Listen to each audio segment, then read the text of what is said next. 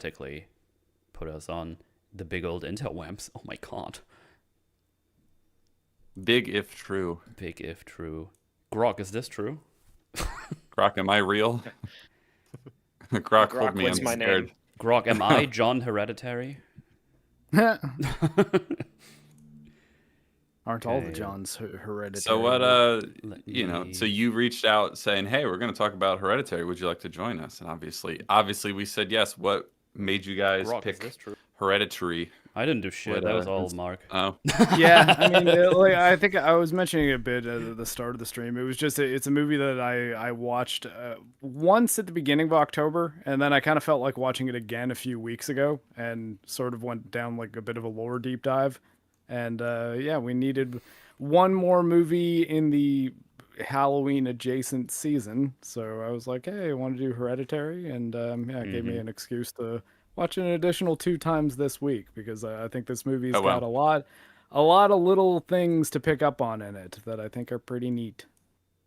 it sure does. There's a lot of details. Yeah. A lot of, Yeah. I mean, Mark kind of took control of the spooky month because he went like on a horror binge and was like, I have all these movies we could talk about. It's like, awesome. Jojo, it's okay. Halloween's over.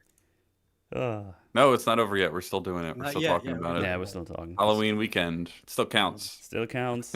We did something spooky on EFAB last night, talking about Nostalgia Critic and his take on Lord of the Rings, which was That's fun. pretty scary. That was pretty scary. I'm sure that's frightening. Yeah. And I was like, well, Is it fine. is it a good take? They're never good. But... Not really. It's some very interesting, I say interesting, stupid ways to talk about Lord of the Rings, but then ends his like reviews with, yeah, still holds up, it's pretty good. It's like, what do you've been talking nonsense this whole time, and then you didn't tell us why you don't like this part. Then you say at the end, yeah, it's good. It's like, what? It's a pretty common thing. Yeah. No. People seem compelled to just disrespect Lord of the Rings and try to undermine it, but they never come up with any evidence that's worth discussing. You know? The thing It's is, even just when this he weird. It's a difficult task to undertake. Oh yeah. Undermining that Gargantuan. film. Herculean. Unpopular thing. Well, the weird thing is, even when he said a thing that was positive, he didn't really say why. It's like, oh yeah, that was good. Moving on. It's like, wait, no, give us some more. It just seems to be a pretty bog standard critic problem, right? Or especially the type of people like the Chris Stuckmans of the world who Yeah. want to be positive about everything. Like when you hear them talk negatively, it's like, oh, those are some pretty harsh critiques. But then they'll end it with like, yeah, so anyway, it's pretty good. Anyway, thanks for watching. It's like, yeah, what, You have to do both equally. Like that's your job as a critic, in my opinion. Because if you can mention something that you like, that your viewers also like, that's one thing. But if you can break down in detail why you like it in a way that they didn't even realize in the first place, that's your value there. And if you're not willing to do it on both sides, then what's the point? A part of the reason I like with the videos I make, I try to put that same effort into both scenes, even if one is great and one is shit, because you deserve that honesty. Because it's just what are we here for if it's just a thumbs up or thumbs down for, you know? Like Chris Stuckman, it's just, I don't know, it's a shame what happened to that guy, because he did have a passion for media at one point and then just completely abandoned his filmmaker ethics. Chris Stuckman. Yeah, that one. The director of Shelby Oaks indie. Has anyone here indie Shelby movie. their Oaks yet? Has anyone I seen it? can't. I have not it's seen it. I'm still trying to find a copy. not airing in Germanheimers, from what I can tell. Ugh. I know Platoon It's watched playing it. in- I actually meant to ask him what he thought because he didn't say yet, but I think he's doing a video on it. I think he said yesterday, if I heard that correctly. It's playing in Toronto. I don't feel like driving an hour to watch that movie. I mean, honestly, I probably will watch it just to see how he did. And you know, I mean, credit where it's due. Like, congratulations, Chris Stuckman, on like getting a movie made. There's like nothing to sneeze at in that regard. But yeah, I just think the only thing I hate about his attitude is the like, well, now that I'm a filmmaker, I really don't want to ever point out any flaw in any movie, but I still want to treat my channel as a film criticism channel. Basically, I want to passive aggressively say the negative stuff while only saying positive things. Yeah. Was it Madam Web that he felt compelled to Yeah. say Yeah. that he would? Yes, of course. Constantly. Now He's that like- I'm a So funny. filmmaker, I can't roast Madam Web on YouTube I'm not gonna say it's bad, but here's all the production problems that led to it not being good. God, Not that gonna movie- say it's bad, which means That movie he has that sucked. problem now where anything he does talk about, it's like, oh, that means you liked it. I don't even have to watch your video. Mhm. Exactly. Oh, yeah, it's Like he bit didn't have the silly. foresight to understand it's a stupid strategy for his channel, and it only works on people who are stupid, like not paying attention. I don't know. Have you guys Why seen would he many just lose other? credibility that quick? Have you guys seen many other YouTubers turned filmmakers films? I've only really seen a handful. I think I was kind of not curious really. what. I haven't even seen like Drinker stuff yet. I haven't even watched that. So, Well, are you counting Well, that Lights was just a Out, short things film. like that? oh, you I mean like suppose Lights Out- big movies Yeah, on I the suppose Lights Out counts. Yeah, Yeah, there's because Okay. Go ahead. Sorry. Well, for Oh, go counting things ahead. like Lights Out, there's probably many small examples of concepts that were taken from YouTubers, but in terms of like larger projects like this, Shelby Oaks is probably the biggest one. I'm probably gonna watch it in back to back with Drinkers. It's interesting to see because regardless of the quality of either, it's just respectable to see people go out and take that risk. Mhm. It's gonna be difficult. Have but you there's guys gonna be a lot seen of Talk to people Me? with them. No, I don't. Yes. Yeah, Talk to Me is pretty good. And Yeah, they directed Bring Her Back as well. That was also right. God, Rocky is licking the mic. It's not Yeah, good yeah. for the new They stuff. the Talk to Me, Bring Her Back guys are also YouTubers. I wasn't aware of any of their stuff Really? Oh, beforehand. I but didn't yeah. know that. Whoops. Oh, you didn't know that? No, Yeah. I like to And talk. Talk to Me. I Me thought that was- is pretty that's good. all right. It's pretty all right. And there's another movie that was made by a guy who started on YouTube. I don't remember his name, but it's a movie called Arctic with Mads Mikkelsen. It's a Mhm. Yeah, I've seen that. survival thriller horror thing. It's pretty good. Yeah. I think does Smiling Friends count also? 'Cause I mean, they that's not a started as movie, but yeah. Yeah, they started. There's as a- probably If it I does, think the point you're it- making. Instant win. Like, game over. It's done. But Smiling Mhm. Friends win. I think the point Cap's making yeah. is that there's probably so many examples that we're not even aware of like little projects. Yeah, that at people least have a, done. at least mean, a few, right? Was Whitest Yeah. Kids You Know ever on TV? I've only ever seen it on YouTube. But like, did It Zach was Carter on- count? It was on IFC. So yeah. Oh, okay. So Okay. it's not. He's not technically a YouTuber. I've just only seen his content through YouTube. That was like Yeah. one of those content thingies that went past me back in the day. I've only recently watched a couple But of the Zach things. Carter- It's pretty funny. A lot of those Whitest Kids, skits were watched way more on YouTube than they were on IFC because he was watching Yeah. IFC. Their channel is kind of And all funny the- because when something topical comes up and they have a sketch for it, they just re-upload it. yeah, with the new title. Yeah, it's pretty funny. Yeah. I love the one where he talks about you can say this thing in a context of me telling you the thing, but say it like this: super illegal. Like it's like illegal. you can't say It's you totally should kill illegal the to president. say- Super illegal. Super illegal. Can't say it. Can't say For it illegal under to any say you could circumstance. have a really great view into the Oval Office from the roof of the Roosevelt Such building. and Right? such building. Yeah. And you Totally definitely illegal. cannot show a Totally diagram of how this would look like this. Super illegal. It's pretty really good. funny. Yeah. Yeah, they have a lot of good Yeah. sketches. Really Anyway. quick before we start, go just ahead. let people know the plushie is still up. Whoa. Yay! We are now at 430 sold. Thank you very much for that. So Forspoken stream is Dustborn happening. is right around the corner. I can feel it. Yeah, you guys bullied me into it, and I agreed. If we get to 500, I'll also play Dustborn. So you got almost exactly 5 days and 45 minutes to make that happen. So if someone is really into me playing Dustborn, maybe you can buy 70 plushies. I don't know what you want to do with them, but maybe you're crazy. I don't know. No judgment here. Do whatever you want with them. Exactly. You know that new game that came out that True Pop mentioned, Dispatch, like the new Telltale game. It almost kind of looks like Dustborn if you just like look at a screenshot of it. But I actually hear it's pretty good. Oh, I've okay. not played it, but I've been hearing good things about it. Yeah. Apparently, Dr. Did Learn Chat bought 420 of them. Oh, well, okay.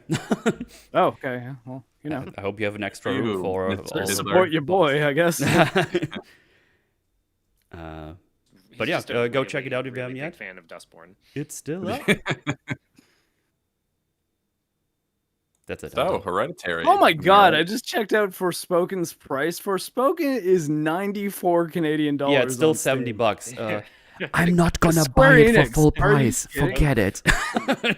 I mean, like that kind of decision just boggles my mind because it's like, look, you guys know this game didn't do very well. Yeah. It's kind of a meme. It is the kind of thing that maybe a YouTuber might play it for laughs or like a Twitch streamer or Yep. something. why not make it like $10? I don't know. Then you might make some money. Like I might have just bought it to be like, yeah, I'll play Forspoken along. There's with also Metal. What the hell? I'm not spending $100 on it though. There's also one DLC for it for Yeah, there you $12.50. Yeah, that should be the price for the Ultimate Edition. Yeah, I can guarantee you, I'm not gonna buy it on Steam. I'm gonna go to a fucking key site. I'm not gonna pay $70 for that piece of shit game. 100% reasonable. Fuck that. It's been out for a while too. It's like that's not even like 50 or 40 right now. It's insanity. Holy shit. It's, pretty nuts. That is a decision. Maybe they just abandoned, just never looked at the Steam page again. It's like, yeah, let's just forget about that happening. Let's just move on. Yeah. Well, yeah, Hereditary. Rip. Yeah. Although I mean, I guess I haven't played Forspoken. I can't definitively say it's bad, but unlike Forspoken, I've seen Hereditary is good. It's it's good stuff. I enjoy this film quite a bit. Yeah, that's what I was gonna say. We've touched on it a little bit, but what's everyone's take on the film overall? Who are we starting with? Well, I guess if we're going left to right, I guess let's start with Brooks. Oh, okay. Well, looking at the on the stream, although I don't know. Yeah, you got it. I believe in you. Take us away. Yeah. This is a fantastic yet still flawed horror film. It's extremely effective. Deep dive into grief and just a shattered family, and exploring concepts that you don't usually get to see done in this fashion. When it comes to like possession, and because usually it's you're not dealing with like a family, the way this is structured is something that's very, very rare and unique, and I think it just adds to this movie's just overall appeal, because a lot of possession films seem to just copy The Exorcist over and over and over again, and this was a refreshing take for a lot of people. But what binds it all together for me is just like the acting. Like Toni Collette is like, she's one of my favorite actresses ever, and this is one of her best performances. And just each member of the family has a really important role to play, and they all nail it. And they just it gets you, it sucks you in from the very beginning, even if you've seen it many, many times. And for spoilers for anyone who hasn't seen it, I'm assuming everyone has. What happens to a particular member of the family is like one of the most shocking things ever for me in a movie. Just when you go into it thinking that this person is going to be the protagonist or have a significant effect on the plot, but the way the story unfolds is very, very unique and refreshing for rewatching. Marc was mentioning he's watched it like several times this month for taking all the details. So you can look at it like that, where you want to break down every single detail, or you can treat it like a movie that you want to watch every few years, because it actually is creepy and scary every single time. So yeah, I love Hereditary. I'm interested in breaking down its pros and cons though. All right. I guess Kat. I guess that would be me. Hello. Yeah. Hereditary. I like but don't love it. I think I'm happy to say it's good, but I don't think it all comes together in the end. So we'll start with the good stuff. I think I love the cinematography. I think a lot of the camera movement in this movie is pretty incredible. I like it. There's a lot to say about it aesthetically that maybe we'll talk about as we go along. The acting is pretty great, but I would say mostly from Toni Collette. She carries the movie for me. Steve, the dad, he can't really hide his Irish accent very well to save his life, but he does a fine job otherwise. Yeah, Toni Collette is putting on an absolute masterclass in this movie, so that's very, very exciting to watch. So it's been mentioned a couple times in our chat that, you know, this is a scary movie. There are plenty of spooks. There are plenty of unnerving and horrifying things that happen. But the real heart and soul of the movie is the family drama, and that part I would say is executed quite well. There's a dinner table scene in particular that has always been the standout scene, in my opinion, of this movie. I actually saw this movie with Hugh in the theater back in the day when it came out, and I don't know about you, Hugh, but my original take after walking out of the theater is still pretty much my take today. I think I understand a bit more about what it's going for thematically, but basically, the first act is all right. The middle act of the movie, the middle 50% of it, is absolutely incredible.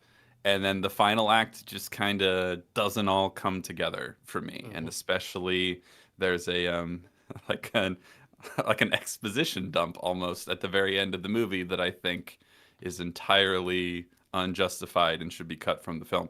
But so I like it. I don't think it all comes together in the end. The movie kind of ends with leaves me with a bad taste in my mouth, but I like enough of it from the rest of the runtime that I'm still mostly positive on the film.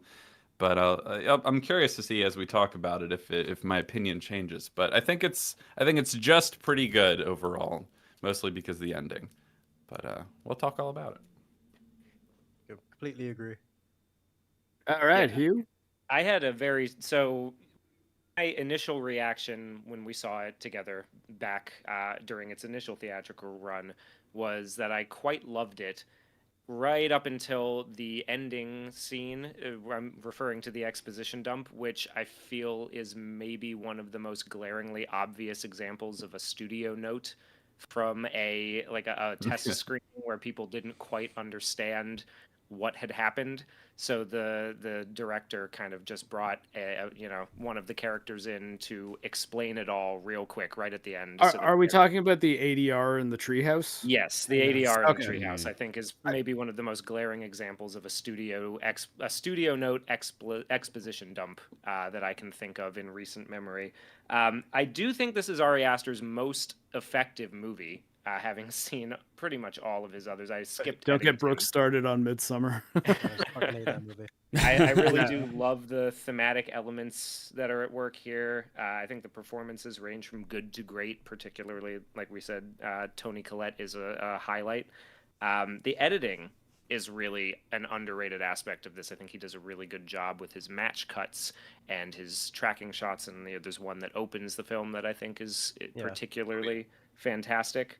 I do think that the literal plot, this is now, I want to say like maybe my third or fourth time overall watching the movie, and I'm still just as confounded as to what exactly the literal plot, particularly of the cultists, is as I was the first time. I'm not sure how all those moving pieces come together, and since Marc's been kind of deep diving into it, I'm interested to see if that changes by the end of it. I'm glad to hear that you went as hard into this as you did. I'm expecting a Charlie Day board connecting all of the mailroom pieces together, so that I'm so glad you said that. Is it bad when you said Yeah. Charlie? I immediately thought of Smiling Friends. And I mean, and like Happy one of the Halloween, characters in this everybody. film is Charlie. Also. I'm just glad I'm not the only one who's still confused about this movie after all these years, and I'm like waiting for it to see Marc's like big breakdown and try Yes, see I'm what we very can eager. figure out today. So Yeah, I guess I'll preface before anything goes further on this is like this movie does have some contrivance and will of the, I guess you could say, deity or like Hell King happening that definitely like it doesn't make it so that this all logically makes perfect sense or anything like that. I just I kind of understand a lot of the things that they were going for, and I think at the very least they do a lot of work to throw details into the background that give you a more, not more informed, a more detailed perspective on rewatches. Yeah, I think for me, especially like this time around, I noticed a few things that I hadn't, or that I remembered a few things that I had forgotten in previous watches, but I don't feel like that provided any extra clarity, especially by the end. I think that the movie is fine. I would still recommend it, but I don't love it the way that I love the first like 2 acts of the movie. That's basically my take. Yeah, same way. All right, Metal. I gotta For a growl movie into it. that right. for a movie that had such an incredible foundation and a great build up, the ending just doesn't quite. It's one of those situations where you every time you rewatch it, you want to find a way to like the ending because you like the first. The first half so much. I totally Like, agree with that. give me something, please. And every time I'm Yeah. just like, fuck, payment. Like, what the hell is going on? But one of the things I found interesting was you were mentioning some of the details, the explicit writing on the walls, like the 3 things that came up. Yes. I checked them out. It was Satany. That's obviously a reference to like necromancy and whatnot. It was Liftoch Pandemonium. It was Pandemonium. which means pandemonium. Sorry. open up chaos or like a gate to hell or something. So And then the last Pandemonium one is was Fortress of actually Pandemonium. Pandemonium's like the capital city of hell. Yeah. Mm. From Paradise. So- I think Paradise Cozy. Lost. Yeah. Yeah. Introduces that. And then Before the last one was Zasis, which was just basically mentioning like conjuring demons or something.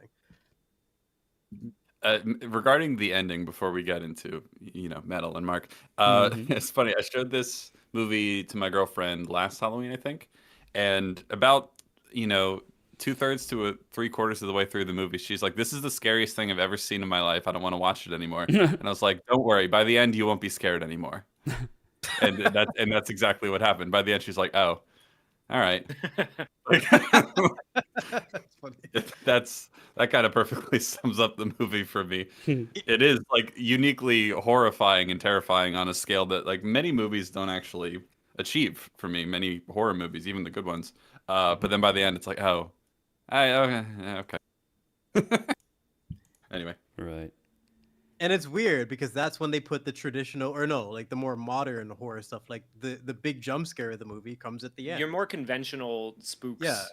all are piled into Yeah. the last 20 Yeah. minutes. The complexity of the once the scares sketch just slowly gets burned, dragged down to that. oh, Because one of the things that it was interesting to see, all the things that you mentioned held up to me throughout the movie on this rewatch, because it's probably like my third or fourth time. But that jump scare at the end, this time, like, oh my god, you've just lost all your potency. Like, I used to Are you reference- talking about when she runs? Like, from the Yeah, right corner? after that. I used to reference that as a I'm not a fan of that cut. Honestly. no, I used to reference that as a decent jump scare. Like at least it leads to something. It's set up correctly. But I don't know. The more you watch it, the less potency it has compared to the rest of the movie, which maintains its potency on rewatch. So I don't know. It's just an example of jump scares just don't age well, almost no matter how well you do them. a quick that's- super chat from Blank Face. Thank you very much. Says, watch Memoir of a Snail. That is on the list. Do not fret. That is on the list to watch. And also, thanks for including buttocks in the thumbnail. Yeah, you're welcome. You gotta get those creepy naked old people. Yes, in the horde in of thumbnail. unshapely naked elderlies at the end. Pretty spooky. Anyway, Metal or Mark, Riveting stuff. whoever's turn it is. Yes, Metal will be next. 'cause Okay. we're going by what's on the screen. Well, Discord. I'm coming fresh out of my first ever watch of this movie. I have not seen it before, and I mean I wish I would have time for a second run through because that was recommended to me, but because October and lots of things to do, that didn't happen. So sad, but I also like it. I think there's a lot of neat things in here. I agree with all the acting things. The acting is good to great. It's good stuff. Thing is, I don't think I'm gonna rewatch this again personally. Like, I don't know what it is. I don't really super gel with the pacing. I think I almost feel like it's a bit too long in places. I'm also not really as confused about what's happening. I think in most instances, I feel like I understand, but maybe I'm just stupid and dumb, and you're gonna tell me I'm wrong and retarded. So that I might don't happen. think so because Yeah, the I mean, movie like- says pretty explicitly what happened right at the very end. Yeah. Yeah. Part of the big In problem. case Literal you're what confused, happened. here's what Yeah. happened. The Just literal of break what it all happened down. is very clearly spelled out. I think how the plot to make it happen unfolded is where I got more confused this time. Trying to Yeah. knowing where it ends and then trying to work backwards The to logistics. how it began. Mm-hmm. Like all the moving parts of the plot to summon our demon king boy is that is where I start to get tripped up. Yeah. And No, think I get that's that. I get that. Do you think this movie would have benefited from another, like a scene that had a different POV, kind of like Weapons, just to flesh out all that, like all those aspects we're talking about? Because I have no idea how they were able to like set all these things in motion, and I think they would have benefited from getting another. I guess we can POV. talk about this when we get there, because Yeah. there's like Yeah, all the yeah. movie before we get there. There's probably got a lot of context that's going to be missing if we just randomly go on about this. I'll try to point out the details that I've Sure. noticing as we go too, but like to be like explain it right now, like it would be too long. Yeah, for, no, like, we'll get there. Don't you worry. But yeah, I don't know. There's a lot of neat things in here. I think the whole drama stuff. I would have mentioned the table scene as well because I was quite invested in what they were talking about and how everyone is reacting to it. And yeah, I like it. I think it's pretty neat. But it's not gonna be one of my favorite movies ever to say that. But I'll watch this over most of the things I've seen recently, I guess. That's for sure. No, I think it's pretty good. But maybe it's like a personal preference kind of dealio, where some of the things like, I don't know, I just didn't really super get into it. But then some scenes happen where it's like, ooh, this is neat. And then we go back to do other things again. It's like, okay, yeah, let's do that again. And then we go back to the good stuff, or like the stuff I'm invested in more. I don't know. It might change while we talk about it. I'm fresh of the rewatch, so still a lot of things on my mind and things that can be changed in my mind that make it better or maybe even worse. That's how this works when we talk about these movies. There you go, Mark.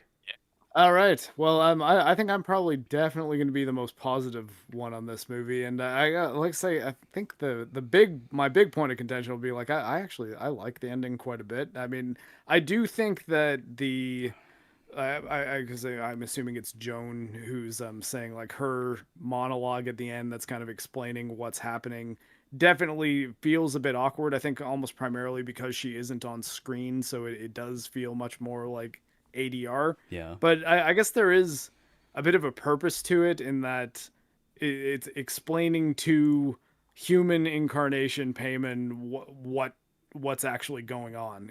Like even to the point of I think that a neat detail is referring to him as Charlie because Charlie was the body that Payman was inhabiting for the whole first part of the movie and is maybe a bit disoriented now being in this new body and sort of needs to figure out who he is and what's actually happening. At the same time, I think this is a good example of a movie that ends on a very dark note, like villains win kind of thing that I found quite effective. And I think that's another one of the reasons why I thought to rewatch this movie, even because it was when we were talking about Jacob's Ladder and how that movie, while a sad ending, also has like a bit of a bright spot to it, and that it's like it's him reuniting with his. I mean, I guess I don't want to spoil Jacob's Ladder, I suppose, here, because you want to watch it, but I like that's a bittersweet ending, whereas Hereditary is just a flat out bitter ending. Like the good guys lose in Hereditary flat out. There's not really any hope or redemption, or it's just, hey, King of Hell incarnated on Earth. This could get bad. Let's hope the Doom Slayer exists in this universe. But I think that the enjoyment I really got out of this movie, and like kind of what encouraged me to want to rewatch it a few times, is I kept on noticing a lot of little hints and details and things that made me think about the actions of the cult and the scope of the plan and how they were actually able to make things come together in a way that I found interesting pretty much every time. Now, I guess the trick or like the ace in the hole that they have as far as like, hey, this makes no sense, how would this happen, is there is a literal kind of blue spirit version of Payman, like I guess an aspect of Payman that goes around and does things and can affect the physical world. So that is a crutch that the movie has to be like, oh, well, it was just Payman set this up, or like possibly one of the other denizens of hell, maybe even Lucifer himself, that is assisting in this decades long ceremony in order to incarnate Payman on Earth. And I think that it has enough there that there's things to kind of pick up every time that always make it make a little bit more sense to me, which is actually when Hugh said that he was more confused this time. I was like, oh, really? I was like, I feel like I get less confused every time I watch this movie because I'll just notice little things like, oh, the stuff where she said she wouldn't let me feed her you like, or sorry, she wouldn't let me feed you to Charlie because she wanted to feed you. And then there's the model, like the little miniature of her holding Charlie, like baby Charlie, in bed, and Ellen being over the bed with her tit out. Yeah, And it's like, breastfeeding. oh, she meant feed her. I was like, I did not pick up on that at all. Like, I guess I just wasn't looking that closely at the miniature. And then when you have that context and are looking for those details, you see things like that just make it so eerie. And yeah, it's those details you can pick up if you're paying attention to the throwaway lines and you understand the subtext of the miniatures and everything. But what I'm kind of confused about, and I think the rest of us, not to speak for everyone, but definitely for me, is the logistics. Like, how did they actually set all these things in motion? It just depends on a lot of convenience. Like, I don't want like half the movie to run on convenience rather than knowing how they plan this out. Like, even Joan, yeah, I don't want to get too spoilery. But Yeah, I guess Wish I knew more. that's the thing, and like I guess the short answer is there is no just clear cut. Oh, this is exactly how this logically happened. It's because there is a supernatural force at work. Things like the seal of payment being on the telephone pole that where the title comes from. Her head hit a tree, and so it's like they knew that was going to be the means by which payment is released from Charlie's body, which leads you to how? How? Yeah. I mean, That's well, that's okay. the thing. Like, but that's I guess that's the reason I clearly stated. There's a lot of this stuff that it's like, yeah, because they have the gods of hell guiding them. Like, that is the only explanation for things like that. But it does show that it's like, well, there's some design there, and things don't always go to their plan, and they often will have consistencies, like, which we can bring up in like the seance that Joan does with Annie, where when she says I want to stop, and then like Joan just kind of goes, wait, what? Like she's almost like pissed for a second, and then says, oh, okay, we'll blow out the candles. Here, take this little instruction manual, and you'll say these words, and you'll do it on your own at home. Because you got to kind of assume that, like, okay, maybe Joan's original plan was to use that ceremony to really kind of bring Annie in on like doing these seances and rituals and effectively giving payment permission to come into their family. But because Annie gets scared by it and just gets up, Joan's like, oh shit, okay, backup plan.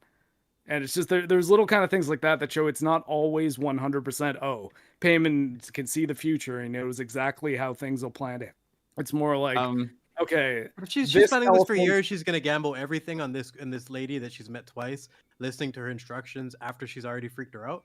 I think what I know of the character Joan, she would have not let Annie leave that room unless the ritual was complete. Like, it just unless she or if she had a plan B, which she does. Okay, so let's on that before we get into any more. Oh, okay. Sorry, I was going to swap over to my next background real quick. But let's get into it. I think before we get into, because we'll have to. Are we going through chronologically? Is that the plan? I guess so. Yeah, it was a while like it trying seems to. like a lot of people have seen it, and I'd like to try to work. I mean, I'd like to try to work backwards from our conclusion and try to work that out. But we can, if we want to go through chronologically first, that's totally fine. I mean, I personally like jumping around. I find it useful. We can just go chronologically, but if there's things that are context that we need, we just jump there. That's completely fine, of course. Yeah, like and then if we've over discussed one scene, then when we're getting to it chronologically, we can just be like, okay, we've already talked about that. I think chronologically would probably actually be the best bet, so that we can work through the steps of what's happening, and I'll try to refer to things that are confirmed later on to like sort of explain stuff like that. But I guess just to tie a button on the whole, like, the Pyman symbol on the telephone pole, and that was like their plan. Their other part of the plan was the roadkill. Like, the roadkill was definitely not just random roadkill that happened to be there. I guarantee you the cult put that there. Yeah. Knowing that he's going to be going at that exact, like, miles per hour to time it, like, knowing that he's going to take the direction, knowing that the peanuts were going to be in, that they baked the cake, they did all these things. I mean, okay, yeah, like, again, the cake also cult. Like, no, I'm just like, Go ahead, Cap. Okay, if that was part of their plan, then I cannot excuse anything else not going according to their plan, because they have godlike planning and foresight powers here. Yeah. Because they set up that the throwaway line to explain that she is allergic to the peanuts. They really make sure that's explicit from the very, very beginning. You have the party and you have the circumstances of her being stressed and wanting some cake, and like I can kind of get her making that mistake in the moment. She's freaking out. All that really works. But then you tell me that this was planned and like foreseen by a god. Well, like, but that, like, that affects the rest of the movie. I think the important thing to note is kind of, but they don't necessarily know that things are going to go exactly to their plan, because things don't go exactly to these entities' plans. For example, they didn't account for Charles, Annie's brother, killing himself because he was supposed to be Payman's vessel. But he like basically just said "fuck you, mom" and killed himself instead. And then I think what we're trying to say here is in any way implying that the accident with Charlie was part of the plan ruins a lot of the rest of the movie. Yeah, I mean, something that happened, and Payman took advantage of this, like.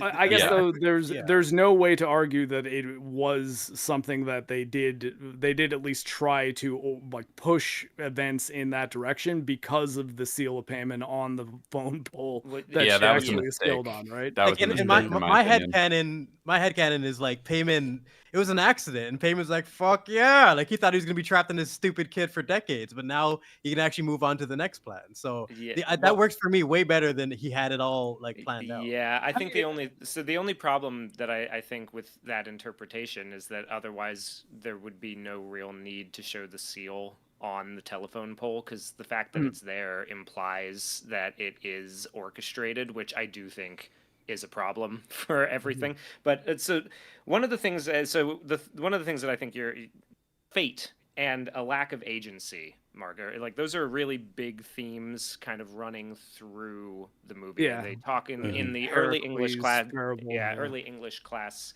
scene there.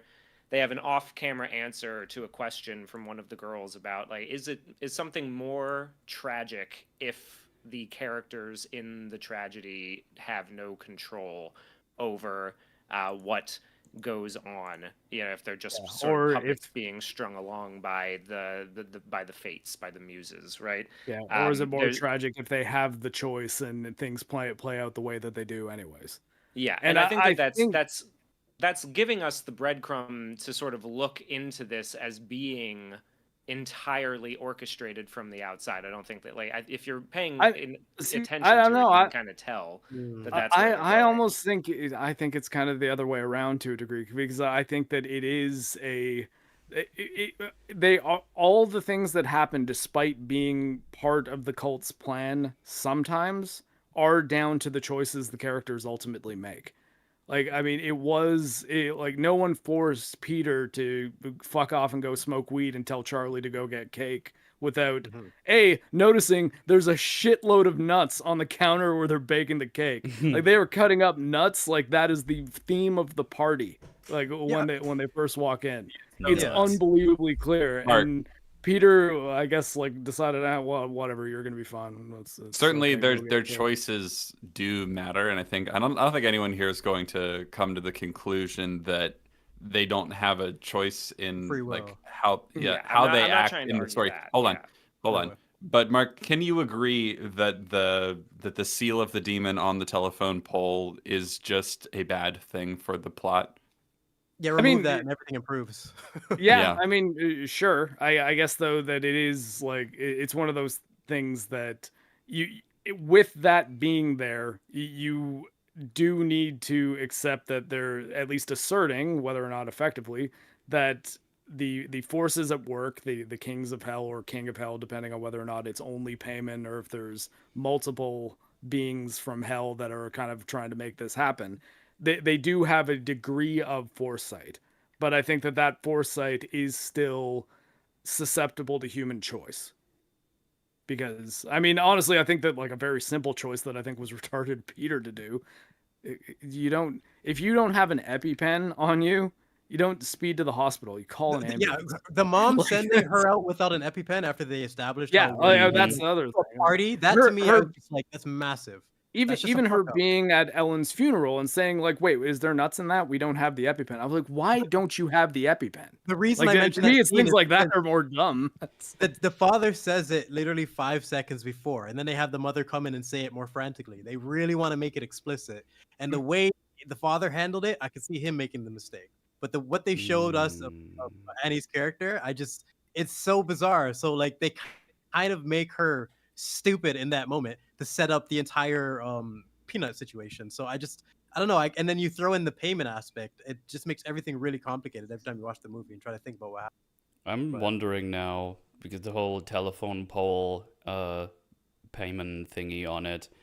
Because when I was watching it, I was obviously theorizing all the way through. And I was like, oh, is the grandma actually put like a protective barrier around the I don't know the house or something? You know what I mean?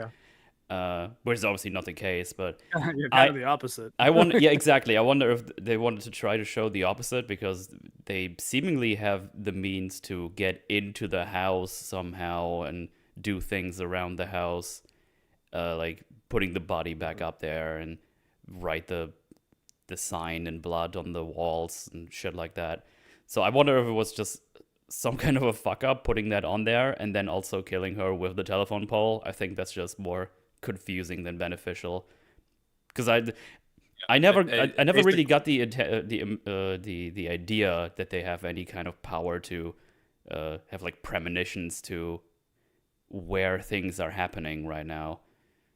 Well, the one scene that kind of hints that potentially is what made the bird crash. Like the bird, that wasn't a freak accident. That felt like an intentional scene. Like the bird just like lost control for a second. Like something took control of the bird and just smashed its head into the window, and that set up. What's the consequence of the bird? Like what follows from the bird? Leading Charlie to the how basically she didn't the bird thing. Something about her cutting off the bird head led to her going up in the treehouse, if I remember correctly. I don't think causally it did. No, I think that's just a thing that happened because a bird flew into a window because they do that sometimes, and then it fits in generally with the general decapitation theme. But before the party, it's the like little kind of payment esper that like the blue light that kind of shows up leads Charlie outside, and she's carrying the bird head in her socks. She's not wearing shoes, not wearing a jacket, and it's Charlie going outside and Annie finding her there that gets Annie just pissed and say, like, God, just bring her to the party with you. Like this girl is fucked up. She needs to be around other kids. Like she's too weird and isolated here. Get her out of the house. Get her to socialize. No, Cap's right. I'm remembering incorrectly. The bird head isn't really anything to push her to that, but it's the payment light. The payment light is kind of like pushing and affecting the plot to some degree for certain things. But I mean, I think her holding the bird head when Annie finds her is another thing that might push Annie to be like, look, you've got to just not be this person that's chopping off bird heads and drawing things and hiding in your treehouse. You need to hang out with other people. And now, granted, bad plan, and definitely give her the EpiPen. But like, I think that's ultimately the argument that Payman somehow knew or possessed the bird to run into the window. And then, so that would lead Charlie to go cut its head off. I don't think it's that. It gets nuts. I don't think it's that specific, but like I guess if you're asking how does the bird factor into like the plot, it's the bird's just it's one of the things that makes Annie say, "Hey, Charlie, you're weird. Go hang out with humans." Okay, yeah. The question was about how much the demon has foresight and is manipulating events. That's what started this whole tangent. So I was wondering how, because the question was doing it as a test for Charlie. Let's see how she handles this test, type of thing. And also, like Payman, like there's a lot of sort of lore around Payman that his form is sort of avian. It's also the reason that Charlie like clucks. Like she does that all the time. So, I'm not. And like she draws a crown on the head of the bird too when she's sketching it. Like I think it's more that because the teacher was yelling at her at the time or being like, "Why don't you like do your quiz instead of finishing like playing with your toy?" And then Charlie, because Charlie is Payman at this point, something happens that she influences the bird and the bird kills itself. I don't think it was intentional. I think it's more just a reflex of her not understanding who she is and how she controls her power. But I don't think that the bird was part of the grand plan or anything, or at least I don't interpret Okay. it that. Okay. That's what I thought we were saying. No, this scene's Yeah. too hard to interpret when it comes to that, but it does feel like this scene strikes me much more like a supernatural scene than the head thing does. That just seems like a freak accident. Head being the bird head or Charlie's head? No, Charlie's There are head. quite a Charlie's few head is a Yes. freak that accident. roll. Yeah, no, there's Charlie- a lot of yeah. decapitations in this movie. Yeah, Charlie's head feels like a Including- freak accident. This feels much more like a supernatural scene, but we It- can't read into it too much or it just breaks everything. Including also the people that are smoking weed in the room with Peter at the party are watching a video of a guillotine. It's, Oh yeah. So thematically, decapitation plays a huge role in the movie, and it's all. I feel like thematically the movie makes a lot of sense until the end a little bit, but so oftentimes the head is sort of as like an image or a symbol of like purpose and identity, right? Like, you know, if you just think about it as a body, it's like your brain that gives purpose and identity to the rest of your body, and so like it's also connected to agency and stuff like that. So people in this story like don't have agency, they don't have like purpose, and they don't have control over their lives, and there's like lots of decapitation imagery, and the only people that are like actually controlling events and having agency are the unseen cult, right? But and so there's like lots of talk has been mentioned already about like whether a tragedy is more tragic whether people have control over what's happening to them or not, or whether they have choices. And so that's going to be a running theme throughout the movie. I would argue, however, that I like it better when it's that the characters like are experiencing the agency of people that they don't see, and they don't know what's going on, and they're dealing with that in various ways that lead to a lot of, you know, family strife and everything. But when we get to the point that we're starting to imply or directly say that the cult is manipulating literally everything, including the killing of Charlie, like that they planned that, I think the whole thing kind of breaks for me, because I feel like there's got to be some sense of just act. In that sense, less the cult and more the forces of hell are planning it. They're using the cult. Yeah, no, that as makes their it makes it hands. bad too, because if the forces of hell have that much control over the world, it makes their plan pretty retarded. Yeah. Well, there again, needs to be a like, balance that you struck. Like I think that's the point I'm trying to get across, though. It's like they're not omnipotent. Like they can't just make things occur. They can just like nudge things in the direction. We're of how we're implying that they have a really insane level of control, actually, and agency on the world, even though they don't have any bodies yet. I mean, they're Well, okay, they're so like to explore gods, that, right? Because right? this is one of the things that I wanted to kind of try to trace, right? Because I think that the relationship between Toni Collette and her mother, that is a pretty like the way that the literal plot both of the film and of the cultists plays out, it would go a long way into sort of figuring out what this is and what exactly is happening here. And so the thing that I wanted to try to do, right, is like let's trace the plot from the beginning based on what the cultists' plot from the beginning of it based on what we know, right? So we know that Annie's mother, who has passed by the beginning of the movie, is a member of the cult, and that she tried to put Payman into Annie's brother's body, and that didn't work out because Annie's brother killed himself and accused her of putting people inside of him, which, you know, comes across first as just, you know, a random schizophrenic thing, but then it turns out actually that's true, right?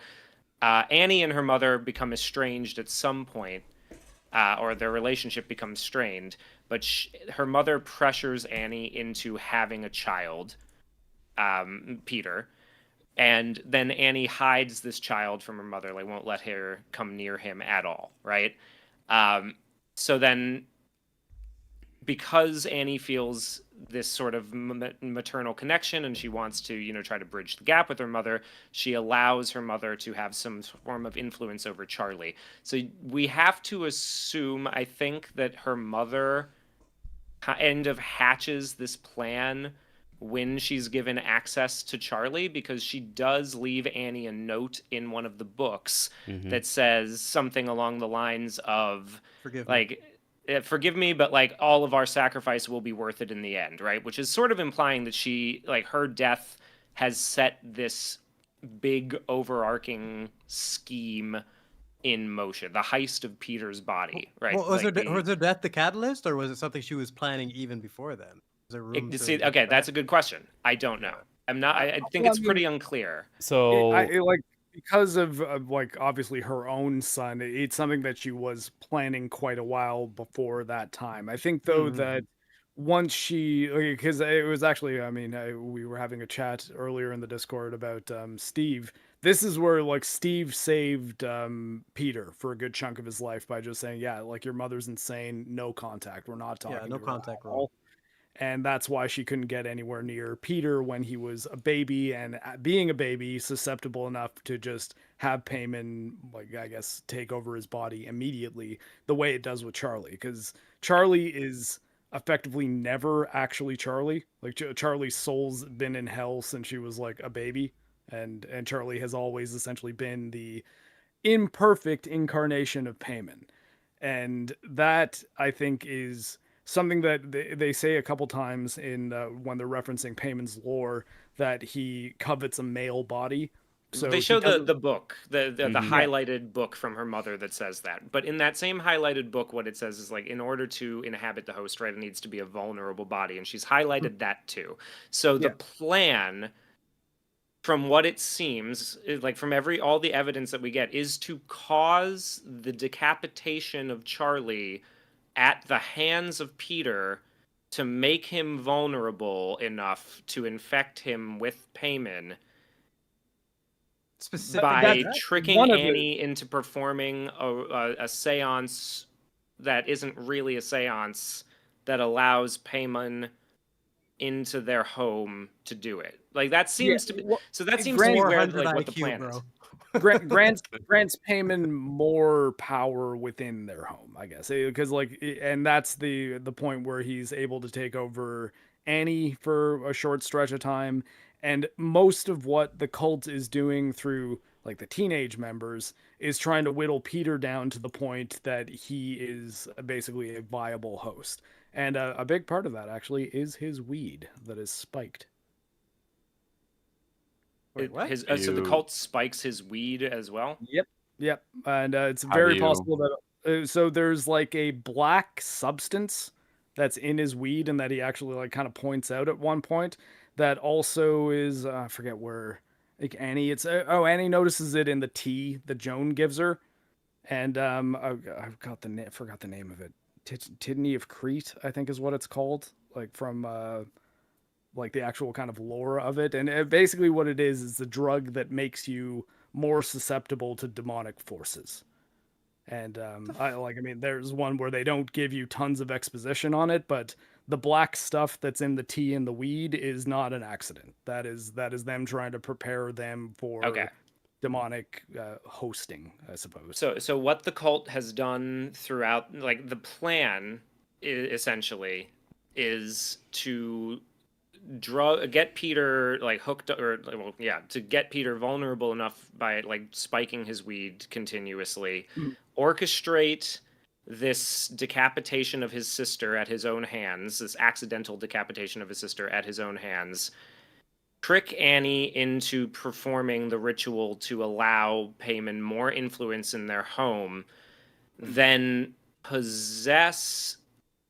then have Joan cast Peter out of the body, and then have Annie possessed by Payman to chase him into the attic where the grandmother's exhumed headless body has been placed, and then to show him either his, like, an image of, or his actual mother sawing her own head off with a garrote, so that he will jump out of the window and kill himself, and allow Payman the room to enter his body, his now spiritless body.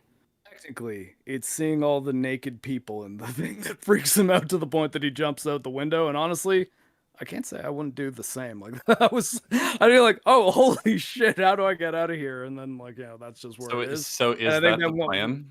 So that's the plan. Well, Like, but like, I mean, I don't think that's the right way to look at it. I don't think that is the plan. It is the plan that they were able to get to.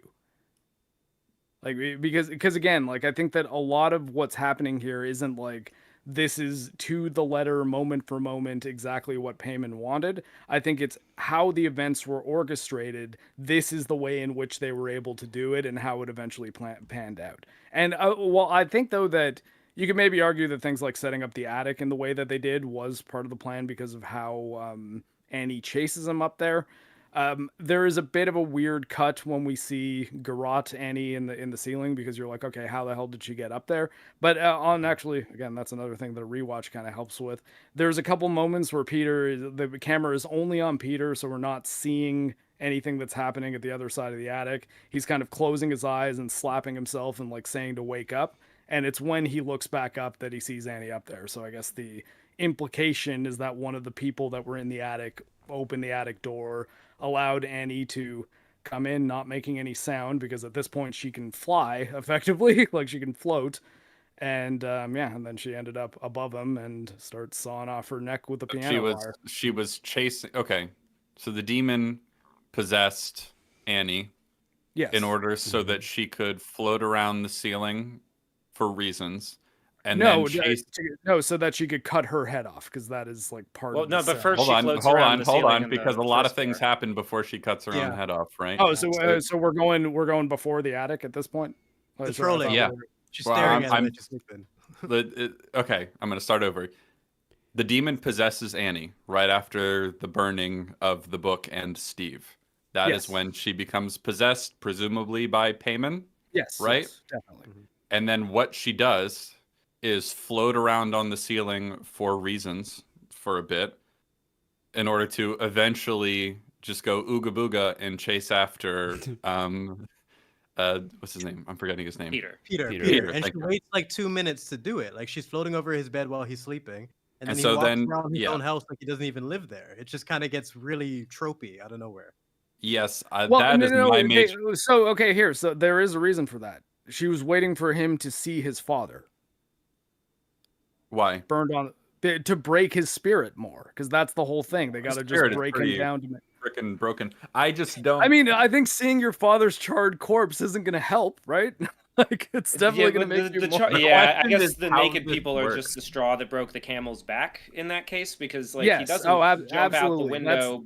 That's knowing not his father's corpse is downstairs. No, well, I mean, his father's corpse. Seeing his father's corpse is where they kind of activate now we're going to chase him and really kind of drive him to the limit. The actual straw that kind of breaks the camel's back is seeing his mom sawing her head off, and then the surprise that makes him want to run as quick as he possibly can is seeing the naked people.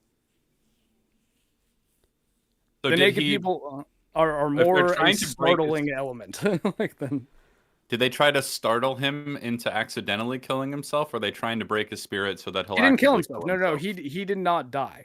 That makes it worse. That makes it worse. I know. Okay, now I'm lost. Because that, like that's a very awkward death. I hate that they killed him that way. Now you're telling me if he dies, Payman has no body to live in. He didn't die. We see his spirit in the form of a shadow leave his body before Payman enters. Was that not him dying? I mean, I guess like his soul is definitely expelled and he's sent to hell, but his body does not die. His body at all points is alive. Payman forces the soul out so that he can take it over, and it's because in that moment Peter is like vulnerable and broken and just like has nothing left. So wait. If he fell a few feet forward and he broke his neck, Payman's plan is just fucked. Like all these things depend on these weird, tiny little elements. He had to fall at the perfect time in the perfect way to land. He didn't necessarily have to fall. He might have just had to stay in the attic, freaking the fuck out. But he jumped out the window. He could have just fell forward and went and then Payman's plan would be complete. Like there's so many elements of this that just have to go perfectly. I mean, if he basically, if he was broken enough that Payman had the ability to force his soul out of his body and take over the body, that would be their win state. Him jumping out the window probably wasn't part of the plan necessarily, but it also didn't ruin their plan because he didn't die. But don't you feel like this opens the door for so many things? Like, if it just depends on his mental state, why couldn't Payman take him when he was in the classroom freaking out over his nose? Like, he seemed pretty broken at that point. Maybe it wasn't. Oh, I mean, Payman did take over his body a little bit there. That's why he smashed his face into the desk. No, I'm talking about It's after why- the reaction. Okay, to that makes it worse then. Okay, so if he briefly took over his body and made him smash his face into the desk, why didn't he just fully take over his body and then he went? Because his will was too strong still at that point. It wasn't enough. He needed to be totally broken for Payman to permanently take over. What a shitty Because god. especially at that. I mean, like, he's a god of hell. So yeah, he's a shitty god. The whole thing he's seems not rather arbitrary to Jehovah. me. Like, he's not the god. He's not like totally omnipotent. Yeah, But, because like- what's the point of him being fully broken? All this is like subjective at this point. It's just Well, like, how do I you- mean, because the ultimate defense against the forces of evil is the will of humanity. I get that, but like Consciousness, right? you can basically point at any part of the movie and say he was broken here, he was broken here, he's broken here. What is it about that Well, I final mean, breakage that just made it so Payman could just walk right in and take over? If Well, it's Well, not him again, like, I mean, dying, what more do you right? need then? It's like him seeing his father's charred corpse on the living room floor, running up to the attic, and then seeing his mother floating in the air, sawing her own head off. I think I would be more broken but after that than I Losing was control of after. my body in front of my classmates Okay, and getting my ca- head ca- smashed counterpoint. over- But, like, Counterpoint. again, still Hold would up, not be hold up, worse than hold up. seeing your. Screw the last scene. He was basically responsible for the death of his sister.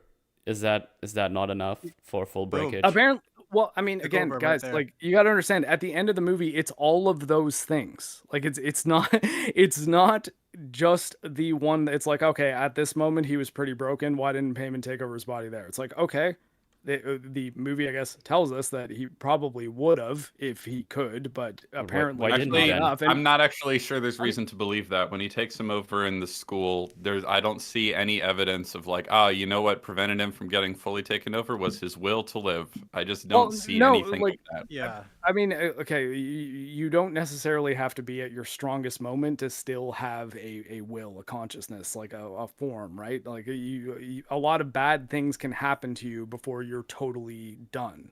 And I think ultimately, Payman probably in that classroom was trying to take over his body, but I think it that's- wasn't enough because he I was think that's the only fair able to and- take him over a little bit, was able to kind of contort his face a bit, and then able to just smash his head into the thing. But once he hits the desk, Peter comes back and starts screaming. Like, Why does But I he think smash it's being his face charitable then? to the scene, though. It's being. I mean, super I charitable to the guess scene because symbolically to make him look a little more like a bird. Yeah, okay. We can hold on. We can agree on that the whole thing is basically a scene to accomplish him having a broken nose with a thing on it, so it looks more like a beak. I agree with that. Why does he smash his face into the desk then? Break him some more, right? Like, I mean, He's already in all there. well, but he doesn't have enough control. Like, he doesn't have enough control to force Peter out entirely. Peter's soul is still fighting to stay in there. I think. Yeah, but there's so Okay, much of the so- scene that we have to headcanon, basically. Like, there's Yeah. reasonable interpretations, and then there's things that the scene actually provides. Because there's a lot Let's of say this let's that, say I you know, agree Well, with I mean, that. Hold on. Let's say I agree with that argument, right? So we get to the final scene, right? And it's the compounding effect, as you say, of seeing his dad dead and everything. But also And all there the are things strange. that happened in the rest of the movie too. I know that's what I just said. So Yeah. also he's running away from evil, naked old people in his house, right? And then he sees them, and then he's trying to escape. Right? Have we all concluded that he wasn't trying to kill himself? Is that what we're going with? Yeah, Yeah. yeah, he's Yeah. running He's away. trying to- Yeah. So isn't running away something of a will to leave for will to escape? There you go. Yeah. Well, I feel mean, like again, Yeah, so Maybe- that I feel like no, that kind of breaks it because I feel like if the point is to break him down to the point where he just loses all will to live and act at all, and that's the moment he can be taken over. I feel like trying to run away from an act of threat is doing the opposite. Yeah, he well, wasn't broken. you got to also understand though that, like, when he's up in the attic and once he sees the old people, the big adrenaline spike is what gave him the ability to attempt and escape poorly.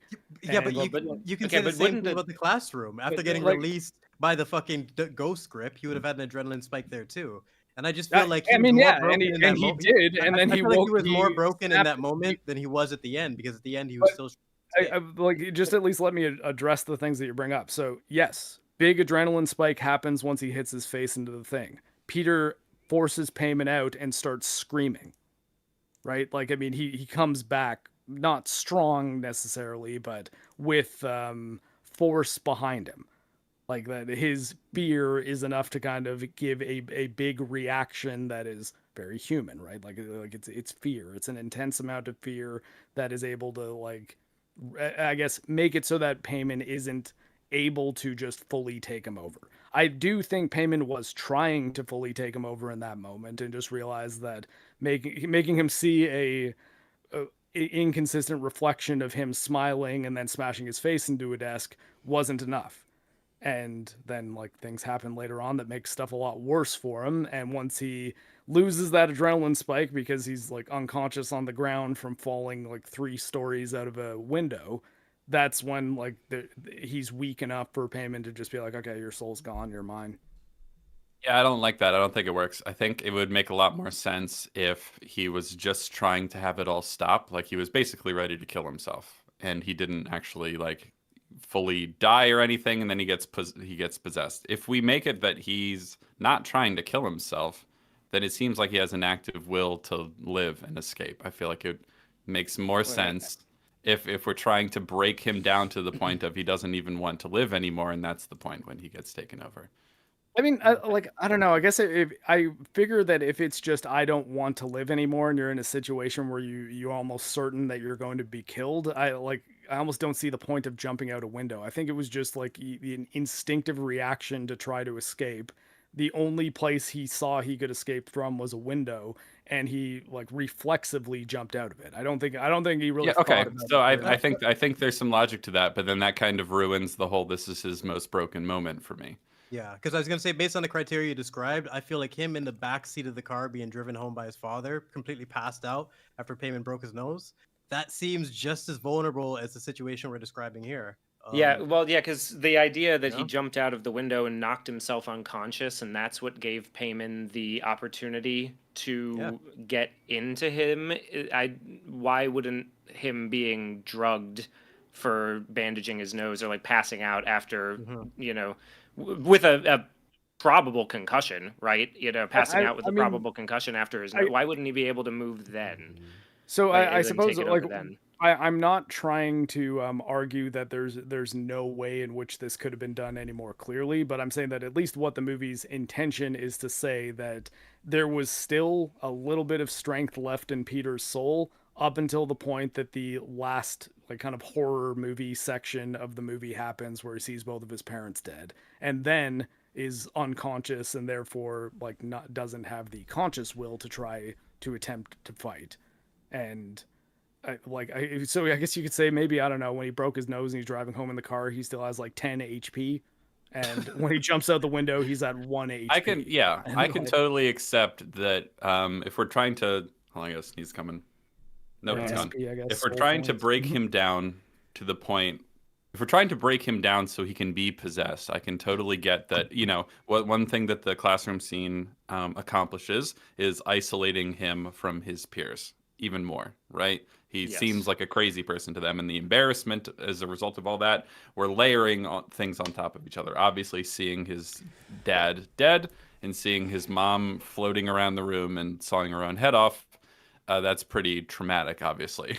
One would think. But, and so, my problem just still really lies with the like jumping out the window thing. The jumping out the window, and that's what allows him to be fully possessed, comes across as like arbitrarily, we're at the end of the movie now. We've done all the spooks we want to do, so now he's possessed. That's just really how it feels to me. It doesn't really seem to follow. I mean, yeah, logically. like It seems like definitely it exists to facilitate the more traditional horror movie sequence to close the movie. It's a bit weak and unmotivated. I'm just kind of compared to the brilliant setup. I'm just kind of listening. I'm just kind of listening at the moment because I've only watched it once, so I'm just kind of taking everything in that you guys have been saying. This is why I told you to watch it twice. No, Metal, this is incredible. This is a movie that all of us, since we've only watched it once, we all knew that this is the type of movie that you can't get everything on first watch because you're too busy like reacting to, especially if also, it's something that you enjoy. Yeah, I was going with something because I'm thinking now, because so I'll probably agree that he probably shouldn't jump out of the window, but maybe a conclusion where he's just like falls to his knees or something, like empty eyes, and then you see him getting possessed after he sees like all the corpses and stuff. I understand that's where we're going for, like piling everything on to break down his mind, stuff like that. But now hang on, because now I wonder, okay, so in terms of a movie, like in terms of storytelling, I wonder if we went too hard too early, because from what we can tell, it kind of starts with, at least in the movie that we can see, it starts with him accidentally killing his sister, which is big. Because you would think, you start with, I don't know, the friend starting to make fun of him because he's a cuckold or something. I don't know, like something stupid, right? And then at some point his dog dies, but the dog I think that dog just dies randomly at some point. I think we hear cultists kill it. You see the body of the dog. Yeah, exactly. Like that just happens off screen, so that doesn't even. He's the one in the family that goes to heaven, though. Damn it. Yeah. Because that doesn't really affect him at all, so that just seems kind of arbitrary that happens. It seems a bit silly that even happened. But we go from sister to, well, I guess then everything else that happens in the movie, and then we get to the end where we do everything else to him, including the things that happen at school. It just, like, in terms of like the order, the usual storytelling, this kind of goes like a bit against it, which isn't necessarily wrong, but that's what I was thinking we probably want to do. And then him jumping out of the thing just brings up all the questions we just talked about. It's like, oh, he jumped out and he's now unconscious. Because the first thing I thought when he fell down, they showed us how high. So it's like, oh, he's definitely not dead. Like, that's not high enough. Like, he's knocked out. So that's why I was also like, oh, he got knocked out, right? But then, as Cap said, his soul is going out. And it's like, okay, so now that was enough to get the soul out, but he was knocked out earlier. So I understand the confusions here. I think you could tighten this up a bit to make it a bit more clear. I feel like a scene where he, like, as I like, maybe not fall to his knees, but kind of just like stands there, flabbergasted. That's why I was gonna say the scene that you're referencing with after he cuts the sister's head cut off. That performance is kind of what I wanted out of the end, where he just looks like he's dead. And I feel like you're kind of onto something about the order being out, because the potency of that, just like he's been through it all at this point. Him falling out of the window because he saw some dead cocks. It's just like it doesn't really work. And I also think the dad should have been the last one to die, because I feel like he had the best. I think he had the best connection to the dad, because we set up antagonistic things between the two, and the dad being the second to last, I think he should have been the last one. Like, that should be the thing. He should have been in the room when he died. Actually, him just seeing his corpse just wasn't as effective, based on what you're saying, because like. I thought the way they did it was pretty good. That it's like he's looking at it, and he doesn't even understand what he's seeing, but then he sees his father's wedding ring. I still agree with Metal. I don't mind that, but I think it could have. Yeah, they could have did a bit more. It's not a terrible idea, but I think that there's a way to do it that is more effective. Yeah. Also, maybe a stupid questions. Are all those weird naked people? Are they real, or are those just weird apparitions? I have they're members of the cult, and there's a lot of implications that there might be a lot more members of this cult than who appear at the end. Like I said, I think there's a heavy implication that a lot of the kids at his school are potentially children of cult members or cult members. The reason I ask is because while I was watching it, I was wondering, are those like cult followers from across the centuries? Because the movie is called like Hereditary, and it's like to do with like family inheritance and stuff. That's probably like other word I'm looking for, but I'm German, so leave me alone.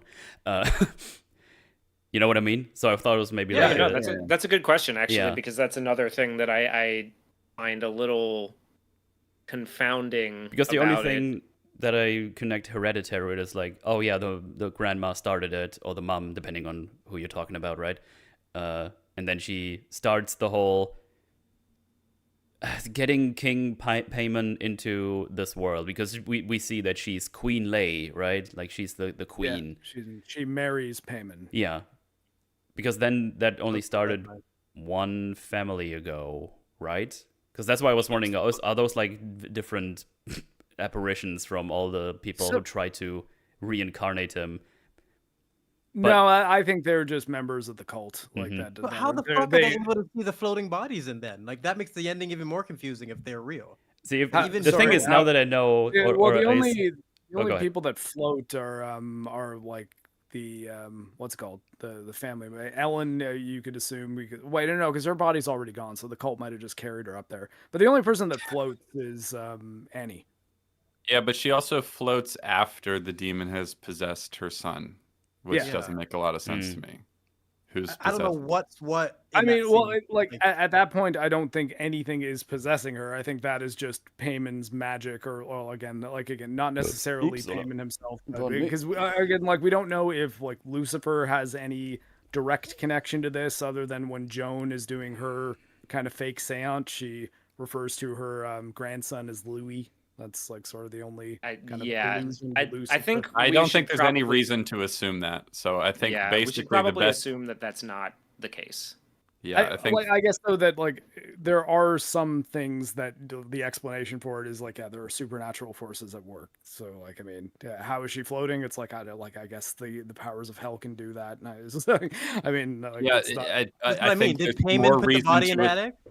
Or did the ritual members do it? Like that's the part I'm trying to get the ritual members or the other ones, because I think that Charlie and Ellen's body easily could have just been physically carried up there by the cult members.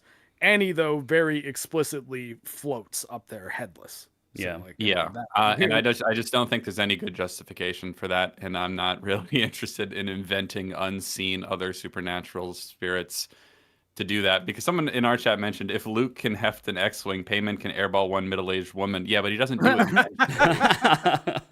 He doesn't do it. That's funny. He doesn't do it intentionally. It just sort of happens, and he looks at it because he's confused and he's disoriented. Like the whole thing is that like he's disoriented, and they have to explain to him who he is. So it's not it's either just like. It's just happening as like I'm just imagining Paimon and Peter's like, wait, why can't you still fly? Like, I'm not in there anymore. Who's that? This is another thing that might be a little bit hard to track, but I mean, it is stuff that they establish, like even in the first act of the movie. So there is the Paimon that is incarnated into a human body. And then there is effectively like Paymon's will that can do other stuff around it, like the blue light being the kind of will of Paimon that is not inside Charlie, but can show things to Charlie, lead her to things, even lead Peter to things, and like so that Paimon is not necessarily isolated to the host body, and the Paimon, the conscious Paimon, that's lame. That's lame. I think the whole point is to give a body to a demon, to a supernatural spirit, such that it can influence the world. They're doing its bidding so they can bring this supernatural entity into the world, and then it can already do its bidding in the world, even when it's already in someone else's body and isn't even actively doing it. It can, like that just. That would be like Sauron floating around and fucking with the Fellowship throughout the fucking movies. You know what I mean? Like, it doesn't make any fucking sense. Like, it ruins the idea of them needing to do all this to bring him back. That's the thing. I don't think it necessarily makes no sense. I guess that's a bit of an odd sentence. But so one of the reasons why Paimon needed to not just use Charlie as his vessel is because I guess like different hosts have different levels of compatibility with this spirit. With them, like again, saying the whole thing about like Paimon covets a male body. And I think that a big part of the reason why there's like the two Paimons, like there's the ethereal Paimon as well as the physical form Paimon, is because there was like dissonance while he was in Charlie's body. So he wasn't really able to activate full Hell God power in that body. And I think that is still the case once he takes over Peter, just because it's new. He hasn't gotten used to it. But like at least what I got from it is the implication is that once he realizes who he is and becomes comfortable in the body and like gets more, I guess you could say like a frequency calibration with the forces of hell and like what his actual spirit is capable of, that physical incarnation, like Peterman is the one that's actually going to be able to like do some real crazy shit on Earth.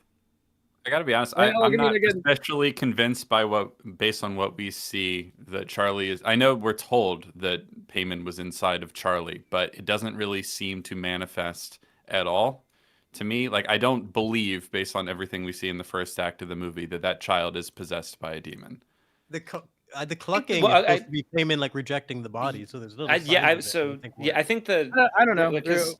Well, I don't think just real quick, can I just say, like the thing with the brother, right? I think is supposed to be our clue for what's going on with Charlie, is that the grandmother put the demon inside of her, but like she's not gone. I don't buy the idea that she's never, like, Charlie has never existed and that's just Payman. I think that is like the spirit of Charlie in there conflicting with Payman, who is not, as Marc said, maybe not at full power because this isn't the compatible host. Doesn't seem to have any power. Temporary host. I mean, they even actually said that's one of the reasons they. Oh God, I forget her name. Millie something.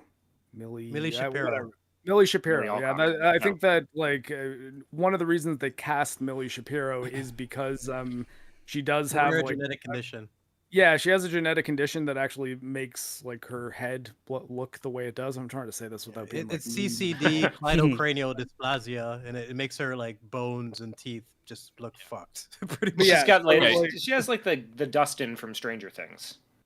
Yeah. Here's the question. Here's the question. Why did we put Payman into Charlie at all? Okay, I mean, we talked about that before, right? Like the reason is because the grandmother.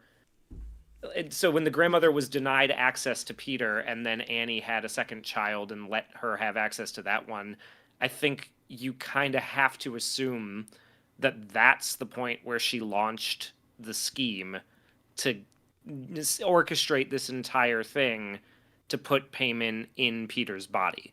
I think that here's you my have question, to assume that. Hugh. Right? Yeah, I agree that has to be where the plan starts. This insane plan, by the way. But the question is, why does Payman need to be in Charlie at all? It might be a situation of Ellen being the only one who could do the transfer, and this is her last option to preserve someone of her bloodline because she fucked up with her son. She missed the opportunity. She's not the only one that can do the transfer. We see that later in the movie. I was gonna say that, like, it's more that Charlie was Ellen's last opportunity to still be able to become one of the queens of hell. Because that's kind of her goal, is to like be the bride of Payman. Yeah, it's one of the reasons also why that she's in the wedding dress, not as a young woman, but like as an old lady in the photo album. It's because I think that once they were like, okay, we've got our plan, we know what's going to happen, we know that we're going to be able to, at least through some means, get Payman into the male body that he covets, so we'll give you the wedding ceremony before you die.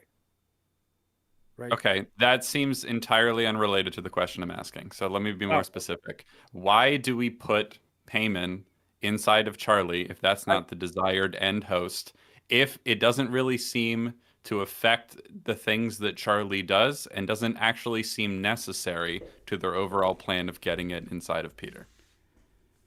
I mean, it does, because it's how Ellen is able to still stay within the plan, right? Like, it's how she can still become part of the incarnation of Payman, because she wasn't able to do it to Peter directly because she wasn't around him when he was young and vulnerable enough. Because she was back in her daughter's life when her daughter had the second kid, who is given a male name, by the way, too. She was like, okay, I've got to get Payman into this body, and then I will figure out a way to get it into her brother at some point. Well, Charlie is basically a fridge, but why is the fridge necessary? I kind of get what you're saying. Charlie is a temporary fridge, but why do we even need one in the first place? Is kind of what he's saying, I think. It's interesting because it all depends on where was Payman before this, like in terms of the transfer. In hell, presumably. Yeah, I guess. And real quick, Marc, because I want to poke at that a little bit, because it's what you're saying is that like Charlie was Ellen's way of like fulfilling her end of the bargain, but it seems more like setting the plan that's going to happen after she dies in motion before she passes, that's like, okay, so like that's enough for her.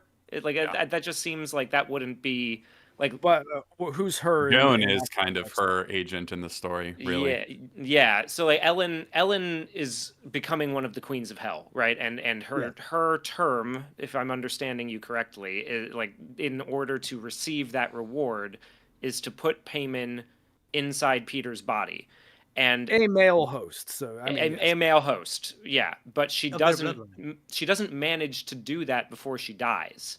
She sets a plan. I mean, you have to presume she orchestrates the whole thing. She sets a plan in motion to use these like incredibly crazy circumstantial or circumstances in order to eventually get Payman into a body in a way that could have gone wrong in so many different ways. Like if the EpiPen had just been put into her pocket, none of this really works, right? If so many little things had gone wrong, then none of this works. So she's granted status as Queen of Hell. Hold on, let me finish. She's granted status as Queen of Hell for having like on credit, basically, as like, well, no, like, see, like, once I'm dead, this is what's going to happen. Like it'll work out, I promise. And that's sort of how it goes.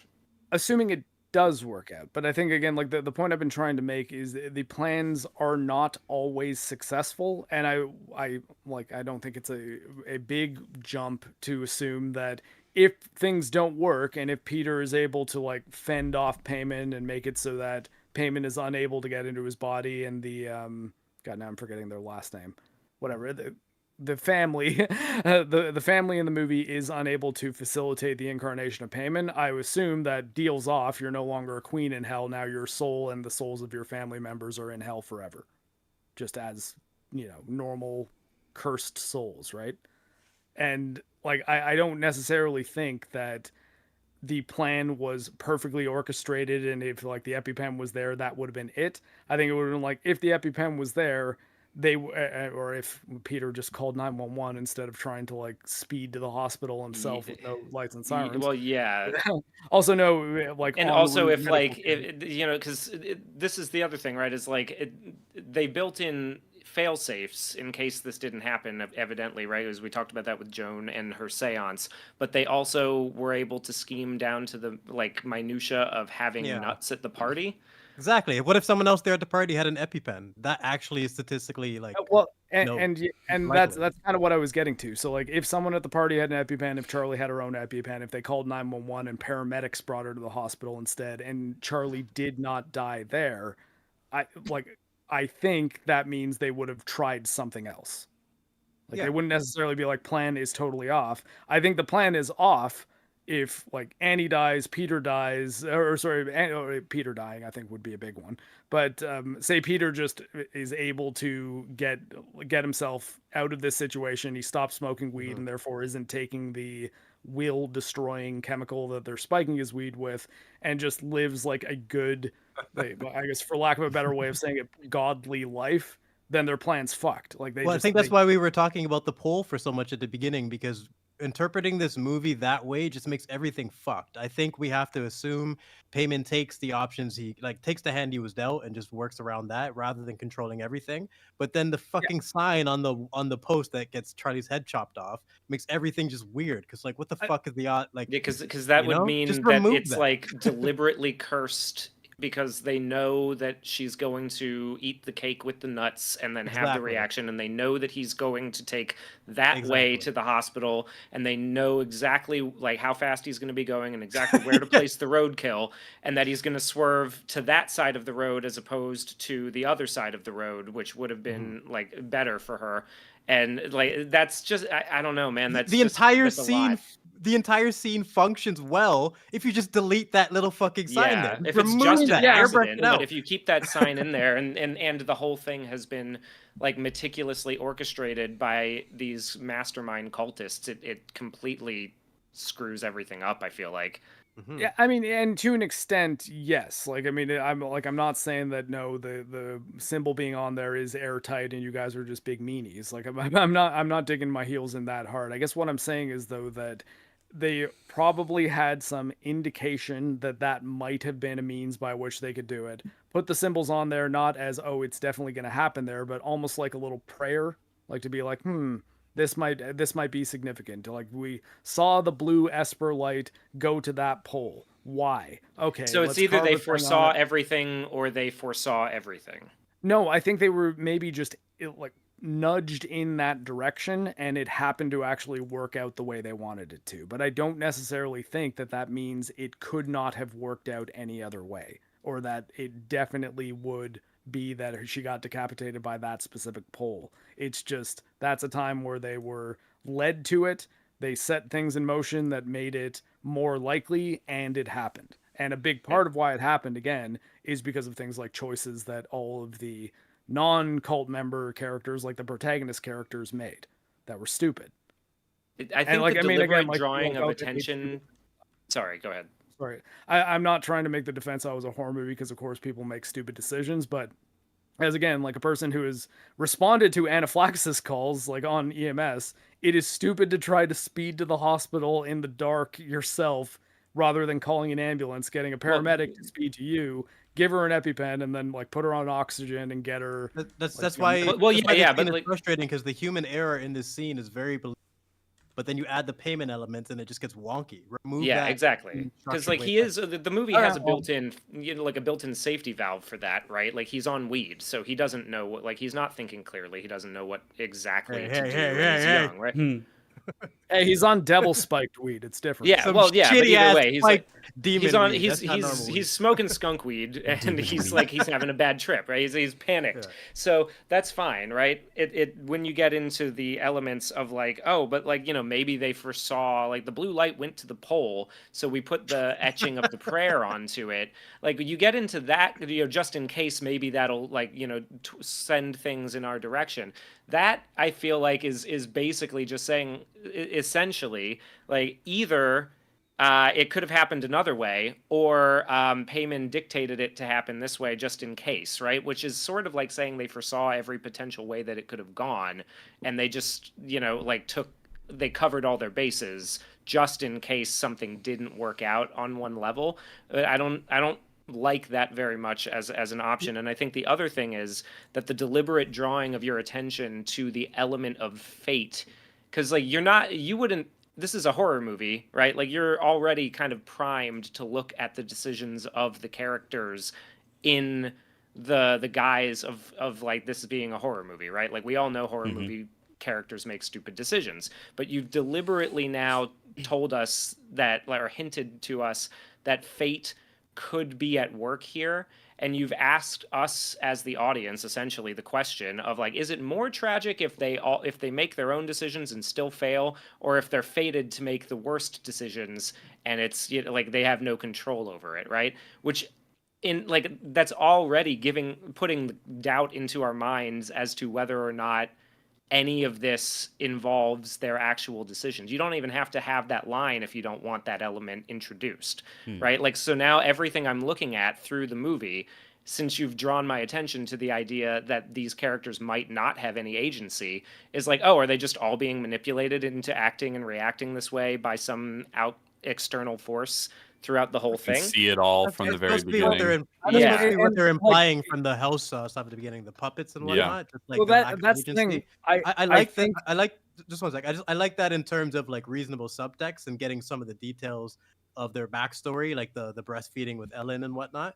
I really like that, but in small doses. You can't have it to the point where he was in control of everything, because you have the headcanon that every possible pathway home or to the hospital for Peter had some pole that was marked off by Payman. You know what I mean? Like proverbial such. Yeah, like there's a proverbial pole ready every single one. I think again though, like what I want to be very clear about is I don't think the movie is saying that everything down to the most minute detail goes exactly according to Payman's plan. Like it's not just there is a set fate and they're playing it out. I think it's more like a maze where if you hit a dead end in the maze, there's like a pit that you drop into that brings you further down into like the fail state, the hell, the whatever you want to call it. But there is always the chance that your choices could lead you out of the maze safely. I think it's more like that. And if you make a turn that has a trap in it, but like if you don't turn down one of the routes that has a trap in it that was set for you to fall into, that doesn't necessarily mean that there's not going to be another trap around another corner. So I think it's less like a grand design that is specifically spelled out and more like they're setting the cults and Payman, the forces of hell, are setting all of these barriers around the family in which it is difficult for them to ultimately do anything that is not a fail state. But I think that a part of the movie that they probably could have made more clear, and at least the way I interpreted the Heracles story at the beginning, is that it is actually a bit more tragic when they do have choices and they make the choices that get them in trouble anyways. Because I think that, again, there's some clear ones like not having the EpiPen. I think that ultimately that comes down to, no, that was you guys that did that. That was not the forces of hell. There was nothing stopping you from saying, if you go to the party, bring the EpiPen. I'm your mother telling my son to do this to protect my daughter. She didn't, though. I agree. I think that the fact that they have choices makes the story more interesting and more tragic, and it's certainly based on what things are happening around them that they can't see or perceive, make them feel like things are happening, without their control. But obviously they're making choices, right? Every choice they make in terms of how they speak to each other as a family is a choice that is contributing to their downfall, right? Oh my, yeah. We'll get to the dinner. So certainly the thing is, I think the movie disagrees with you and I think the movie, because when they have this conversation about Heracles, I don't think it's a lack of clarity. I think the movie's position is that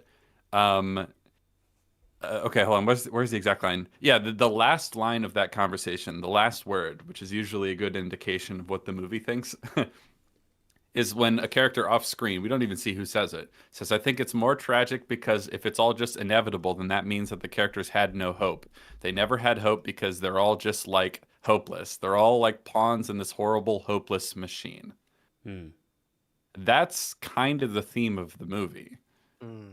Yeah, I agree with that. I don't know. If you factor in Steve's ending, yeah, that's kind of fitting. So I think we're giving it a more reasonable interpretation than Phil Creator did.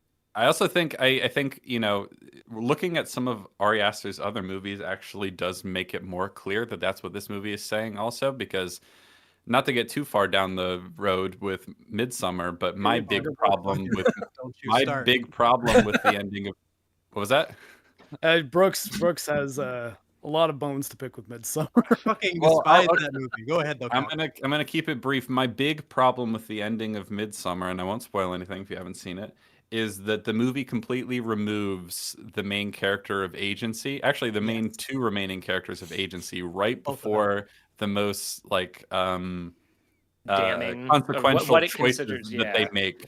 It completely removes them of agency. So this is a thing that happens in a lot of his movies, actually. And I think in this movie, he's really going for, it's more scary and it's more tragic if they're kind of hopelessly caught up in a thing that they could never really escape from or win. He has a message or something that he's fixated on that he basically abandons his characterization to achieve. And it drives me nuts. Because Christian and Danny deserved better. Peter and Annie deserved better. It's just these payoffs that he goes for. It just breaks his fucking films. And Midsommar. And I think, because I agree with you. And I think to bring it back to Hereditary, I think one indication of this actual helplessness, like no matter what, there's no real way for them to win, which I don't like. And I don't think that the movie would be better if it didn't have that attitude, right? But I think it's clear that it does most evidently in the death of Steve, because we have Charlie's notebook, right, that she used to draw things in, and as one character points out in the movie, she made everyone look retarded, which is pretty funny.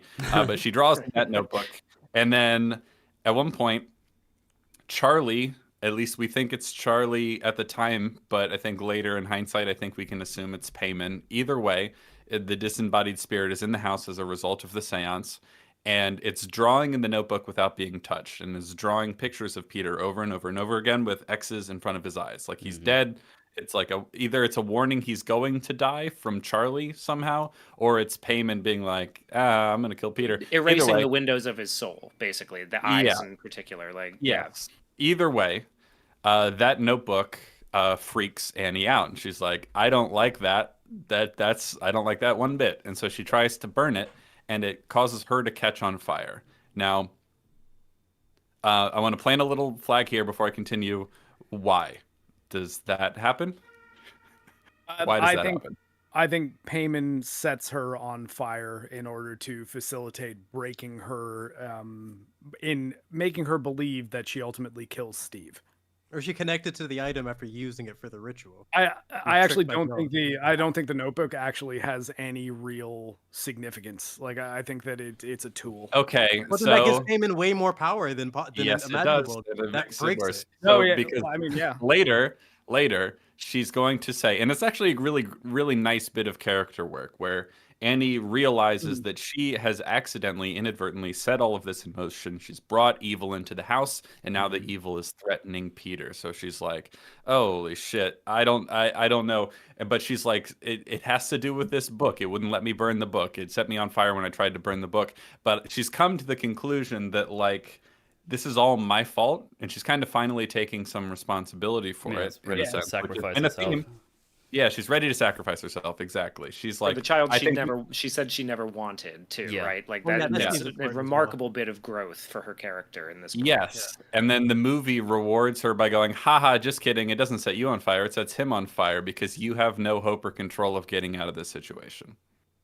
Yeah, I mean, that is probably the most, I guess, maybe not the most appropriate use of the term nihilistic, but it is probably the most, these events are out of your control and everything sucks moment of the movie. You deny her moment of redemption, and you need to destroy the most innocent and altruistic character in the entire movie. A man who is just trying to handle the situation and has no idea what the fuck is going on. He's just regular dude who's trying to live his fucking life while a demon is destroying his family. Steve is a tragic character. He really is. And that's actually why I think the Notebook never really had any significance or like link to Payman's existence in the house at that point. I think that it was used as a tool to give Annie some hope that he could then crush. I kind of agree with you, but that fucks everything more because it means he has even more power. At least if it was a link, there's a magic system. I mean, in the last act of the movie after the seance, he is pretty fucking powerful. Like, and like, you know, like, I know, but power that we can at least quantify. Yeah, he's got, and he can do whatever he wants at any given time. Power. He can have a powerful ability as long as I understand it. Like, okay, she's connected to the book. But if he's literally just trolling, saying "fuck you," I'm gonna burn your husband, so you learn, bitch. Then like, well, I mean, not necessarily so you learn. It's so you're broken enough for me to like take you over fully and then do the last. I'm understanding the motive. I get his motive. The logistics, his capabilities, because if he can do that, it just opens up my eyes. There's too many things I have to think about with Payman, which is frustrating. Well, like, for example, also, I love just one thing. I love vampires for this specific reason because they're grounded. They fucking snakes, garlic, lights, sunlight, whatever your version of vampire is. You can clearly have an idea of what works.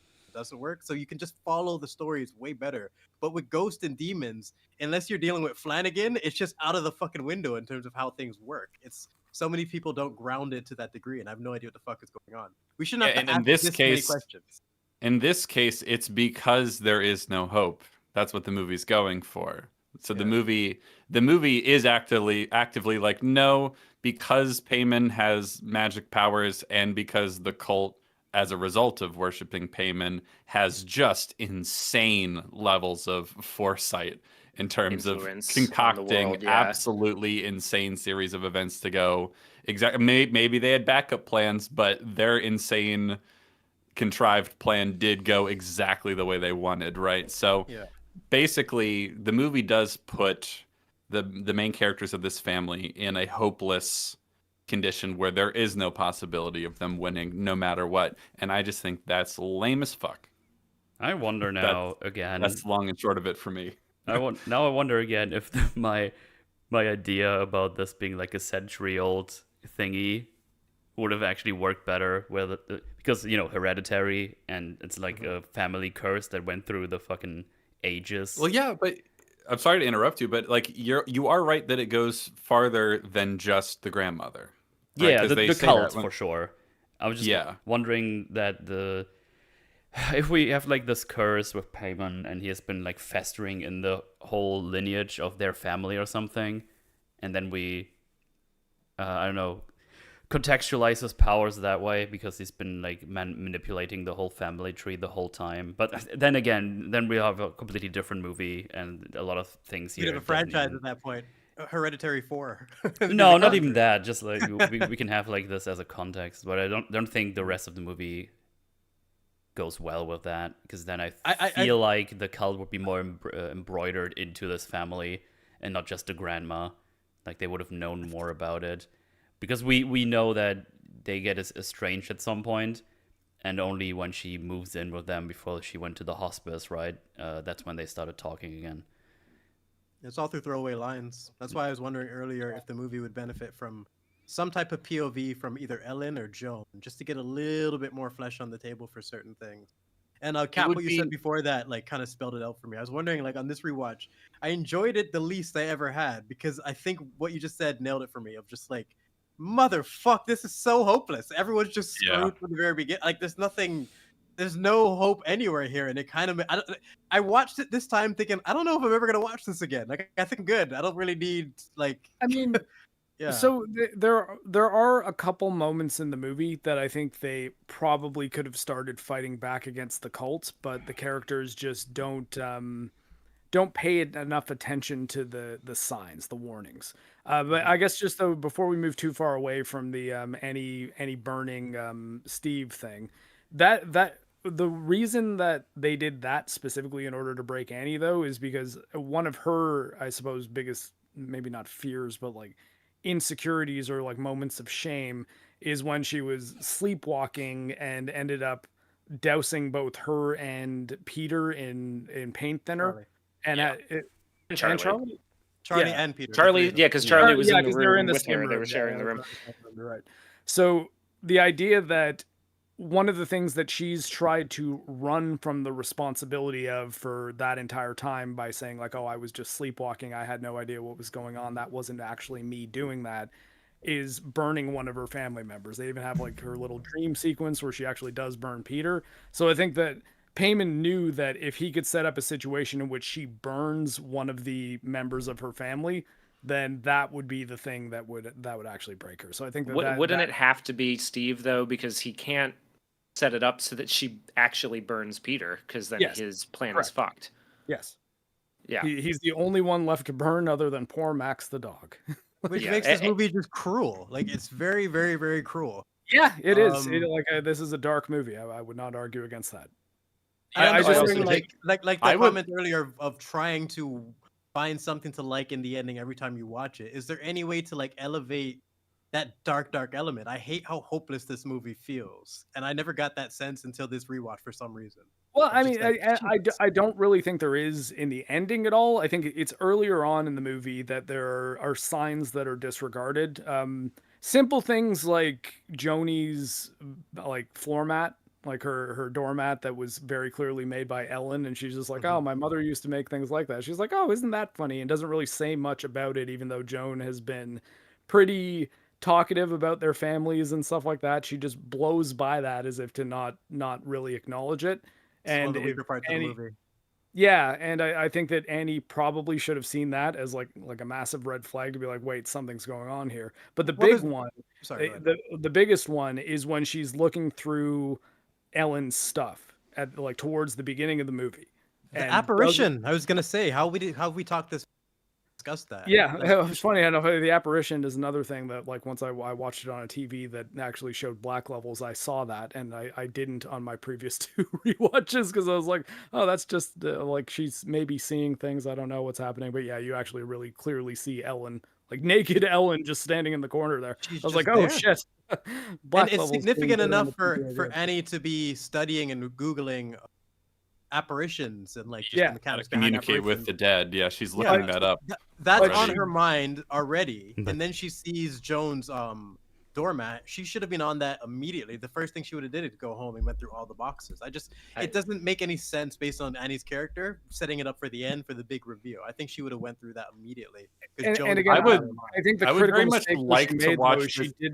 she did not look through that box and see all the basically big clues that she gets towards the end of the movie, because if she'd seen them earlier on, it would have been much harder for Joan, basically impossible for Joan to integrate herself into her life. And they did that in Madam Web, which I don't like. I don't like that Hereditary has a more weak as Madam Web. Like, he shouldn't fucking have Yeah, that. the other problem I have is basically with the spirit of the movie, because I would very much like to interpret this story such that, you know, really, okay, there's people acting on them that are out of sight, right? And they're manipulating things, and they're trying to hold on, they're trying to pressure them into doing certain things. But the characters have choices, and they could have prevented this if they, you know, basically were kinder and more honest and took more responsibility. That's a big thing between the different family members, is that they're not taking responsibility. That's a big point of contention, right? But by the end of the third act, I'm convinced that literally, even if she saw all the possible signs and was suspicious from the very beginning, they would have concocted a plan to make this happen so they can't win either way. I mean, that is possible, but I guess I think it's likely based on how the final act plays out. And you know, sorry, even like based on how you've explained some of this stuff, Mark, I feel like that's sort of like your idea too, right? Is that like if there was any possible, like maybe they didn't know the poll was going to be the thing, they just sort of put a prayer on it and hoped, right? Like if they have all of the exits to the maze blocked off just in case, then there really isn't, like, it's an illusion of choice rather than like an actual choice that they can I will make. clarify is I do not think, even like in real life too, I do not think there's ever a time where all of the exits are blocked. I think there is always a way out of the maze if you make the right choices. And I don't think part this of that movie agrees with you. Maybe not, but at the same time, I don't think there's enough in the movie that flat out says that's not possible, because things like things as simple as if she'd seen the book with like the photo album in it and the invocations, I think is the name of the book she sees, the Dittany of Crete bottle, that's that's the other thing, the bottle of the stuff that's in the black weed goo, is like it's in her stuff, like it's in with her mom's stuff. The passages highlighted about payment and sacrifice and the male body and everything like that, all of that stuff, showing it to Steve at the beginning of the movie would have made him immediately call her and like get in touch with the police more explicitly when he found out Ellen's body was exhumed. Because the only reason he didn't really take any action, he's like, oh fuck, this is just going to stress my wife out way more. I can't tell her. And he's trying to be the man. Well, I mean, exactly, but I think that it's all those things that, like, if this family were communicating better, if they were more conscientious about the warning signs around them, and if they were able to take action, what's stopping them from, like, you know, like basically becoming the enemies of the cult and taking down everything that Ellen had put into motion? Like, yeah, that's the big factor. This family being broken and splintered as they are, just suffering through grief and just their situation, is what makes them susceptible to all this in the first place. If they are a strong foundation, none of this would have worked. So like, I mean, I guess like it's down to interpretation, and like there's an element of headcanon there too. But like, I mean, I guess I like to read this movie as both the wheels of fate being in motion, but also the characters not fighting against it hard enough and not understanding what they need to do in order to, like, I mean, for lack of a less cheesy way of putting it, heal their souls, right? And make it so that they aren't susceptible to that kind of evil infiltrating them. I would say I don't think this movie does that. I have to echo. I don't think the movie really agrees with that perspective based on the things that we see. But one of the things I wanted to mention is that it shares, like, the idea of a cultist, you know, of a group of cultists creating a plot, like an inescapable plot, or like, you know, a maze around this family, where, like, you know, the decisions you know, could be made for them to escape, but none of them take it. That shares a lot of similarities with Rosemary's Baby, from from the 60s. Yeah, But I think the difference here is that like Rosemary's Baby, Rosemary makes the decisions that she should and still loses. These guys don't really do that. Like the worst crime they commit really is like indifference to action or just non-action. Yeah, As the opposed people affecting to like, Rosemary are directly a part of her life. They actually have the ability to implement the things that happen to her. Where with this, Yeah. it's just like, how did you even get in the house? How is this any of the? There's too much you have to headcanon for this. Yeah, Where we have in to Rosemary's Baby, assume it makes sense. we have to assume that the cultists' children are the ones Peter is going to school with, or at least several of them, right? We have to assume that, like, this is all of this is happening off screen. Like we get that hard evidence with something like Rosemary's Baby, and whereas with this, it's a little bit more. You have to fill in the gaps yourself.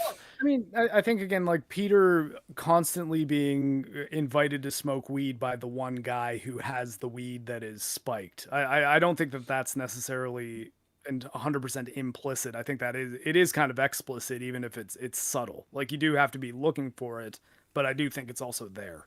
Like I I think think the ritual spiked Peter's weed rather than the guy having spiked weed because Peter was the only one who had a reaction out of the friends, and they actually. Well, I mean, Peter's the only one that the cult wants to have access to it, right? Like, because they're not trying to take over Peter's like weed buddy. They're trying to take over Peter.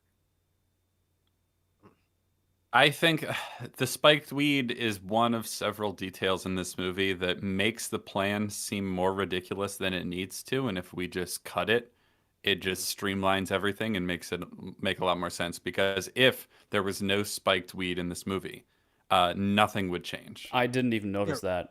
Remove the spiked weed, so- remove the sign on the pole, and everything just Move the sign on literally. the pole, Yeah. nothing changes. I don't yeah. necessarily think it would, because I think the spiked weed is part of the reason why Peter is having so much trouble dealing with everything that's happening. 'Cause I know. I but think remove that everything scene and happening just have to have him a is bad bong funny hit would enough. be the same Yes. thing.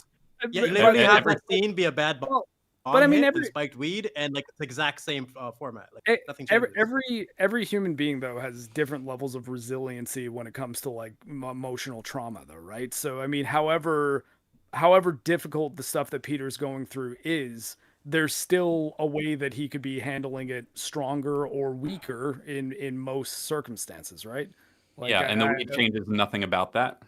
I mean, I don't necessarily. No, like, here, okay, no, seriously. If there's no sign on the pole and everything else plays out exactly the same way, nothing changes. If there's no spiked weed, then you just then you would watch the movie. If there was no spiked weed at all, you would just go, yeah, he's not handling this well, because obviously. Yeah. And then the other example that I wanted to get back to, because we brought it up briefly, but I still don't think there's a good answer for it, is why is Charlie in Payman at all?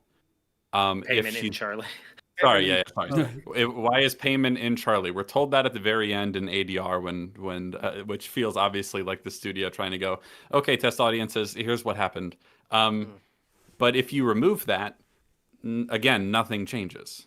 Well, it just I mean, It's kind of another thing you almost have to headcanon, because we have to assume that Payman needed to be preserved for whatever reason. But why was Charlie the only vessel? And sorry. why? She's the only available vessel in Ellen's family that she could use to effectively, I guess, for lack of a better expression, bookmark Payman. And That's still my be headcanon, able pretty to, like, much. become, Yeah, you know, but there's nothing to indicate that that's necessary in the slightest, and there's nothing to indicate that Payman being inside Charlie actually affects the plan. I mean, like a lot, like Charlie, everything about who Charlie is and how she acts, though, is because Payman, like, it's Payman's soul. It's not really Charlie. It's Payman the entire. No, movie. we've So, I already mean, talked about this, and I think we've basically concluded that most of the time this is like at least half Charlie, because otherwise I her don't know. behavior doesn't make sense if she's a whole demon. Yeah, I feel like it's Payman is inside Charlie, but super oppressed. Similar to, like, if anyone's familiar with Naruto, how the Jinchurikis work, like the demons inside them. It's like it's actually like an 5%. anime. Yeah, but it's basically exploring ideas of having to suppress some type of demon within you. Naruto, oddly enough, does it very, very well. Payman is affecting her to a small degree, and you see it manifest in ways like her clucking and whatnot, and her odd mannerisms and certain things. But Charlie is certainly in control. That's the way I'm looking at it. But like, I think, like what Cap was saying earlier, there's certain elements just remove them and you can interpret the rest based on what's in the film like, without getting confused by so many other elements, like the sign on the post. I think the person who is driving Charlie, though, I think that's a big thing, and I don't think it's Charlie. I don't think it's really Charlie at But when all. you say driving Charlie, what are you referring to? Like the soul that is in the body that is the character Charlie, at least the way I read it is that it's Payman the entire time. It is not really ever. Here's Charlie. the question for you. Yeah. If Payman is driving Charlie, then why does Charlie do nothing to facilitate the plan? Why does everything about the plan involving Charlie happen to be an accident? I think that's impossible. I literally think Charlie has to be Charlie, otherwise none of this makes any sense. I mean, I don't know. I guess like the way I see it is that the Charlie being as odd as she is entirely down to it being Payman in a body that he just isn't able to really. But that was my point. Like Payman manifests in small variations in Charlie. It's part of the reason she's so weird. It's part of the reason they cast the actress that has that disorder, because it's like the body is rejecting him, but Charlie's still in control. If Payman was in control, this whole film's fucked. Because none of this makes any sense now. Why didn't he do anything to implement the plan if he was literally in control of Charlie? I look at him like he's trapped in there. Like, that's why I referenced Naruto. One of the best things about that story is you see him literally grow up, and he doesn't get to actually communicate with the demon until he's an adult almost. He spends most of his life terrified of it. And I just think it's really well done considering it's an anime. And Hereditary doesn't do it like an eighth of what that show does for communicating the effects a demon would have on a host. Maybe not. I just I guess again, like I'm just going like by my interpretation. It's like I sort of see it as like the Charlie in this movie is Payman in a body that it doesn't understand, like it can't properly function in. So it's, I mean, I guess like for lack of a less mean way of saying it, it's kind of like the retarded Payman. Like it's just it's really. I think we're saying the same thing, but it's varying degrees of control. I'm saying Payman as minor. I don't think that I don't think that Charlie's soul is there. I think Charlie's soul's been in hell since she was a baby. Okay. It's a whole other conversation then. So here's the question then. Okay, so let's say we go with that interpretation, that this is just Payman in a body, but it's retarded, so it can't actively do anything to facilitate its own will to actually take over Peter. It's I got put in a retard body, can't do anything about that. Oopsie daisy. And so he's basically just there to like sit around and wait for the cultists to actually. Well, no, because then he does. Okay, hold on. I'm getting confused. The main question here is why that happened at all. Why did they put Payman into Charlie? I mean, I think I've answered that quite a few times. I don't think you have. It adds nothing and changes nothing. It was Ellen's only way in order to keep Payman's soul in their family so that she could enact the deal in which she can become the queen, one of the queens of hell. Why does it need to be kept in her family? I don't understand that. Or what? Because if some other family gets it, she cannot be the one who becomes the queen. Like I think that it is. What are you basing that off of?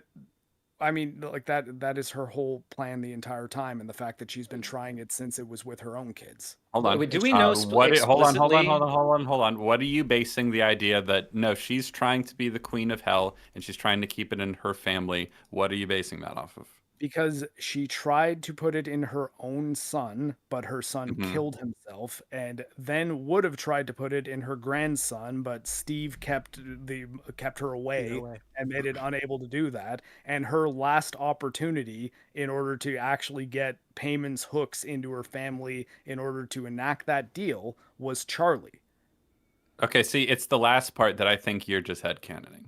Well, how? That's what happens. No, that is never said in the movie, actually. There's nothing explicit for that, because everything else we can interpret and kind of follow. That's the one part where we don't exactly understand why.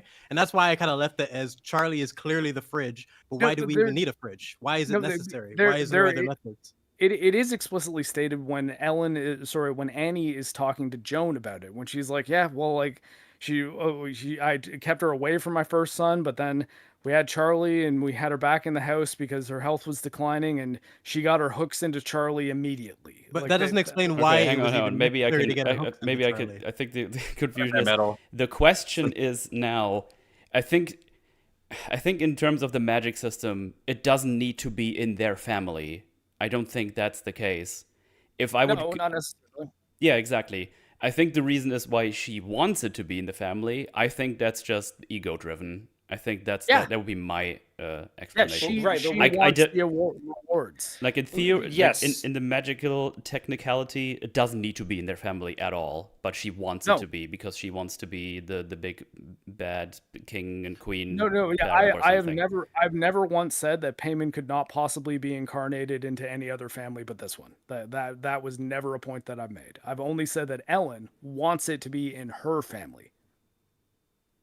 So And Ellen that- wants it to be in her bloodline. That's one thing, but Yeah. I feel like it functions better if her bloodline is required, because then that explains why she has an entire host of people following and supporting her plan even beyond her death. Because if Maybe, it's just but her selfish ambition, then Mhm. you would think that they would go and steal the power for themselves. Why is Joan following Ellen's plans even after her death if her bloodline isn't a part I of it? think the only reason for that would be that because Ellen has been in this cult for a very long time, that other than Joan, she is like the senior member of the cult, and she is the Okay. one who has been trying to do this for like the majority. If of her that's adult true, life. then there's no reason to put it in Charlie at all.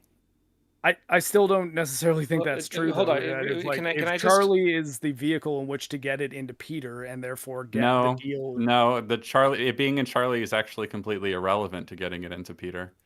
Well, hold on, wait, because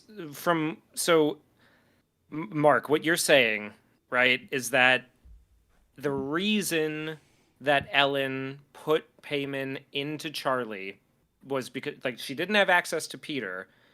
So in order to preserve her deal with Payman, Charlie was the required bookmark between Payman and Peter, and that's the motivation behind her putting Payman within Charlie's body, correct? I mean, Because Payman is aware that there is a plan to get him from Charlie into Peter. Is that fair?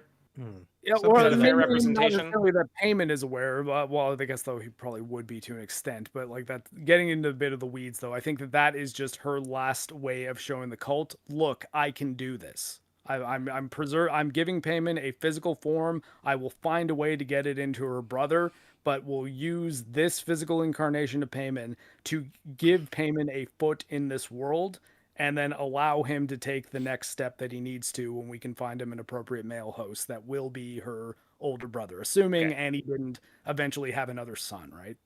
Okay, This is so the- wait, hold on. Sorry, 'Cause you got it, you got it. the question here then is, where in the movie does that motivation get stated? That sounds I mean, like something that you're bringing in. Like, it never at any point is explicitly stated like the monologue at the end of the movie that all you guys hate. But I'm saying that there's enough things in the movie that I think it's not very difficult to figure out that conclusion, right? Because we do understand that Ellen even writes the note to Annie where she says that like all of the hardships that you and your family are about to go through, the rewards will be worth it in the end. That like, so Yes, she's like, yeah. everything that's happening here, all the horrific stuff that's going to happen, don't greater worry, good. I've got us set up with a great deal in hell. We're going to be royalty there. They're going to treat us great. Don't think of hell as the way like people get tortured there, because we'll be the ones overseeing the torture and getting Ellen's everything confidence together. in this plan. Sorry. Ellen's confidence in this plan, and even having that note, all that depends on, like, it has to be a part of her bloodline, because if anyone could just take Payman and like Joan could just betray her as soon as she dies, there's no way she could be that confident in terms of implementing all this. So I think their bloodline has to be a significant part of it, but they don't actually explain why they need Charlie as the host previously. So the only thing I could really headcanon for me is she was the previous host for Payman. She tried to unload it on her son, failed, he killed herself. Tried to get her daughter to make another son, got separated, and then her last opportunity before, like, maybe she had cancer or she's, she knows she doesn't have much time left, was keep getting a host with her bloodline and creating it, even a retarded one for now. So a temporary host, and the plan was implemented basically like we have like 15 years now or whatever it is. Now we have to implement this plan to be able to transfer it from payment from Charlie to Peter. So I feel like the cultists were probably following them their entire lives. Like Peter, they know everything about Oh, Peter. They know 100%, what his yeah. fucking favorite color is. You know, that type of shit. But this Yeah. is my problem though. You have to headcanon all of that. I pulled all that out of my ass. I You know mean, what I mean? I that's have to the make thing, it all I up don't to make nec- it make sense. I don't I d- I- necessarily think you need to call it headcanon though, if like the content is there for you to read. Yeah, That, that's what into. headcanon is for me, based on what you can interpret in the film. Like if it's I reasonable. Yeah. don't think there's Mark- any. Sorry, go go ahead. Hugh. Yeah, you got it. I don't. I think I can see what bits of evidence from the film you're looking at to arrive at that conclusion, but I do not see that it is definitive enough to be able to say like that is how this all happened and why this all happened. Yeah. And to properly explain that is how this story needed it to happen. Because otherwise, like if you interpreted it a different way, then all of this could be like you could look at those bits of evidence and think of any other story, like, or maybe not any other, but you could use like, those to look at Any it other any stories, other yeah. way. So that's the thing, and also I never said it needed to happen that way. It's just that was the only way remaining in which Ellen could make the events revolve around her family, because was the. I'm gonna stop you there only because that's not true, right? So you can look at the same content of the story and conclude the opposite, right? Because she has all the dedicated cult members who are willing to engage with the plan to put Payman in Peter well after she is dead and has no influence over the story anymore. So she doesn't have to worry about that. There is no ticking clock that Payman needs to be brought in by a certain time. There is nothing to indicate that if we don't keep putting it in a host, even if an imperfect host, then eventually we'll lose this opportunity forever. And there is no indication in the film at all that Payman being inside Charlie is necessary to getting it into Peter. So I think the point still stands that Payman being in Charlie is entirely superfluous to the plot. Other than it keeps Payman's soul in their house for however long Charlie's life is. When Did you?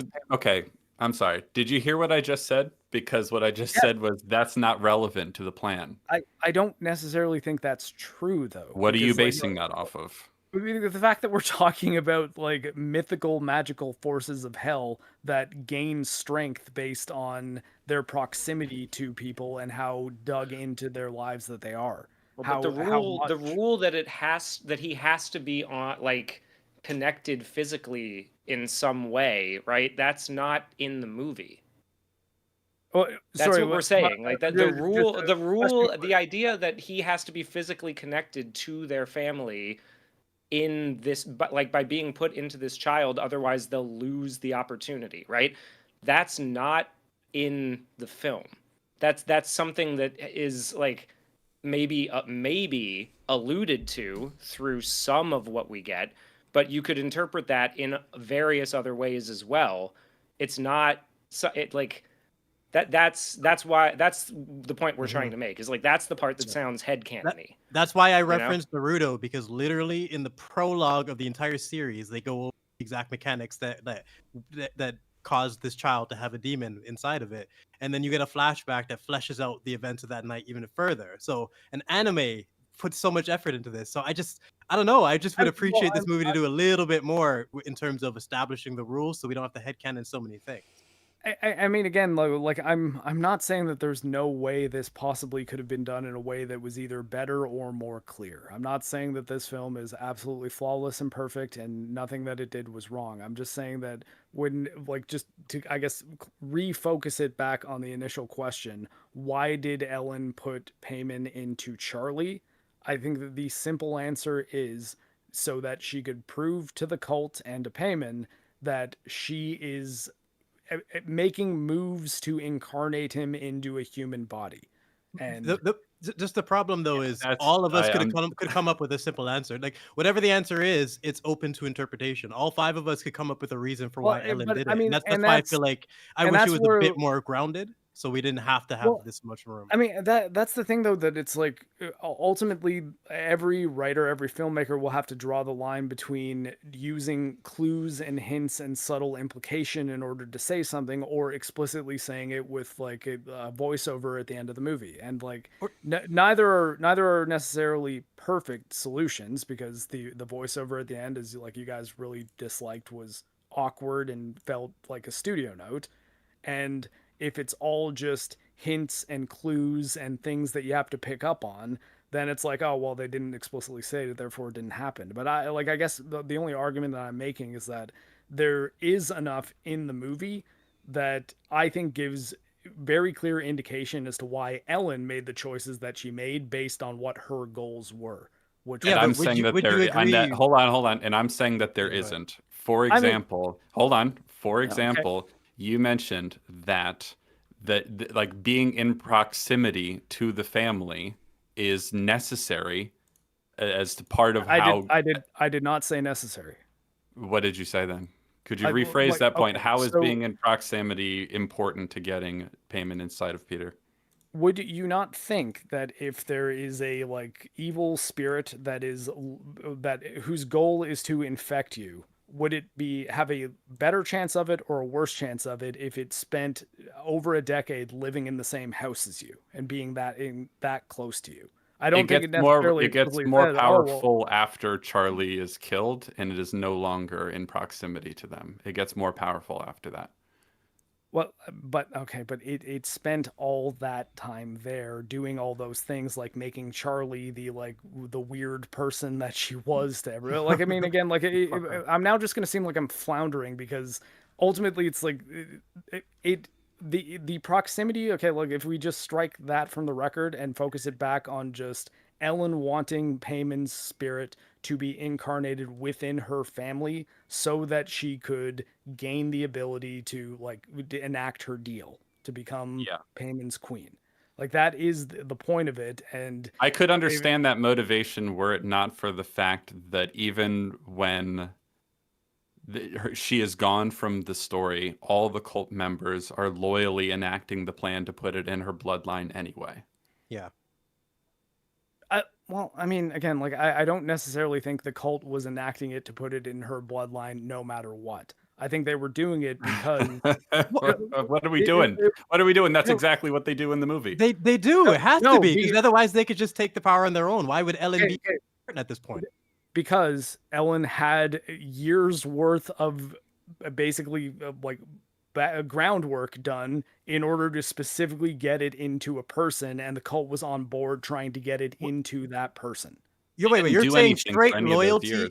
straight loyalty versus actual requirement of the bloodline. I'm gonna go with bloodline requirement. That makes way more sense for me. Well, but the All these bloodline elements requirement are is adding still more gonna- variables. But what I'm saying is the bloodline requirement, that is not ever explicitly stated in the movie or even heavily implied at any point. I know, but that's my entire point, is that most of these things are. So I'm gonna, if I have to choose one, I'm gonna choose the one that structures it much better. If it's required, if the bloodline is required, this movie makes much more sense in terms of the cultists following her plans after her death. If the bloodline isn't required, it's fucked. Maybe, but like that is much more headcanon than anything that I've said. Because I'm trying to go with base my headcanon, you could say, on the stuff that is in the movie. Or at least That's implied. literally what I just did. That's what I just did. I mean, I'm basing it off what's in the movie. Because based on the cultist actions, I don't think they would do what they do. So if I it think could I be any have bloodline. to throw a little wrench in this whole thing, because I just I just checked back at the book thing, and there's something in there that's not highlighted specifically, and I'm put it on screen right here. It says, as a result of the sex of the host have varied, but the most successful incarnations have been with men. And it is documented that King Payman has become livid and vengeful when offered to a female host. So now I have to wonder. Oh yeah, that does make it worse. Now I have that to wonder implies why everyone is still on board with it when they go exactly after this. See, now my question is now further back as to why the whole cult is so firmly behind her from the get-go, I mean. Yeah, they should hate her. You put payment in a female, you dumb bitch. You fucked everything up. You should hate her too, apparently, according to that. So obviously, I'm going to a completely different thing. I was just curious because I'm just listening because you guys know way more about anything about this movie. Yeah, but you're making a great point. No, that's a good point. Bringing up a great point though. So I'm just someone who's watched it once. Yeah, I mean, like I guess that is a problem. Yeah, because I wonder what happened because we know they turned her into like a Queen Lay, I think was the name that they gave her, right? Yeah. Yeah, I think that's her maiden name. And this turns Cap's question from a curiosity to a requirement. So now now we need to know. Now I'm a bit confused as to what, because it's not implied or anything that she's like the cult leader or something. Like she just became the temporary host or whatever she was for something for the queen. The implication, or is the queen. The only implication moment where I could see you drawing an implication that she's the head of the cult or the senior member is the pictures of her at the wedding ceremony, which also I kind of want to point out here too that the wedding ceremony where they shower her with coins, they have a photo of the whole family, Annie's whole family. So this happens like after Charlie has like grown up. Right, so like the plan has like, I don't know, like I guess you could draw the idea that the plan is enacted from that point, right? That she came up with this over 13 years, but only after having payment inside Charlie. I don't know. I don't think there's a ton of evidence. I did kind of mention that earlier, that it's because of the time at which the wedding takes place is relatively close to the events of the movie, at least like as far as like even showing the photo, like Ellen looking the same. I think that is, she was only granted the wedding once their end game was in sight. That was like, okay, we have our eye on the prize here. We understand the things that we will have to do with probably a couple variations and options and backup plans in order to get payment into this male host that we've been trying to get him into for a while. You will be granted your wedding to payment. And again, none of this is explicitly just said in the movie, but I think that enough things are shown. None of that is implicit. I don't agree. None of what you just said is even implicit in the movie. Well, the wedding ceremony, the photos, the gold coins, all of that stuff is in the movie, and I think those things are open to interpretation. Nothing of what you just drew from. I mean, they are, but if that is not what is to be drawn from it, then what is? What's the other interpretation of why the wedding ceremony happened then, as opposed to when she was in her 30s and just had Annie, right? Or just had Charles, I guess. So what about the wedding ceremony in your mind justifies them putting Heyman inside of Charlie when we know now, especially from what Metal just brought up in terms of explicitly the movie says Payman does not want a female body. So why would that be? Why would the wedding and be part of the plan and like, see, we're close now because you put Payman into Charlie, now you're allowed this wedding. Where is this coming from? No, not because she put her into Charlie, because having been in Charlie, which I guess, like, again, going further down the implication road, maybe the cult was like, you might not, if you don't get Payman into a male body, you're never getting the riches that you were promised. But it wasn't until it was like, okay, we have it in sight of how we're going to get it out of this temporary body that I put Payman into and into the one that he is to be in, Peter. And I did this in order to help get Peter in a position that he could be taken over by Payman. The cult agreed and is like, okay, you get your wedding and we're going to make this happen. Okay, Mark, okay, this is, but I want to move on to the rest of the movie after this point. But what you just said directly contradicts what is explicitly said in the movie, that Payman does not want to be born and want to be put into a female body. I mean, like, how many times? Hold on. I've explicitly said that's the problem. Well, then it undermines what you just said, because now you've explicitly concocted a plan that the grandmother and all of the cult members agree is necessary. and is relevant to why she now is allowed to be wed to her. And you've concocted this whole story that isn't implicitly in the movie, and it contradicts what is explicitly in the movie. I just wonder why it's so hard to accept that the payment being in Charlie isn't necessary at all to the story, because it changes nothing. Well, I don't think it changes nothing, because Charlie is a flat out different person if she's not Payman the enther movie. Like, Who does I don't nothing think, differently, except for cutting the what heads off does birds. it do? What does it do? Her death, like, basically kind of like gets the ball rolling on the... Her death doesn't change if Charlie is just a different, they've concocted this insane accident by drugging the weed, by putting nuts into the brownies, and by cursing a telephone pole, and putting, like, all of that has nothing to do with whether Charlie is Payman or whether Charlie is just girl. Peter's sister, I think, is because the point of Charlie's, like, the reason that Charlie's death is important is because it's like one of the big, it's the big boulder rolling down the hill of, like, Peter going, like, losing his mind, right, and becoming broken and hopeless. That doesn't change if she isn't Payman. Yes. Right? Like, if she's just his sister, it still operates the same way. Yeah, I mean, yes. Could she have stuck her head out of the window and get hit by a telephone pole while having an allergic reaction if she were just a girl? Yes. But I think everything about her character for the entire movie that precedes that would be different if she was not a, like, or a poorly formed king of hell inside a human body that it doesn't want to be in. Even just simple things like her disregard for her safety from the first scene of the movie that she's in. Like when Gabriel Byrne, when she's sleeping sleeping outside, and it's like, really cold, and she doesn't really care if she gets sick or not. You can get pneumonia. And she said, like, that'd be fine. Okay. Yeah, that's okay. Or like that'd be okay. It's like she sort of is passively suicidal the entire movie, and I just think if you remove, I wouldn't go that far just off that scene. Suicidal. That's why I just think it manifests in strange ways that you see. Has a disregard for her own well-being to a level that most humans would not, because it's a hell god that doesn't want to be in that body, really. Why did they put it in that body? Okay, again, the only do you see why I'm asking that? The only conclusion that can be drawn is that was Ellen's only way to, I guess, extend her deadline on her deal after her son killed himself. No, Mark. It's just not. There's another conclusion that can be drawn, and it's that it doesn't make a lot of sense.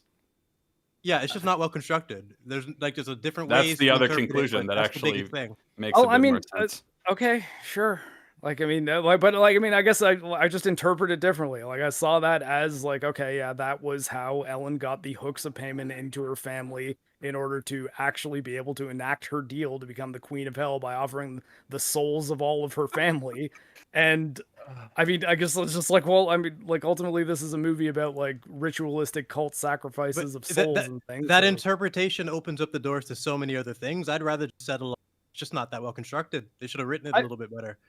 I mean, okay, saying it could have been done better is not an argument that I've argued against. I'm just saying that to argue that there's no reason, I think it's just being a little hard on it, because, like, I mean, clearly there was a reason in mind, whether or not it makes sense to you or makes it. That's why I made the distinction of it started. Cap's question for me started off as a curiosity. When Metal brought up the line, I'm like, okay, now it's a fucking requirement. This is a fuck up now, in my opinion, once we have this line, because Payman legitimately, we have it in text that he doesn't like this. So why the fuck would he do this now? So it just creates so many different fucking variables for me. Where I'm like, the quickest answer for me is like, yeah, they fucked this up a bit. They should have constructed this element of the story way better than that. And that's why I referenced Naruto, because I think they nailed it. Yeah, well, I mean, I haven't seen Naruto, so that's like... No, part of the reason I brought it up is they do it in the prologue, which is like, it means that they understood how important this element is. And I'm like, Jesus, it's part of the reason people like animes is because they care about those things, like now we are magic systems and whatnot. Yeah. Well, but I mean, like, I really, I can't speak to that angle of it because Naruto is kind of a blind spot in my weeb but knowledge. you don't need to know the show, as my point is. I'm just talking about the But construction again, like, of an I element. think though that at no point have I really been trying to make the argument that Payman being put into Charlie is perfect writing and it's absolutely genius and there's no way it possibly could have been done better. I really only took contention with saying there's zero reason why Ellen would do that, because I think that Ellen did that just so she would still have a chance at her deal after failing to get payment into her son. I was on board with that in terms of it being a fridge until we get the line of like Ellen should have been aware of text. Now it's like a problem for me too. The other thing too is that I don't think that any of us said there was zero reason. I think what we said was it's not a very clear motivation for why she would do this, and it's kind of like if you changed it in like based on how the movie is written, if you removed that. Hold on, let me finish. Explicitly stated several times though that there's no reason at all.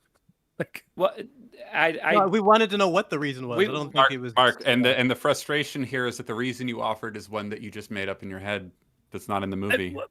I don't think it's not in the movie though. We've been over this. We don't need to keep circling it. But I don't want to either. But like every time you restate it, I'm like, man, this is a really great fan fiction. You should write that.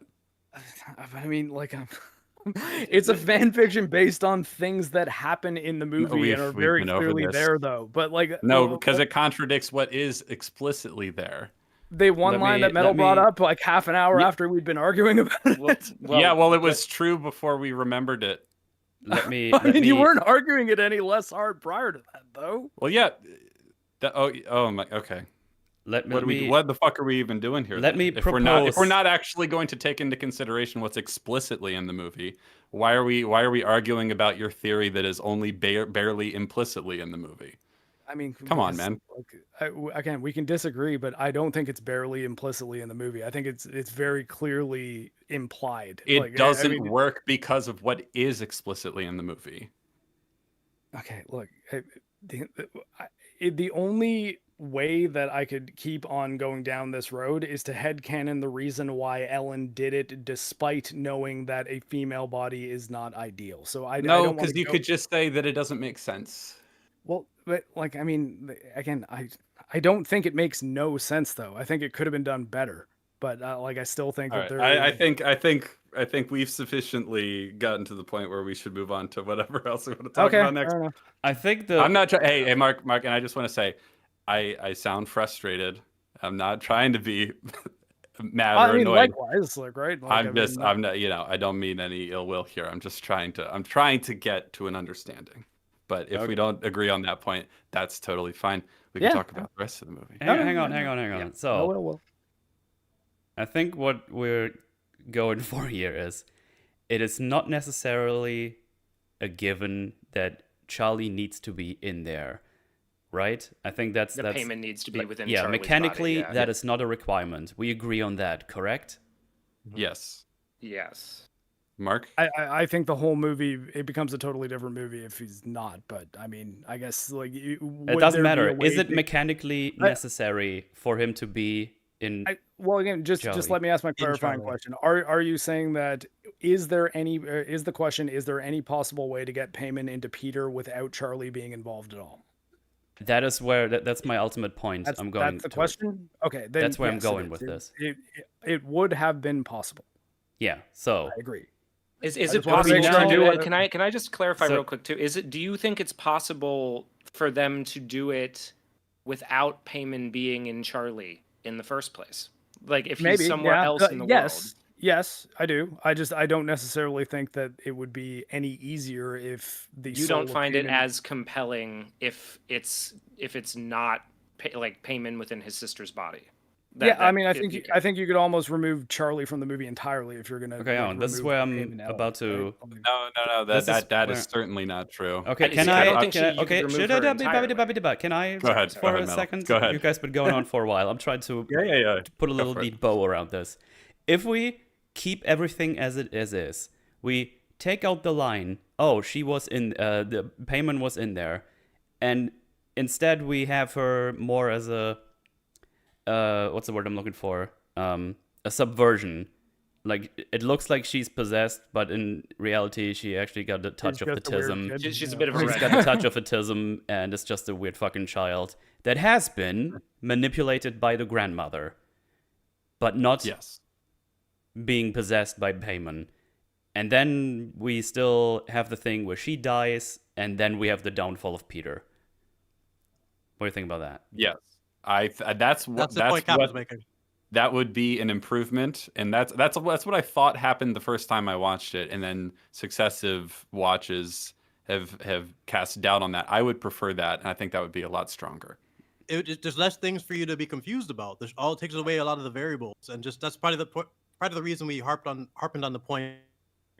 Just streamline things. So because there's enough there for me to interpret the story based on what you have. You don't have to add all these other elements confusing. So I guess then we can probably end this debate then. Like I agree. I'm just on the other side of the fence, even though we're basically at the same part of the field. I'm just like, yeah, I do think it's actually a bit better that Payman, like, because I think on a rewatch, there's so many things about Charlie that I notice and pick up on that are interesting to me, with the knowledge that Payman was Charlie all along, or Charlie was Payman all along, kind of thing.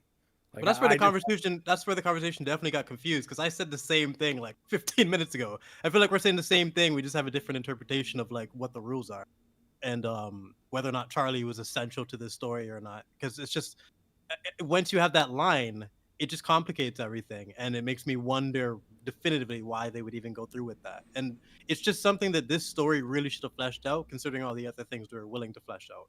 They had the talent to explain this, and they kind of just screwed it up. And that's why I think the simplest answer is it's just not that well constructed. We got it. We've got there. Okay, we did it. We did it. Thanks, Metal. I always could count on you. You got it. You got it. It's kind of funny for me because normally I talk way more, but you guys were so deep in this thing. It's like I don't even know most of these references, or I just watch the movie. That's a good catch with the book though, because I legitimately didn't. That's an excellent point. Yeah, because I only curious read the highlighted and underlined bits. Yeah, you know, like that's what I read. We're on literally my... being like our eye is being drawn to. Yeah. It's the type of point that you're the last person on the panel I thought would have found, because we've all seen it multiple times. So that's excellent. Well, you were busy talking, so I just kind of, because I have the footage running in the background, right? Oh, well, I just watched the whole movie. So I was just gonna watch the whole movie again. Fuck these guys. Did I at least But you in for the me, direction I'm when I said that all the clues were in the stuff that she finds at the end that she should have seen earlier? Oh, she has like, yeah, the mats are in there, the book, the pictures, they're all in that one box. I'm just a stickler for rules, so that's why these conversations are important. In conclusion, though, like white flag up, it's cool. We're no one hates each other here. We're just nerds passionately arguing. Why does that even need to be said? We're just discussing the details hold on, of the script. I hate you. Yeah, Cap's like, I don't agree with that. I hate you specifically. It's not been explicitly stated that Hey, Cap hates everybody here. Somebody help! He's trying to break down my soul, doing Septa King of Hell into me. No, this is the Let's one make it thing fail. we didn't I want a want cool to one. happen. So now what? No, like what? Yeah, where were we? What do you wanna? We were jumping all around. Oh, we went all around. I was trying to keep up with we- the footage in the back. I was like, I think so. I think the thing that I was most curious about, discussing with this movie, I think we've gotten to the bottom of it, right? Like the overall, like what literally happened with the cultists' plot over the years, and I think the conclusion is it's pretty messy. There are maybe some things that you can draw conclusions you can draw based on what you see, but I don't think any of it is clear enough to be definitive. And like that's really where it stumbles, because I think that the beginning parts of the movie, the family drama aspect of it, and the thematic like the themes of like fate and control and agency, those are all quite strong at the beginning of the film, and in the middle, and in the middle. Oh yeah, I would say the middle 50% of the movie is really cooking with gas. yeah. By the way, someone in your chat just said, really "What is this one of movie the even things- about With again?" Thinner. Well, yeah, we we spent a lot of time. We spent a lot of time going over the rules and logistics and Yeah. getting the powers and the ritual down. But is there any way, even just for the sake of the people in the chat who are confused, like a really quick plot summary of the family stuff to get us back to like maybe midpoint of the movie, so we can start discussing it again.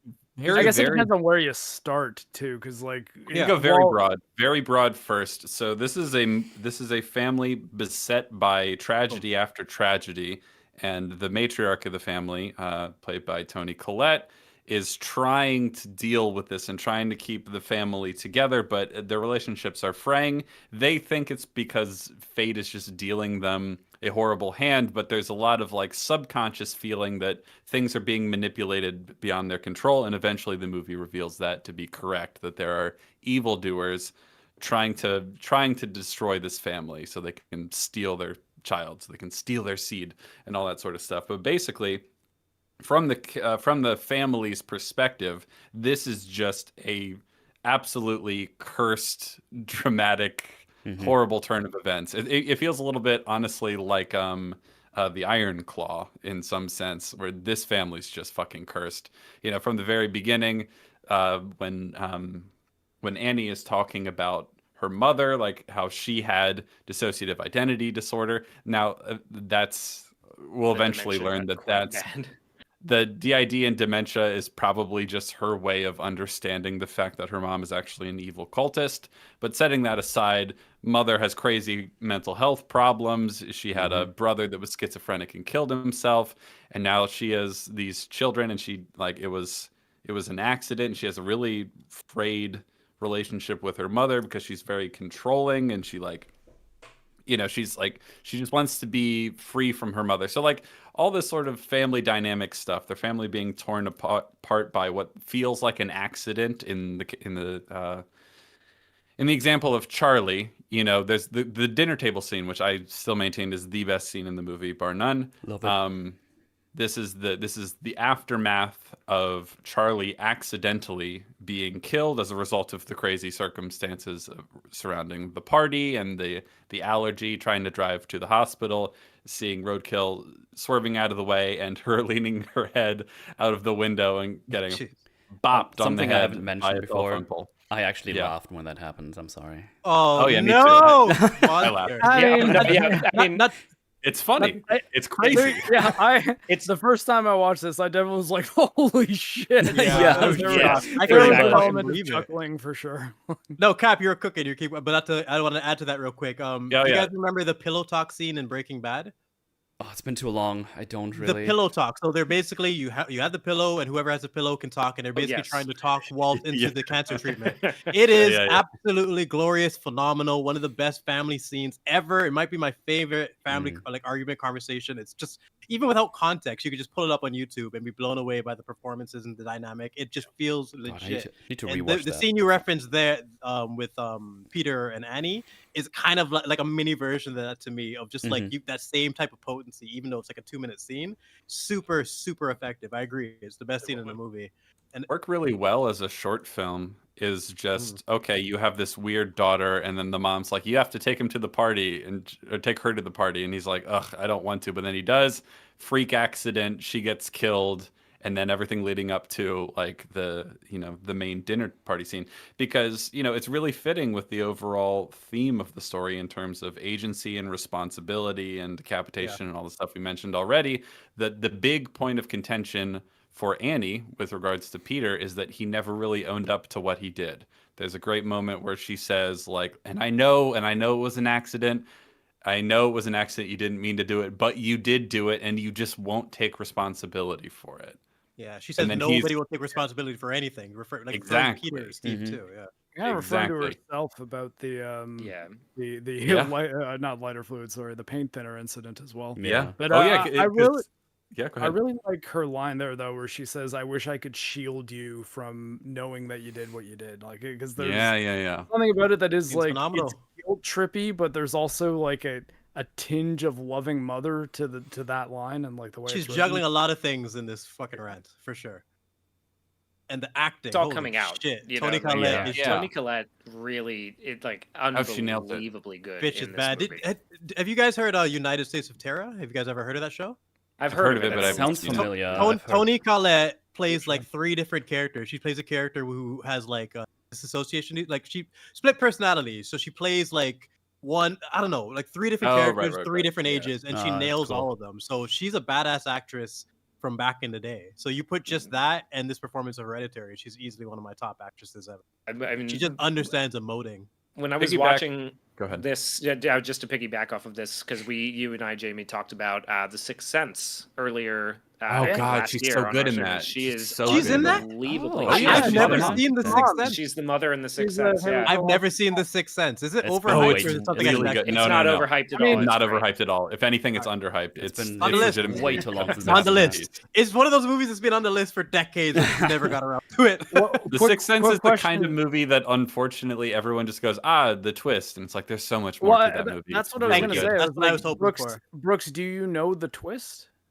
Well, I probably know the twist, but it's all depends on how you implement it. You know, Like, but I'm saying that, like, because if the answer is no, then like I would say just don't look at the chat and immediately watch it after. I vaguely know what the twist like is, but I a- feel like if it's well Yeah. constructed enough, it shouldn't Yeah. matter. You know what I I mean? mean, It's Like, hard great to twist. avoid.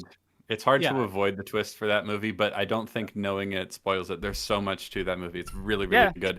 A well constructed Um, twist should still have some merit to it, even Yeah, after you yeah. know the answer. Yeah, I agree with that. I mean, the only reason I mention it is because I'd almost be impressed that he'd managed to avoid the twist for like Yeah, close of to course. 30 Well, years the- at this point, the, right? the Prestige is probably one of my favorite twists ever, and it's the type of movie that makes you want to rewatch it immediately because you watch it with perspective. The fact that the movie opens Yeah. up with the line of "Are you watching closely?" The whole fucking movie is a magic trick. Like that's genius to me. So that's I what want to continue what Mark said because I thought it was a really good point. So she's complaining about Peter not taking responsibility for his role in the accident, right? But it actually perfectly fits with the thing that she did to most strain her relationship with Peter was that incident where she was sleepwalking and then doused both her children in paint thinner, only to wake up as she struck the match and realize the horror of what she had almost done. Now, given the context of everything else going on in the story, I don't think it's hard to treat this as something in her subconscious knows that like her family is being like preyed upon, and she like there's Right. part of her that just wants to like prevent any of that to happen to them, like that sort of thing. But either way, the way she's handled the incident where she almost killed her children is to be like, but I was sleepwalking. Obviously, I didn't mean it. God, I can't believe people won't just accept that I obviously didn't mean it and that it wasn't me. It was just sleepwalking. It's like she kind of won't accept or recognize that. Yeah, but like part of something in you, there's something in you that's responsible for wanting to do that. You know what I mean? Yeah. So like, Yeah. the lack of taking responsibility is something that she's very keen to point out in others because it's something that she has not really dealt with herself. It's that kind of classic projection.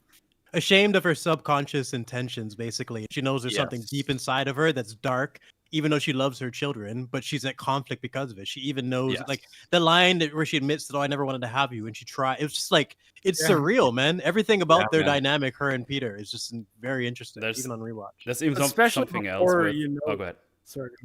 I was just saying, especially with that line, before you know that that's her dreaming, that it's like she subconsciously just lets out, "I never wanted to be your mother," and then she immediately grabs her mouth. Yeah. slaps her hand over her good, mouth. man. It's like, fuck, So Tony good. Collette's so damn good. There's also And I think another... like this was the year that Meryl Streep got nominated for like her 40th Oscar for a movie no one's heard of, and it's like, wait, Yeah, Come did on. Tony win anything for this? Like, this is like, not come even on. nominated. Did No, not not even even get nominated. nominated. Suck my dick. Or- Like, get the fuck out of here. Like, it's crazy. There- Like, when I think of emoting, like when we make up like characters that don't know how to emote or you can't react, like when I think of the opposite, this is one of the movies that comes to mind immediately. Toni Collette at the dinner table freaking out with her Yeah. eyes going sideways and shit. That's how it's done. And the fact that this wasn't acknowledged, like this and Viserys in House of the Dragon season 1, those two not getting acknowledgement, those two just, that pisses me off. It's crazy. There's even a line she has that gets a bit of a laugh too, like when she's like, "Yeah, what should I say just so you can sneer at me?" And he's like, "When do I sneer at you?" It's like, "Oh, you don't. You just or like you don't have to. You get your point across." And then she says Yeah. something like, "You just look at me with that face on your face." Face in your face, because it's so organic. Like they're not Yeah. even being reasonable at this point. It's pure. angry talk where you're Yeah, like angry yeah. and you want to get words And- out. You're like, Yes. God, it's fucking What'd you piss, say? tomato. Like, ah!" you've all been there with family Get members fucking arguing mean, but over a it's like, wait, spoon you're and saying shit, right? nonsense. Like, yes, and it's the fact that Steve can see it coming and he's trying to de-escalate it so quickly, even though it's just there's nothing you can do. It's a wildfire burning out of control, and it's such an effective scene, man. There's when Peter says, "Why was she didn't want to go to the party?" and Steve's just like, "Peter." Peter, and the face she makes, oh my god, the face she makes is that's acting. That's like it's perfection. I want to talk about that moment because I think it's probably the most meaningful moment in the whole conversation for me, and it sort of really plays well into the interpretation I'd like to have about the movie in terms of like, well, if they could just solve some of these problems, they could win, you know? And a big part of the like tragedy is that there's an opportunity here to take responsibility and agency and sort of come together as a family. She even says that. She's like, and what a waste if it could have maybe brought us together or something. If you could have just said, I'm sorry, or faced up to what happened, maybe then we could do something with this. But you can't take responsibility for anything. So, and this is important. So now I can't accept and I can't forgive because nobody admits anything they've done. And then right there, there's the opportunity for him to do exactly that, to take responsibility, and he doesn't. And he says, so what about you, Mom? She didn't want to go to the party. Why was she there? Exactly. And it's like Takes that the movie's doomed at that point, in my opinion. Had he chose a different line, this conversation, like a different version of that conversation that mended the family, changes the entire dynamic of the plot after. I agree. The broken family if you would have said, I'm continues sorry down or this line. something, would be very Yes. different. I think, though, that the other layer to that is even though he punted the ball, she could have picked it up. She could have said, "You're right. I'm the one who told you to bring her to the party. That was a mistake, and I'm going to need to feel bad about that forever. I know that it's something that I need to take responsibility for."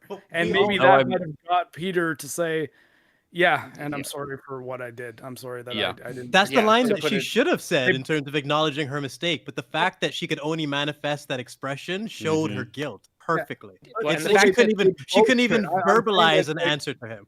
I think what makes it great, though, is there's a couple moments where they both have the opportunity to do the right thing, and both of them just don't, because she's right. They won't take responsibility for anything. They just will not. not. I think my favorite thing about it is that it feels believable that they wouldn't, because they are blaming it. Like, it's not one of those moments where it feels like it's doing it for the convenience and the sake of the script, right? Like, it feels believable that neither of these people will acknowledge it, and they're just trying to hurt each other at this point.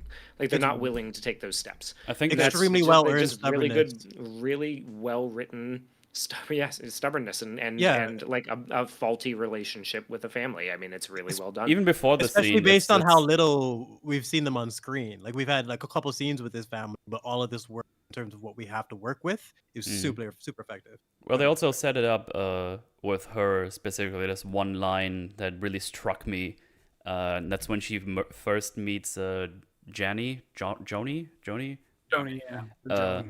It's like, oh, how you've been doing? It's like, since the mom's like, oh, my daughter was killed. She said specifically, my daughter was killed. Yeah. And I was like, shit. Okay, I see what's going on here.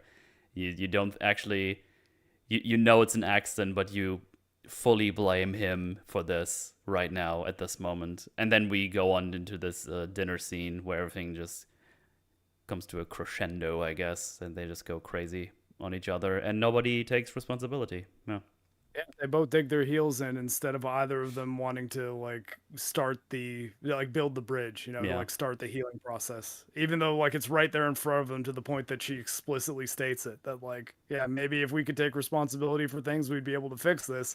But she sees it as, oh, but I mean you, and then he's like, yeah, well, I mean you. And but like you was saying, both of us, they're just like, yeah, fuck you, and that's it. Like you was saying, most scenes like this, or at least modern scenes like this, will be way less well constructed. It'll be super contrived. You won't believe the components because they need the characters to be in a certain position. But this is an example where they just completely nail it. Like the unreasonability is completely reasonable based on what we've seen with these characters. Well, because they're okay with making both characters wrong instead of trying to argue, see, this is the one that you should be on their side. Yeah, it's like, no, both of them are making a mistake here, and both of them could just turn it around at any moment. They just won't. Because of, it's also really interesting to me that basically immediately after this, things really escalate. Like, that was the moment that like the whole thing kind of breaks apart, and they're kind of basically doomed essentially, because immediately the next scene is running into Joan and she's like, "Oh my God, you have to come to this seance." And like we're off to the races at that And the whole point. Joan conversation is different. It will not play out the same way if they had a different conversation with the family. She mended Yeah. their Yeah, issues yeah, and yeah. whatnot. So that's why I can't believe that they have no agency and payments and control of everything, because we get to see the choices that they made that led them to this path. Yeah, it's almost what I would like this movie to be a bit more, for reasons we already talked about, so we don't need to go into them again. But I would like it to be, I would like it to be like the horrors of convincing yourself and being convinced that you have no agency. Like that's the real problem here. The thing that dooms them is the fact that they don't believe they have any agency, or then they won't take responsibility, and that things just happen to them, essentially. Yeah. Because it's a reasonable thing to feel given so many of the events that happen in the story, but ultimately there's got to be a point where you start to take responsibility for your choices and your actions, and like take responsibility for like mending these relationships despite everything that's happened, and they just don't do it. Well, and that's the thing. It's like you can't utilize free will in order to improve any situation if your attitude is all of these things are happening to me, and therefore if Yeah. they just stop, everything would be fine. Exactly. And like that's, I think I probably should have used this example earlier when talking about the idea that they do have a choice that they could make. This is actually probably the bigger scene than just looking at the clues a little bit harder. It's like, what if they just actually had a big reconciliation? Yeah. And became a stronger unit that like was think harder for evil forces to take advantage of. I think that it could have gone a lot differently. Yeah, I I think think our the therapy common scene our that, common ground here, Mark, is that the way you interpret it and is the way I want to interpret it, except for some details that I don't think allow me to. But I would, not yes, I would congruent, very yeah, much necessarily. love to interpret it that way, right? Where it's like ultimately there were choices that they could have made that would have really, allowed themselves to prevent the tragedy. All great tragedies are like that, as far as I'm concerned. Where it's like there was an out you could have taken, you could have turned it around, you could have learned the lesson, but you just didn't. Yeah. Yeah, and I think that like that might be a situation in which you could be correct about Ari Aster's intention, especially like comparing it to his other works. Though I've only seen Midsummer. I did. What was his other one? The Joaquin Phoenix. Bo is Afraid and Eddington. Yeah. Oh, he's got in Midsummer, for example, like a lot of the excuses that people make for that movie is, oh, they were drugged, and they are totally sober, and a lot of the scenes of stupid things occur, which drive me nuts. Like they get an explicit scene where Danny finds out that the people who said they left didn't actually leave, and there's clearly something going wrong. And instead of warning the rest of her friends and the host, she wanders off and then just starts making some pube tea. Like it makes no sense. Like her brain just melts and completely gets destroyed. She already knows this. I'm not gonna get into it. I'm gonna go fucking nuts. I was about to say, it's essentially a horror movie that shits itself as a horror. It's a horror movie about a breakup, and the horror element completely shits itself because the characters are retarded. That sounds so like... the only thing you have left to be invested in is the breakup, and then the breakup has the most retarded result ever in terms of just being completely contradictive and stupid, and you have no idea why you're here in the first place. So Ari has this element of he has this habit of just destroying all his characterization to get this stupid payoff that he wants. But in Hereditary, it at least makes sense based on the characters that we have. Like he almost nailed it. Like he's like 90% there. Midsummer is fucking busted and broken. It's a big step back, You're not stray too far from the point I was trying to make is that you may be correct in that maybe his intention was, see, you're fucked no matter what. Whereas it could be like Verhoeven with Starship Troopers, or it's like I made the most anti-fascist movie ever, or it's like I made a movie that was making fun of like I guess like a right-wing fascist society, when it's like, I don't know, the service guarantees citizenship is actually that's actually pretty liberal and democratic if you can just decide to not join the army or do anything. I take your point. Like you might not have made the movie you thought you made, and I guess the death of the author point, and I totally think that's fair. I don't want to get too bogged down in it again, but I do think things like the fact that she burns the book in an attempt to sacrifice herself to save her family, and then the movie's just like, haha, that doesn't work. It does the opposite. Fuck you. There are little things like that interfere with that interpretation for me. Though I wanted to say really quick, Brooks, that it's kind of funny that Ari Aster, I haven't seen Eddington yet, but I did see Bo is Afraid. Don't see Bo is Afraid. It sucks. the thing about Beau is Afraid, despite all the minor details of Beau is Afraid that are actually pretty fun and interesting, the whole thing is just like 1 3-hour-long nightmare. So it has even more of the like, well, why is any of this happening? And Oh like, my does any God. of this matter? Do we have any control over any of this, or this is all just a dream? Nightmare? Like, okay, yeah, so Yeah. literal nightmare. So it's I see. is that But a even, review like- or an like the- explanation of its format? And it was the Like we have a lot of contrived. Sorry, Mark. Sorry, we have a lot of contrived elements at the ending of this place that feels a little bit of wonky when you go through logistics.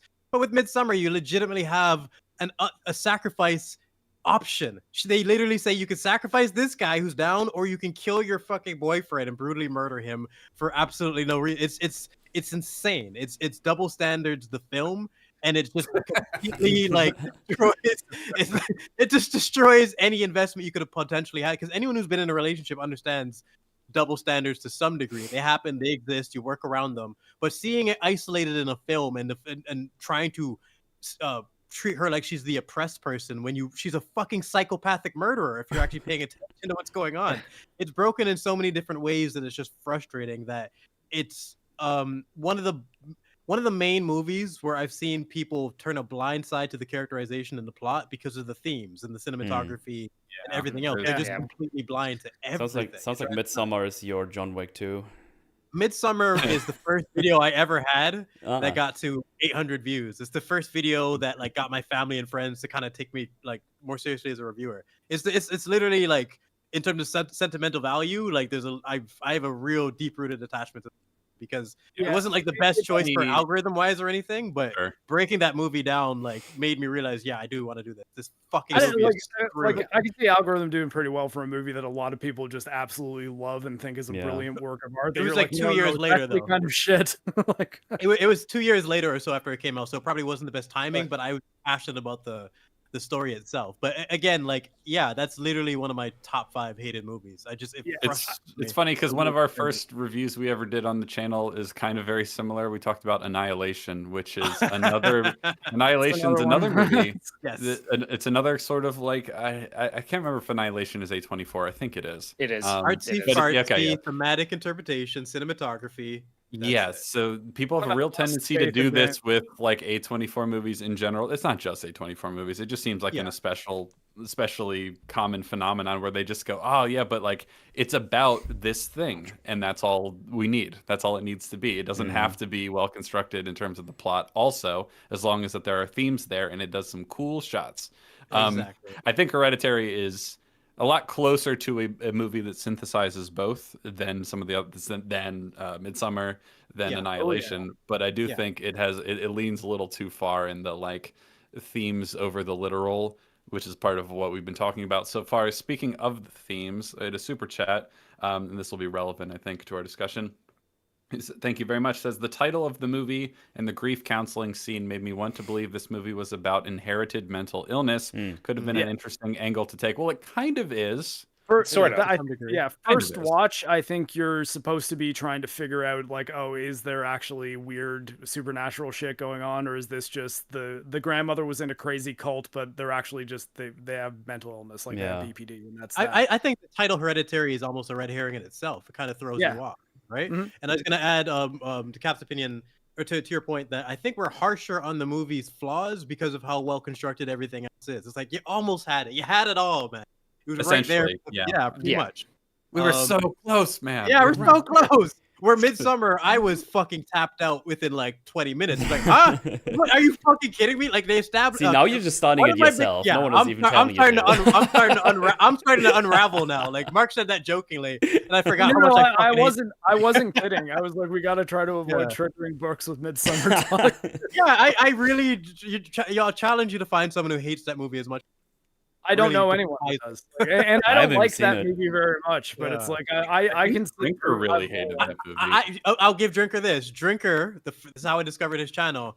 Fucking Stuckman and all the other fucking people who do that, those shitty reviews. I'm sweeping my fucking apartment, listening to Chris Duckman's Midsummer review where he's talking about how it rained on his way to the theater, and I'm like, motherfucker, talk about the plot. Why is no one talking about the plot? I'll kill you all. Why? You got Please. Stuckmanized. I got Stuckmanized. But then Drinker was the first too. person to actually talk about how fucking stupid it was, and he inspired my Midsummer video. I'm like, all right, fuck it, I'm doing it. I'm fucking going through all this. So I'll give him that.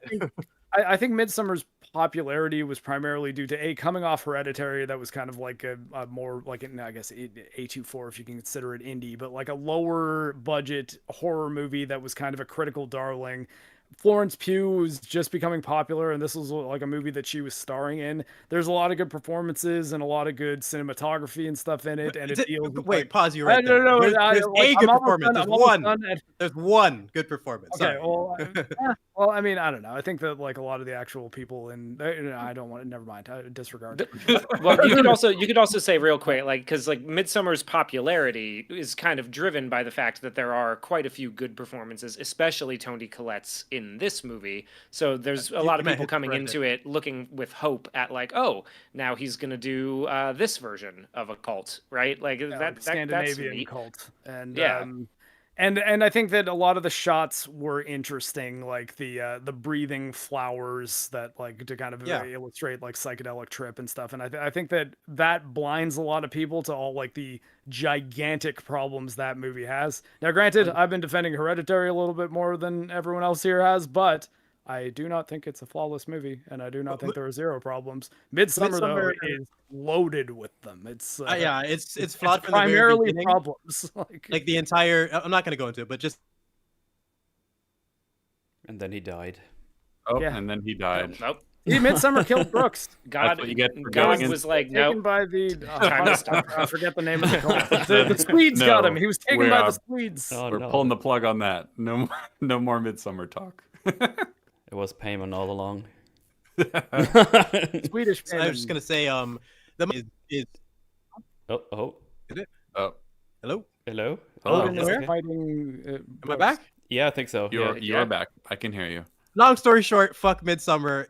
Okay, it was Nailed it. Hereditary is a way better station of this idea put to form, and he didn't nail it, but I could see what he's going for there, and I would just rather Ari has to go in that direction where things are a little bit more well constructed rather than just going flower crazy mania like fucking Midsummer went. Like he's going in the opposite direction with every successive movie. I am convinced at this point that Hereditary is the closest he'll ever get to making a great movie.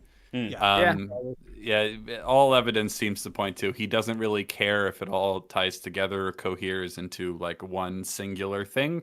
He likes movies that just sort of sprawl and do all sorts of weird things and then end. Like that seems to be what he likes doing. So I don't have a lot of hope for him going forward. Which is a shame.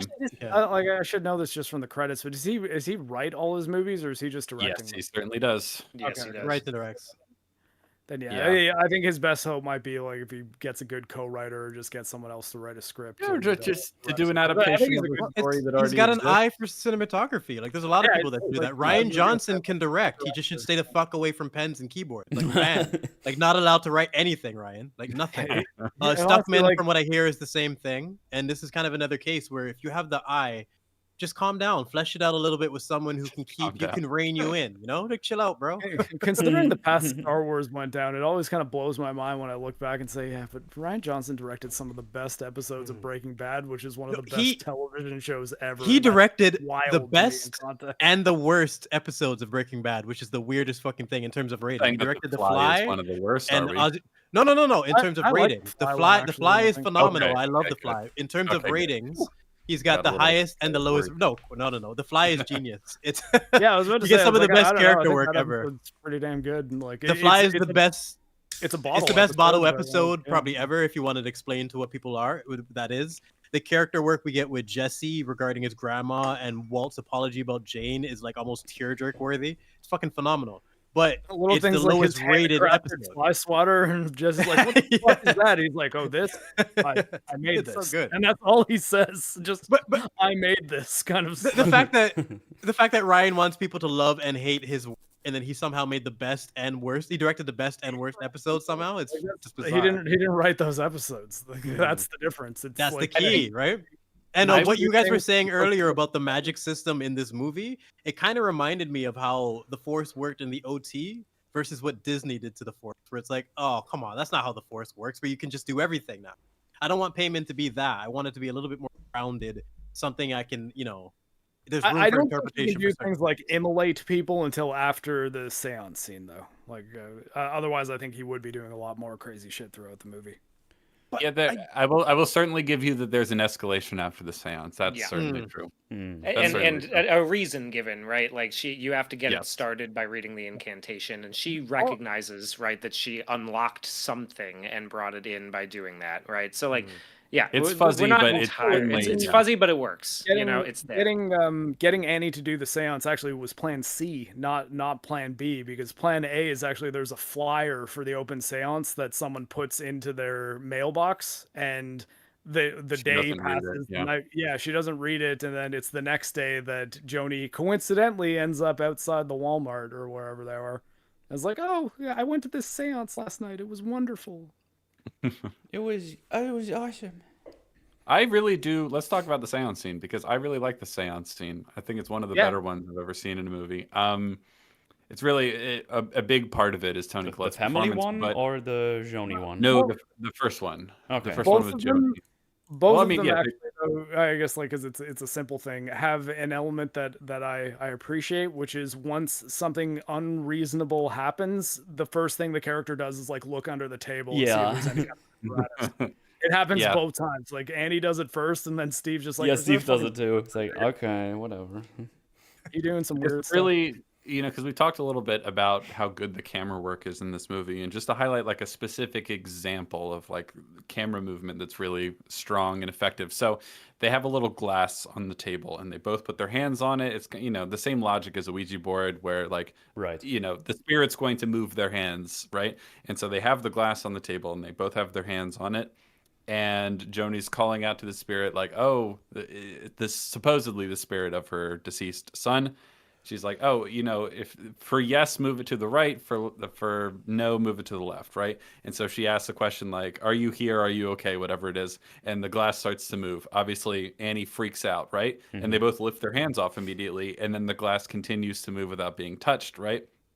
And then there's a really great camera move where we're sort of across the table, and the camera sort of dollies over the table to like get a close up of her expression as she's sort of watching the glass, and we just hear the glass move. We don't actually see it move at this point. Yeah, good. Like stuff like that is just really, really effective camera work. It's just like it's really commendable stuff. I'm a big fan, and there's like really great moments. Like for example, when they're leaving the end of the seance scene, Joni's like, "Okay, I know you're freaked out, but like if you want to do the ritual, here's the thing you have to read and everything."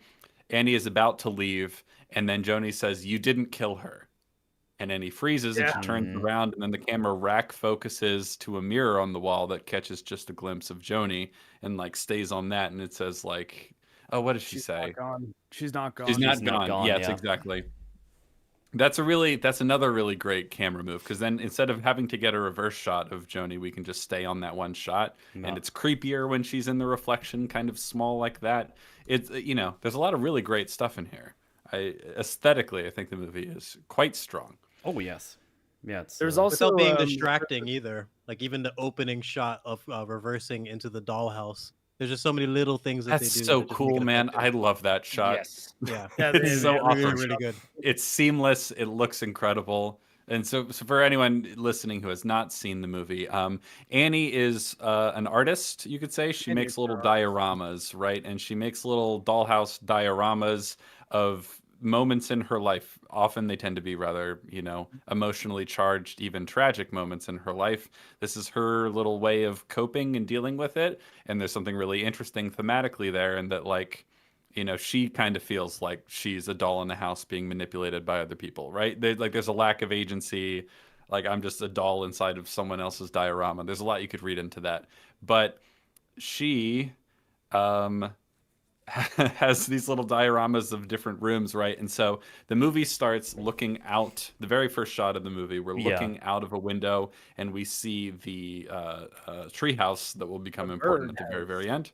And the camera pulls back, and the camera movements, the panning and everything that happens in this movie are like so unbelievably slow in a really effective way to me. They just glacial pace to kind of build tension and atmosphere, right? You know, the saxophones wailing and making all sorts of weird, you know, avant-garde noises, and the camera's panning around the room. We see all these little dioramas, and then we see one with like a wall open, right? And we slowly push in until we see that it's a bedroom, and there's like a little figure sleeping in the bed, and then that's Peter, and Steve walks into the room, and there's no seams on it at all. It looks incredible. It looks like fantastic. It looks fantastic. So the opening scene of the movie is like we zoom into a dollhouse, and then it's almost like the whole movie's in a dollhouse. You know what I mean? It's a really cool opening device and opening image. It really sets the tone, the atmosphere, and gives like a unique spin. Like you'll never see that in another horror movie. You know what I mean? It's really inventive and unique. Yeah, it looks really good. Even technically, like when we get like to, I guess not the freeze frame, like when we're zoomed in fully, and then the transition.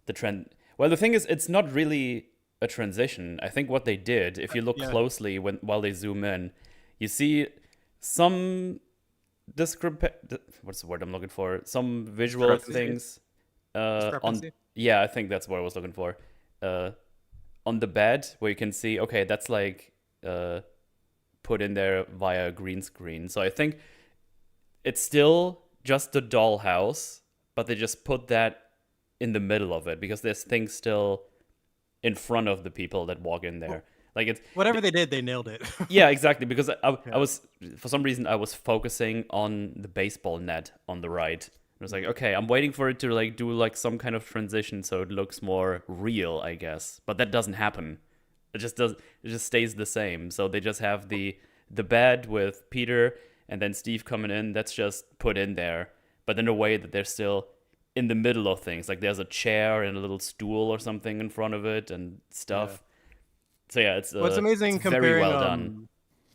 It's amazing comparing the details in the opening scene compared to the end scene. Like the opening, like we said, incredible shot, amazing subtext to summarize pretty much the entire film, the whole story you're about to see. And then we get to the end scene where it's just like average shot, really clunky exposition. It's just like, where did all the quality and the heart go? It's just, I don't know. This movie starts at like a 10 out of 10. The final scene is pretty, like, especially comparatively, right, is pretty clearly a like rushed sort of addition, I think, because you have to imagine there were enough people confused after the first test screening that people were like, hey, can you just like throw something together really quick that'll explain, you know, at least the basics of what happened here. So like they get the ADR thing on it. Overall, yeah, the ending's technical prowess drops the ball comparatively, I would say. And I don't know if there's like a really great way, like a good spot where you can see where it might have originally cut. That might be a little bit different. But out of curiosity, Hugh, what would you point to in terms of the ending and suffering in terms of the quality drop technically? It's really just the fact that it's like one static quick shot of like somebody standing in a there's a bunch of people standing in a in a small you're talking about the very, very, very final shot, right? The very final shot comparatively. Not at like and not at really anything else in the ending is like really like, it's just comparing that final scene. It's not as stylized as the opening scene. It's very basic compared. It's kind of that point I was making. It looks much more fake, that's for sure, because it's isolated in space. It's not even in the trees anymore. It's just kind of a free floating thing in a void. Oh, okay. Sorry, we're talking about that shot. I just got back from the washroom. I think it looks okay. It's a very strange. It almost looks like a nativity scene. I thought that like, and then I mean the line too where they say we reject the Trinity. Like I almost think that it was trying to be like a inversion of the like like Christmas nativity scene with like Jesus in the manger. And, Yeah, there's a lot of. I think you could Cool easily kids point coming to out like here. perversions of Christian imagery in this movie throughout. I think what I'm curious about is like why the choice was made to have it be this weird free floating thing in a void instead of zooming out like, in the in the trees treehouse. or something. Yeah. I can never tell every time I watch that scene. Does this look really good or really bad? The floating part. Like I'm always like, I'm not sure. I'm not sure It how I just feel looks- about it every time. It looks fake, which wouldn't necessarily be a bad thing because it's not trying to look real, but it's just it does stand out a little bit to me. I don't know if I like it. There's definitely a note of oh, here's an artsy fartsy shot we can end the movie with. Right. I think I would like it better if it was just the dark woods instead of just complete black, you know, or like with like those dogwood trees that we see throughout the movie or whatever those are. Something I don't know. Yeah, and compared to a lot of the technical execution that's going on throughout the rest of it, right? Like that's just it drops the That ball was my a little point, bit. yeah. Like there's a 'Cause lot we're of really talking great about- editing and a lot of really great cinematography at work throughout pretty much the entire thing. It's Except just the ending is a Very little basic. clunky. I when the ending scene starts, you can see her hover in the corner. And I was like, oh, I always like that when they don't like point to it immediately. You can just see it, and then like I don't know, like 5 seconds later, she just kind of goes like over the screen to Reg. Was like, I did floats not like away. that shot. I was like like, subtlety. what was that? Why'd you do that? I'm like, I'm not noticing that this time. Like, and if she goes so slow too, I'm like, oh no, She's like you're floating because You I just like need She's to like leave her swimming floating in through the- the air. yeah. Yeah. Someone they lingering in very the much- background of a shot is one of the most effective things you can do in horror. Just They having even do the someone- thing where Oh, you shit. you don't see They her had her drop. You can only hear scurry across the green screen and just Yeah. pasted around it. you can only hear her drop down. You hear like her hitting the floor, and I was like, "Oh, that's nice." And then they show that. I was like, "What? No, you ruined it. Now it's not. Yeah, Now, they shouldn't have now done it's that. funny."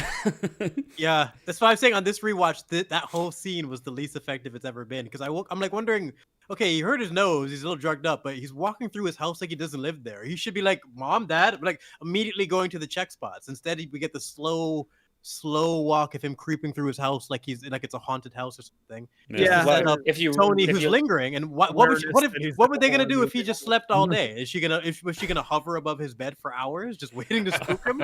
Like it's just fucking weird, man. Probably. yeah, Probably. I mean, Also, look, I and don't if you think it like was that, you can get 3.5 hours of it in Beau is Afraid. Yeah. Also, I don't think it was a great choice to have that one bald guy completely naked standing in their house, smiling at him. I was like, "What? Yeah, Creepy. that was another one that I didn't see on my other TV. It just blended into the gray. I was like, oh, Oh okay. man, the other TV, That guy TV was must have been there. fucked." Yeah, But yeah. I feel like they shouldn't show themselves at all until the very end, and when he's like actually possessed fully. Yeah, going 'Cause to, otherwise- towards the thing. Yeah. I feel like it's You see it's- them at it's a the bit- funeral, I think. I mean, as naked people. Oh, okay, As- yeah. He's smiling so I'm sure creepily. they- All those people do. They show up like at the funeral, and like one of them's waving to Charlie at the beginning of the movie too, like across the street from the school. That's all fine. Yeah, my issue is only really with like at the very end, they're just also kind of like that one guy's just in the house and then they're in the attic like, hi, we're also here by the way. Yeah, I all get- the parts of them stalking the kids, I like that because it makes sense. They should be fully aware, like they should know their schedules and everything. But towards the end, how the fuck are you here and why are you naked? Like, what the Well, hell is going on? I saw an interview that he said that they were originally supposed to be in red robes, and they just eventually decided that them being naked was creepier. How are they there? I can believe Ari, that. Oh, I mean, I can like- believe that, but also Ari Aster is like really, really into putting like weirdly Naked shaped old naked people? people on screen. So Yeah. The ending of Midsummer again is Danny Yeah, running yeah. through the field naked, and then like, or no, Christian after Well, getting fucking drugged. It's just Christian banging the redhead while there's just like the most Yeah. grotesque looking old women standing around him. And I was Yeah. just like, hey, you guys made such a point about all the Swedish people, the Swedish women being like incredibly attractive, and like this is the group that gets to see the breeding ceremony. What the hell? the whole sex seance scene. Yeah. Also, there's another. Like if I were Christian, I'd be like, look, I know I'm on tons of drugs, but this is really throwing me off, man. Like it's But you can see more naked people in the background after he goes into the attic and closes us up. You see the 3 he gets scared by before he jumps out of the window. You can see them in the background too. Yeah. Just lingering, just being like, hey, we're here, by the way. We're also incredibly fake-looking flies from the corpse. Yeah, they don't look great, but it's dark, so CG flies. it's fine. Yeah. The thing is, when you rewatch it, I'll just go through it. It's like, oh, that looks it's just like weird black dots going in weird directions. Wow, I can't believe they didn't get a real corpse to get flies. Yeah, he's not great at reacting as if there is a bunch of flies eating a corpse in his attic. You know, like Toni Collette does a pretty good job. He kind of seems to forget that that's part of the scene. I think his reactions are stronger early on as well, especially after the accident. I don't know. That's the highlight of his performance for me. Yeah. The scene of him breaking down in the car was just really like That's what I mean. Him not looking back as well, just driving home and just going straight to the bedroom. Yeah, no, but being on a green light and being so broken that you can't even fucking hit the gas, like that, it just so the fact that they had the awareness to show that the light was green and he's still so stuck in this moment that he can't even move, like that, and the scene of him having the quiet moment with Charlie looking through her drawings, because everyone handled this, like he basically had to deal with his daughter's death while maintaining his wife's like sanity, like she was losing her mind. He didn't even really get to deal with it. Sorry, we're talking about Steve, but sorry, I thought we were talking about Peter. No, Steve. Yeah, we are talking. We were talking about Peter. I was talking about Peter. I thought we were talking about Peter's reaction after the accident, where he just goes to bed and then like it doesn't even look like he goes to sleep. He just kind of lies down in bed, and it cuts to the next morning. He's still awake in bed. Yeah. Here's his mom just being like, "Okay, I'm gonna go to the store." And then you just hear my god, curdling scream, and holy fuck! You're just like, motherfucker, really you didn't wake your parents up and tell them about this. Yeah, it's one of them. Just find the corpse. Holy fuck! The take that they went with too, like there's a lot of screens where you get the silence and then you get the big high pitched scream. They just the horror in her voice, like the bass they got out of her. I don't know, and I like that through they cut the scenes of her crying and you can see her energy just being waned. By the time she's at the funeral, she's got like no fluid left to even cry. Like it's just pain. Well, I mean, they almost kind of cut her screaming as the coffin's being lowered in, as if it's almost the same scream as the one you're hearing from outside. Like it's almost like a jump cut, where it's like you're hearing the scream and then it kind of overlaps with the scream that she's doing that sounds kind of similar at the funeral. It's just them trying to show how consistent it's been. Like this has been her for the last few days. This has been her all week, and I just think they nailed that. It was really very very quick but effective funeral. Screaming how much he wants to die too. That's like oh god, dude, that scene is harrowing. Yeah. Sorry, which one? How'd you watch this 4 times, Mark? How'd you watch? Like this is what I mean. I can't watch this. I mean, honestly, I was trying to pick up all the little cult details, and apparently I overthought it. Oh, Metal, we're talking about the scene immediately after she finds out that Charlie is dead, where she's like on the floor of her bedroom. Oh, we're still there. Okay, I thought we moved on to another scene. Yeah, no. I got you. Yeah, I mean, I guess like the drama stuff, while I think that is actually the stronger part of the movie, I think all of that is like pretty effective just on a first viewing. Like I didn't really need to go over any of that to feel the weight of it. It was mostly the cult puzzle details. No, he was asking why you want to subject yourself to that over and over again. I mean, like I don't know, I can watch movies. Like it's. I know, but it's particularly harrowing, is what he was getting at. Yeah, absolutely. Yeah, another thing about this movie that I really appreciate, and it's why I cannot believe that Ari Aster has not worked with him since, is the score. I think the score in this movie is incredible. It's by a man named Colin Stetson, who plays the saxophone and a bunch of other woodwind instruments, and he's really good at making saxophones sound evil. I love the score for this movie. I think I read somewhere that Colin Stetson and Ari Aster talked about basically the music representing in an abstract sort of way. The music represents the plan and the demon's perspective on things. Like it's just kind of this evil thing that like hangs over or sort of rumbles beneath all these scenes of people doing normal family drama scenes. You know what I mean? It's like like the ambient the noise music, almost. Yeah.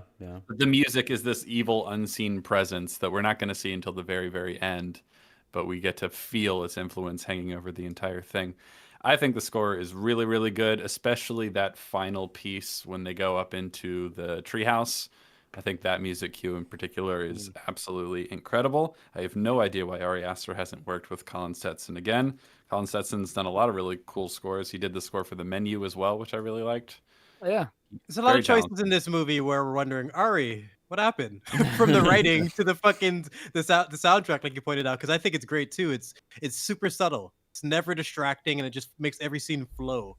That with the cinematography at the beginning got me sucked back in right off the bat.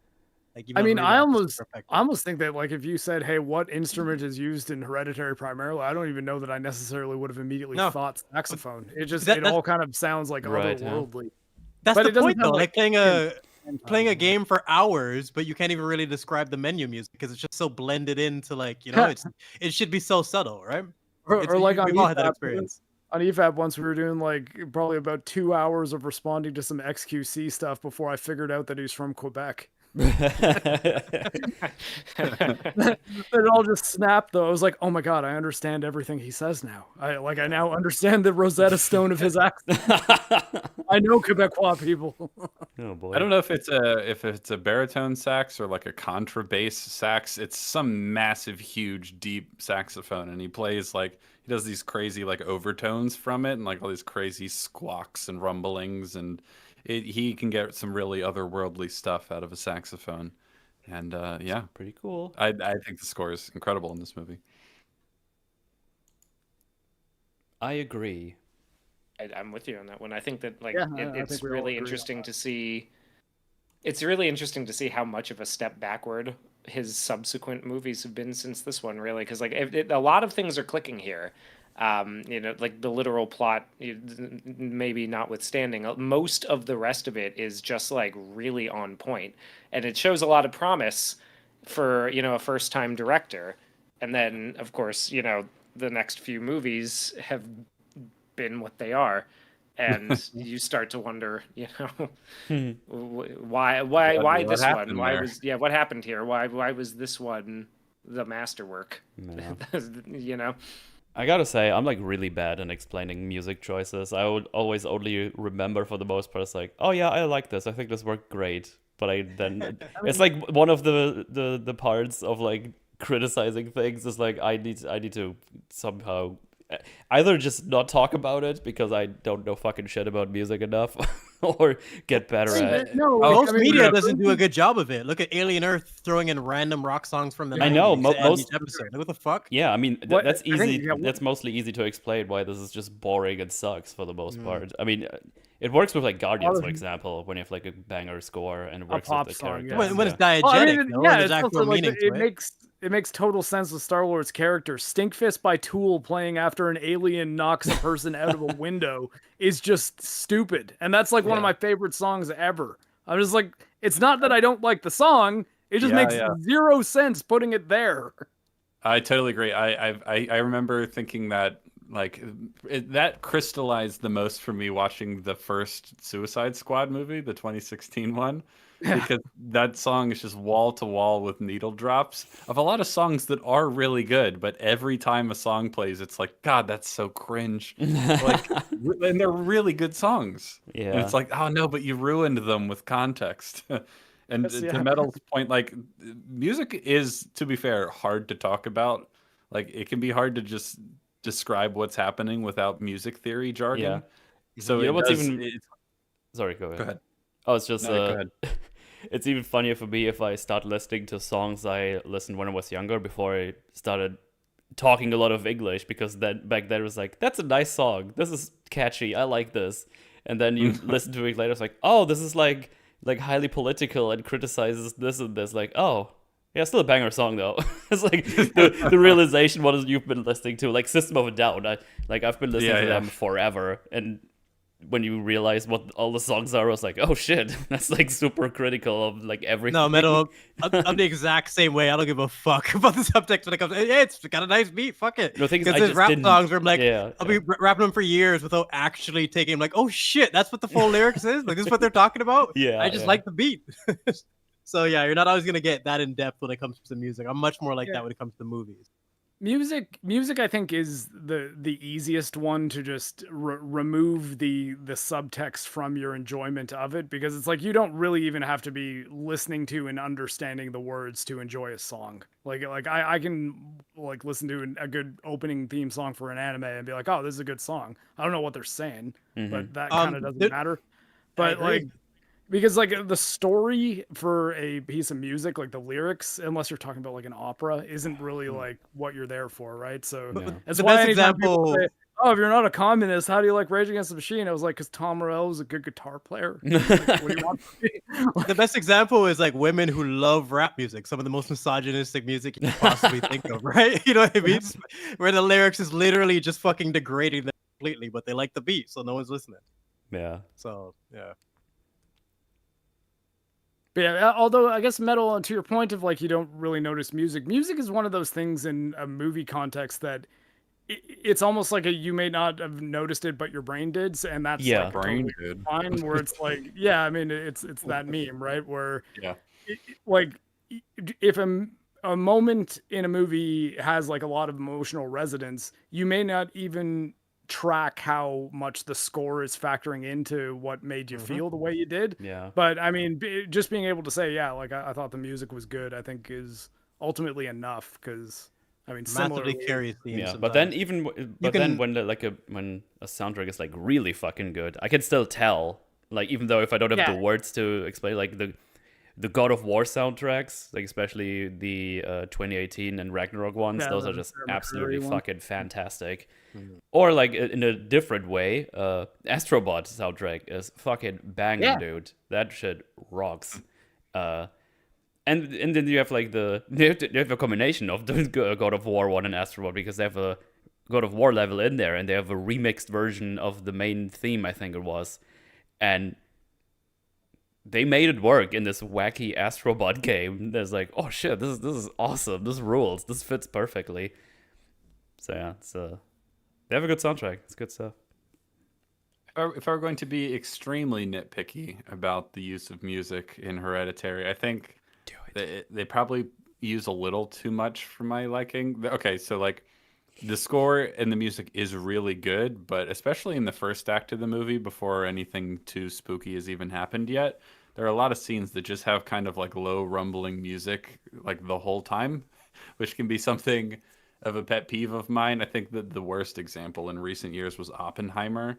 Like Oppenheimer doesn't have a full scene that plays without music, like at all. Really, I still haven't watched so that much movie. music throughout the entire movie, just wall-to-wall music, and that can get a little exhausting sometimes. Though I will say, Hereditary often employs this sort of like low rumbling, kind of gurgling bass arpeggio thing, like the just kind of rumbling underneath things that you can kind of tune out at a certain point. I appreciate just- that after I said I'm retarded with music, you actually made the sound. I appreciate that. It kind of rumbles underneath everything, and like overall just has this uneasy, like lack of stability sort of feeling to it. But it's not super melodic. There's not a lot of melody in this soundtrack, except for the main theme at the end, which, as other people have commented on before, does kind of feel like the triumphant victory of something that shouldn't have won. That's when things kind of fully break out into this big sort of fanfare almost for the demon. I like that part of the score a lot. It's really good. Yeah. Where do you rank this film amongst films where the demon prevails? Let me think. Maybe we can limit it to horror movies for the sake of keeping it. Let's see, other horror movies that have sort of like a tragic ending or the villain wins. There are a lot of Rosemary's Baby. We already talked about. Oh yeah, Baby's the I one. think Rosemary's Baby is one of my favorite horror movies of all time. So that's Same. got to be up there for me. Love that Saw movie. Saw probably has to count. Yeah, Saw- Rosemary's Saw's Baby. got a fun ending, yeah. Saw Good Rosemary's song Baby never was kills my anybody. mom. She recommended that and Aliens as her favorite movies, and I was just like, "Bitch, you got it down, man." I was so fucking proud of just like she's just her recommendations have aged so well. I watched it at the correct time. I wouldn't have appreciated it in my teens, but I watched it a couple years ago, and I just remember the movie being on my mind for like a week. Just really how effective all the elements were, and like, man, why can't we get movies like that make me want to think about things compared to like The Voyage of the Demeter. I watched that recently, the stupid Dracula movie that came out before Nosferatu. Dracula's side story. Holy fuck! Even as a vampire fan, that was a chore. Like it just absolutely hold. Absolutely, I couldn't name a single character, and I watched it like this week. It's so That's fucking always a good sign. trash. Yeah, but yeah, definitely, it sticks with you when this premise is nailed, because the good guy doesn't always have to win. Like my headcanon is Endgame can kick rocks and Thanos won. Infinity War is the way to do it. I do That's like the end of the MCU. Yeah, the end of Infinity War is pretty great if you pretend Badass. that Endgame doesn't That's happen, when yeah. it ends. It really yeah. is. He farmed, he lived a happy life, he had his turnips, he was good. Should have aimed for the head. Bam. I Yeah, I guess could just be- to move ahead. back to Hereditary, I sort of look at this as one of the ones I think has a more effective downer ending, because I think that the resolution of I mean, again, well, like we may disagree on this, and I'm not looking to dig my heels in again, but of the cult's plan kind of coming into fruition and finding out it wasn't just some random demon possession thing, it was like one of the kings of hell, I thought was pretty neat. And yeah, and I think that the character drama around the story being on the path that it was and being demonstrated the way that it was enough. I don't know. I guess for me to understand that it's like, yeah, these people are kind of fucked. Like they had so many chances to turn things around and they just sort of refused to. So this is why they're in the situation that they're in. I mean, again, that changes if you want to say the cult had a master plan that's it. They were just the pawns of fate. But at least the times that I've seen this prior to discussing it in depth, I've always found this to be one of the downer ending horror movies that I was like, yeah, well, I still felt like I got something out of that ending, where I was like, oh, okay. So you weren't just being like, oh, it turns out it was mental illness all along. I think that actually would have made this movie worse. Oh, certainly. Some type of Certainly it payoff would've. for some type of payoff for Peter would have helped me in some way, because I just feel like the whole family gets derailed and fucked, and like, yeah, you're payment, but like, so what? Literally, still, yeah, they're still Yeah. sent to hell. Like they might have Oh, a pretty what? good deal in hell, but yeah, everybody the dog is in hell by the end. Yeah, of the and movie. everything's fucked. Like, what's your life gonna be like after this? I don't know. I kind of want some type of conclusion for Peter to some degree, but so I can't call it even a bittersweet ending. It's a tragic ending. Oh no, yeah, it's there's no sweetness. It's just it's bad. Like souls in hell. That's it. I guess unless you want to say, okay, there may be royalty in hell, so maybe that's all right, I suppose. Although I guess without knowing the mechanics of what hell is in this world, I don't even know if I necessarily want to be there, even if I'm one of the people who's like on the side of the people doing the torturing instead of on the receiving end of the torturing. I think either way it would still Right. kind of suck. It just gets But, complicated. That's why I referenced my love for vampires. They're inherently grounded, so you can take stories built around them much more seriously and just have a magic system that people can just, without even having it fully explained, we know which things are going to be implemented most likely. The most important one is sunlight. You know, you Possible can, and what isn't. Yeah. yeah, exactly. think- Having it grounded is huge, and that's why I really liked Blade. Of just like, vampire, silver and garlic. Oh, that's bullshit. They forget what you know. Like this is yes. Tell me, Blade. You're, tell you're me more. establishing the rules. Yeah, you Yes, establish your, tell me. your You know what? rules within your movie, and then you play by them. It's You know, On key. that a note, good- I a think good Sinners reason- is the midsummer of vampire movies, by the way. Oh, fuck that movie. Fucking, Yeah, you are I'm glad we so all right agree. about that. I'm Fuck glad we that agree on this. fucking one. movie. That movie. Fuck Sinner. The music was fun, and the Michael B. Jordan, I like his performance. Yeah. Played the two brothers very differently. Like, He's unique. always. And he's that always chick good. had some of the biggest tits I've ever seen in my fucking life. Oh my god, cannons to be that big and maintain form. God damn. But like the vampire element was trash. That's the thing. Like couldn't I think agree more with every word of that. it was a pretty Look, decent movie about a blues musician who wants to play music instead of like dedicating his life to his church, and two brothers who are criminals trying to open up a club. and they're like reconciling their past relationships and stuff. And then it's like, oh no, but it's a shitty From Dusk Till Dawn also. And I was like, oh, It's fuck. again, they fucked me over again. I hated Dusk Till Dawn. Like, man, this is a cool thriller. Oh fuck, you fucked me with vampires. Oh, see, and I Sinners. like From This Dusk is Till a. Dawn. I'm not this with you on Sinners that was again one, for but I me. do Like, hate Sinners. this is a cool drama. I think the drama aspect of Sinners was entertaining. I'm like, it's just two brothers with their relationship trying to hustle and get their business together. Oh, you fucked it up with fucking Nazi vampires. You had to throw that in, didn't It's you? just called Two Brothers. No, you know what? Jedi Yeah, books, two brothers. I think that's Got that. it's a hot take that From Dusk Till Dawn gets worse after the halfway point, but I agree with you. I do. Yeah, I can't stand it. I Like, don't think what that's the a hot fuck? take. I think a lot of people feel that way. Do they really? but, A very maybe interesting I'm just out thriller. of touch. No, a Well, very I interesting think- I think- thriller with two interesting characters. They got derailed into a corny cringe fest with really weird looking vampires. I hate it. I'm like, how is this popular? I don't get it. I fucking hate Dusk Till Dawn. I think it's just terrible, man. Oh my god. And it's a part of the reason Midnight Mass pissed me off too, because I'm like, man, this is a super compelling drama. Oh fuck, you fucked it up with vampires now, and I love Midnight vampires. Mass, I thought was a but they really good keep screwing vampire it up. show until they fucked up the last 2 episodes, and instead of having a second season that actually develops things, they just sprinted to a conclusion that made no sense.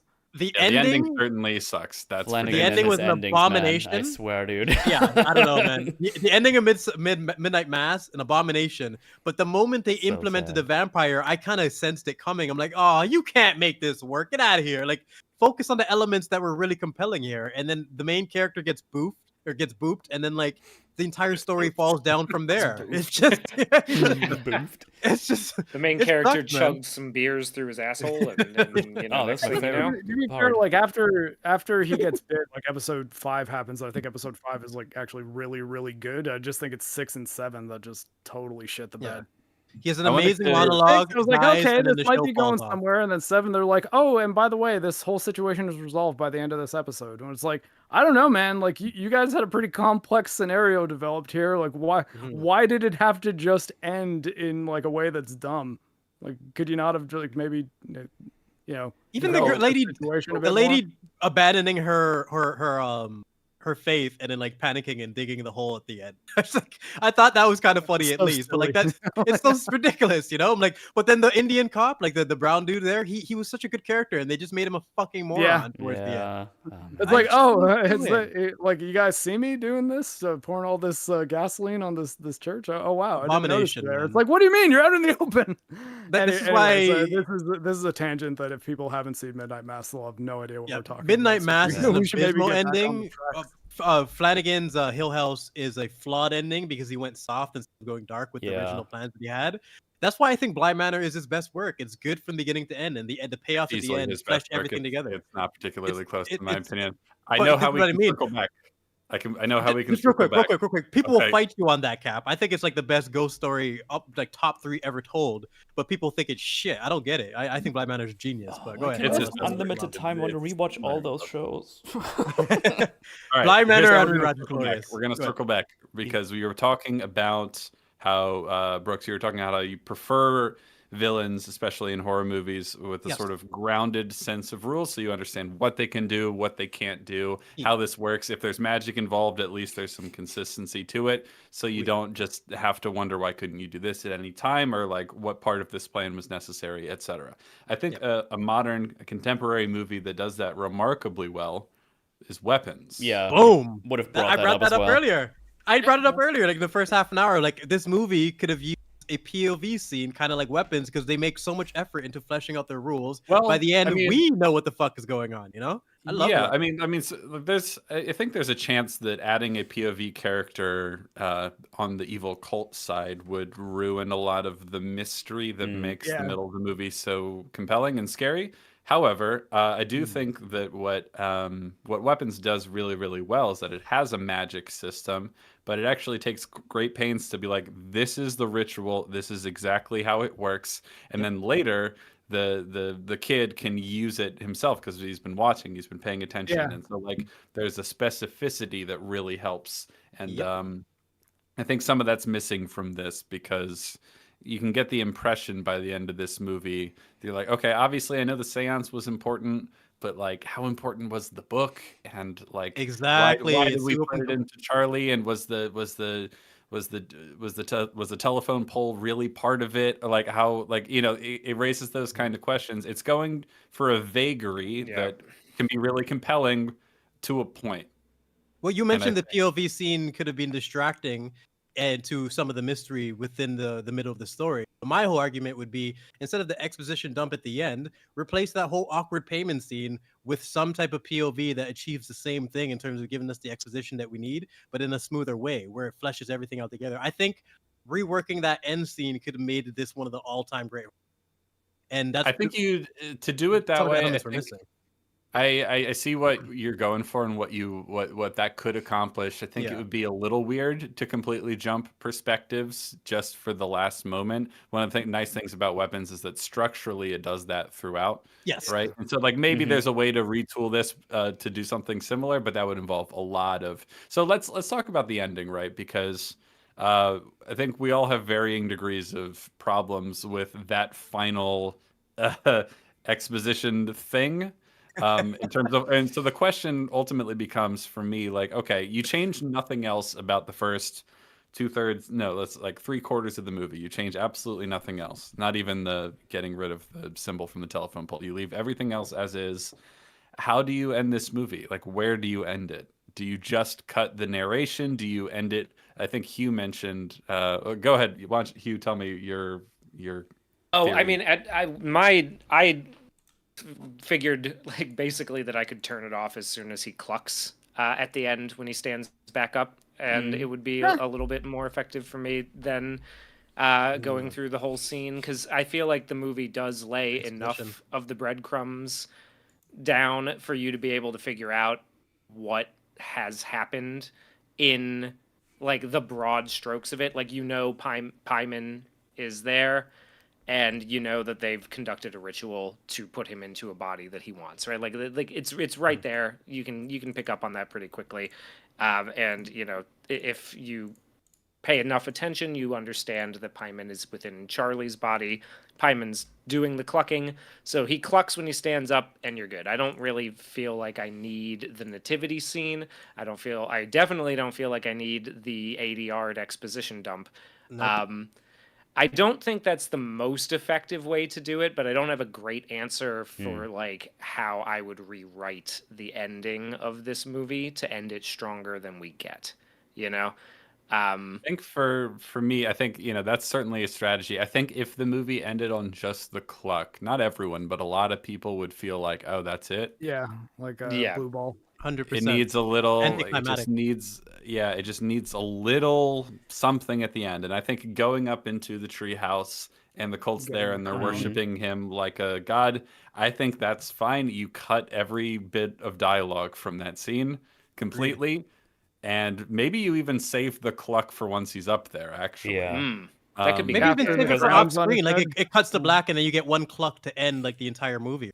Because then you might think it's like, I like seeing him do it. Non-diegetically ending the movie on, but I think put the crown on his head, have him cluck, and then cut. You're good, especially because that also brings him up into the treehouse, which loops back around to Charlie kind of being compelled to want to spend all her time in the treehouse. Yeah, like the exposition dump, like you said, Hugh, it's definitely an insecurity thing. Like it's a studio note, and it just comes off awkward. I'd rather a mystery that you have to discuss with your friends for 20 minutes after the movie than having an awkward scene that just like, oh, that okay, all right, let's leave. Yeah. You know what I mean? Because I feel like so many people had that reaction because of that. Well, I was watching it today because I was like, oh, as soon as the crown was on his head, I was like, okay, cool.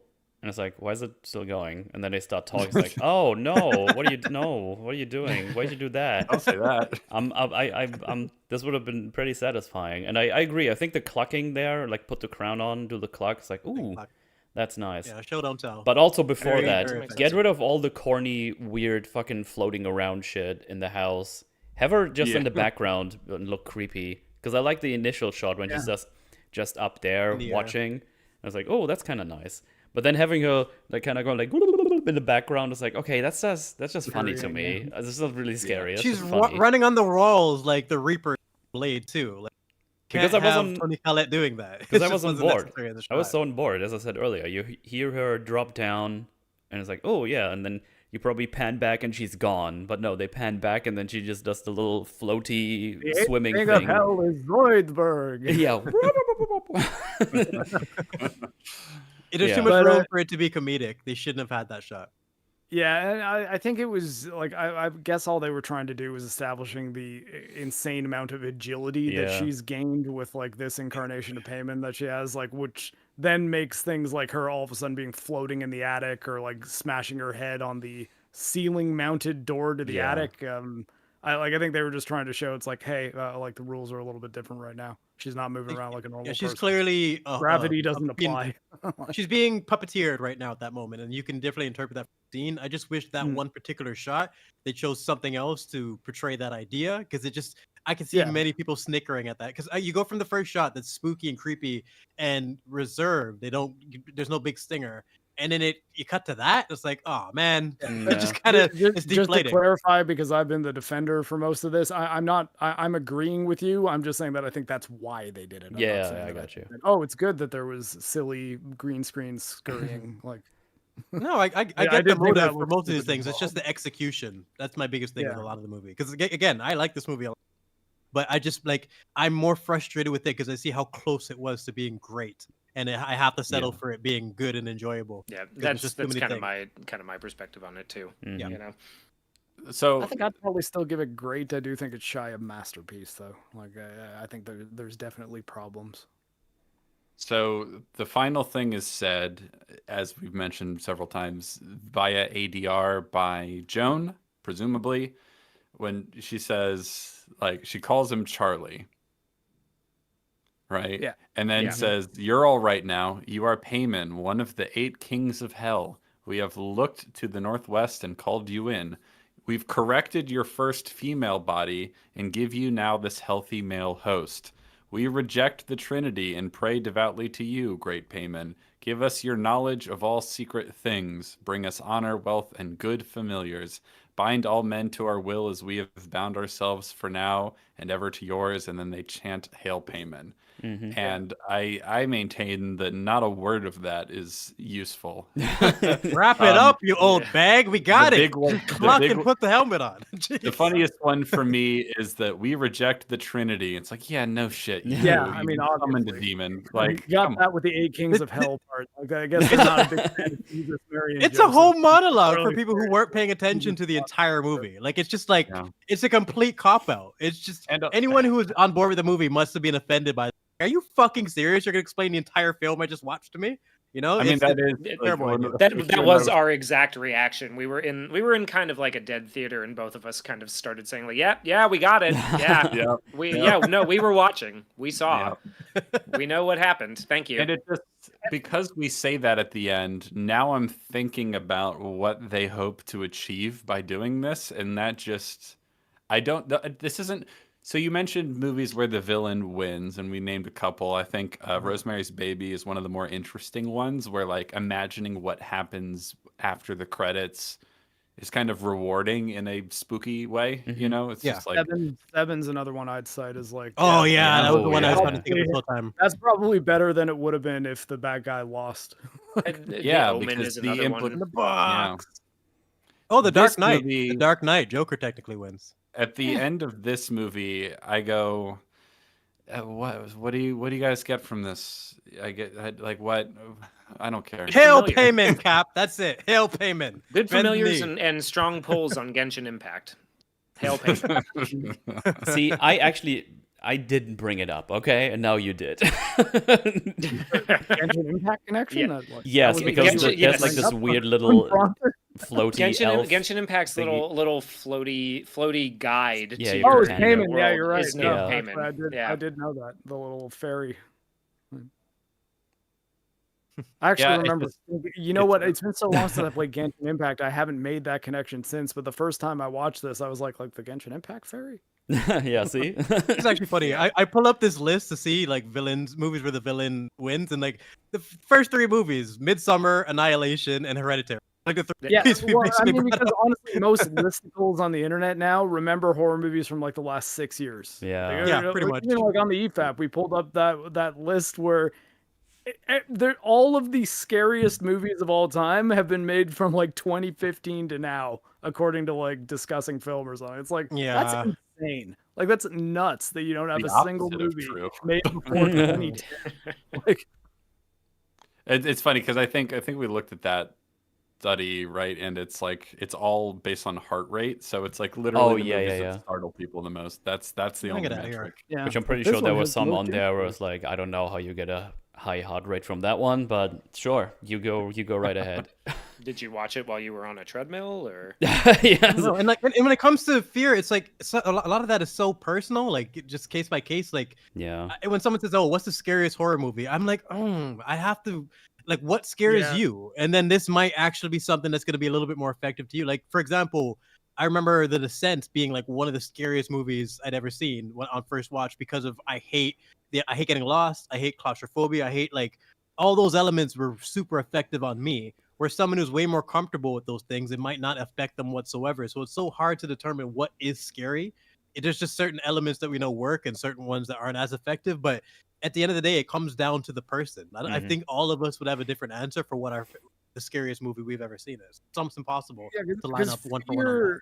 Fear is one of those emotions that, much like laughter is, or Mhm. I guess laughter is more of a reflex, but finding something funny, it Yeah. it is pretty subjective. That's not to say that like a movie can't be analyzed on like more objective terms as far as like its construction and script and stuff goes, but just how scared were you is really kind of down to the person and what gets under their skin more than others, right? Because Yeah. like for some people it's going to be psychological horror, for some people it's going to be like stuff like Hostel. It's like, oh yeah, like fucking Achilles tendons getting cut. That just it gets under my skin and I think about it Yeah. for Body days and have horror. nightmares about it. But like, yeah, or, like mutations. Sometimes it's even just like things like Silence of the Lambs, like Buffalo Bill. Like if you're a woman and you know that you have a parking lot that's kind of dark that you have to walk to your car at night, Mhm. that can be the kind of thing that can just get under your skin in a way it might not if if you leave work in broad daylight every day, right? Or it's just the concepts. Like, again, for all the people who shit on Blind Manor, the concept of being tucked away in a dream, trapped in this horrible memory for all eternity that you basically need to relive over and over again, attain some form of consciousness. That is fucking horrifying beyond belief. Fuck any jump Yeah. scare. That's an effective premise that will just like I will do anything to get out of that. So the ghost motivation makes so much more sense to me, and you can have an understanding for that.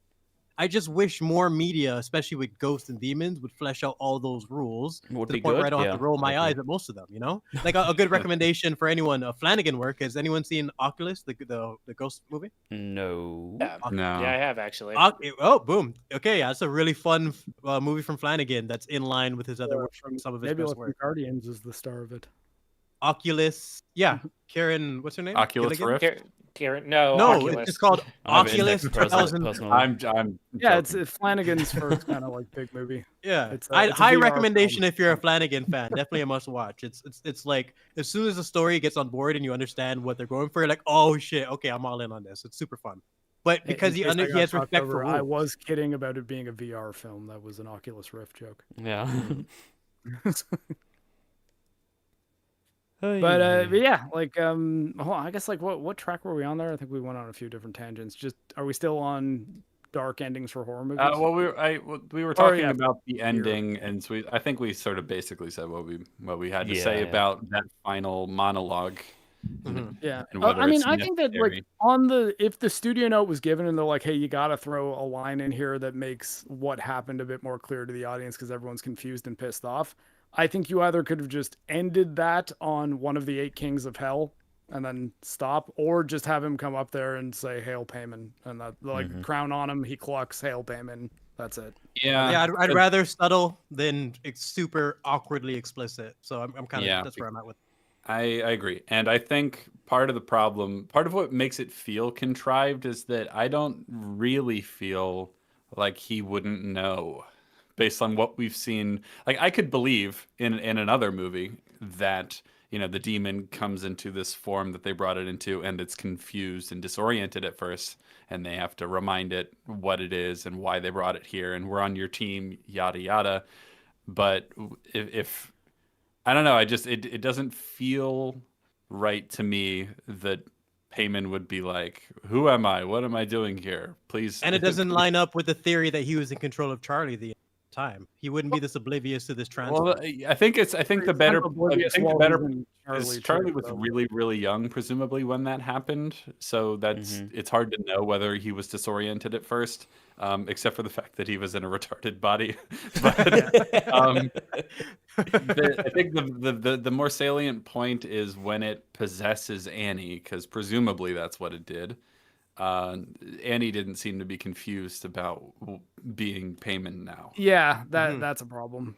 It is definitely much more locked in when it's in Annie and not doing this is the incarnated half of Payman's soul that is still trying to figure out how to be in a human body. Like when Payman hopped into Annie. He knows exactly what's up. Like a very he was able to do parkour like 2 seconds later. He had full control over Annie, like walking on the wall. Where Peter needs a full explanation. I just realized that like there's a real missed opportunity for the actor playing Peter to act as a demon now. He doesn't even get to do that. Yeah, no, he doesn't. Like, I mean, if we're going to have some sort of dialogue once he comes up there and meets his flock and all that sort of stuff, that establishes what happened more concretely, as if that was necessary. It wasn't, but let's just assume it was for test audiences because they're stupid. I feel like Payman could actually address his cult members. Yep, Payman should have gave the speech.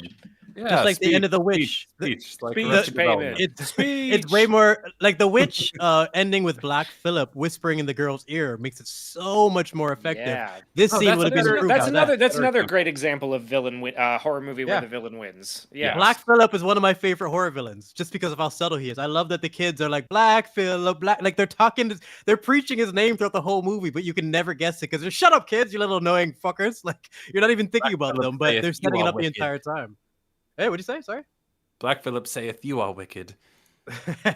Fucking, he's so good. That little speech that Black Phillip gives, that little dialogue he has with, what's her name? The girl with the buggy eyes. Tomlinson. Anya Taylor-Joy. Yeah, that's the one. That is a better conclusion, I think, where the evil presence kind of lurking in the shadows and kind of creeping closer finally gets there. Gives a little speech interaction, right?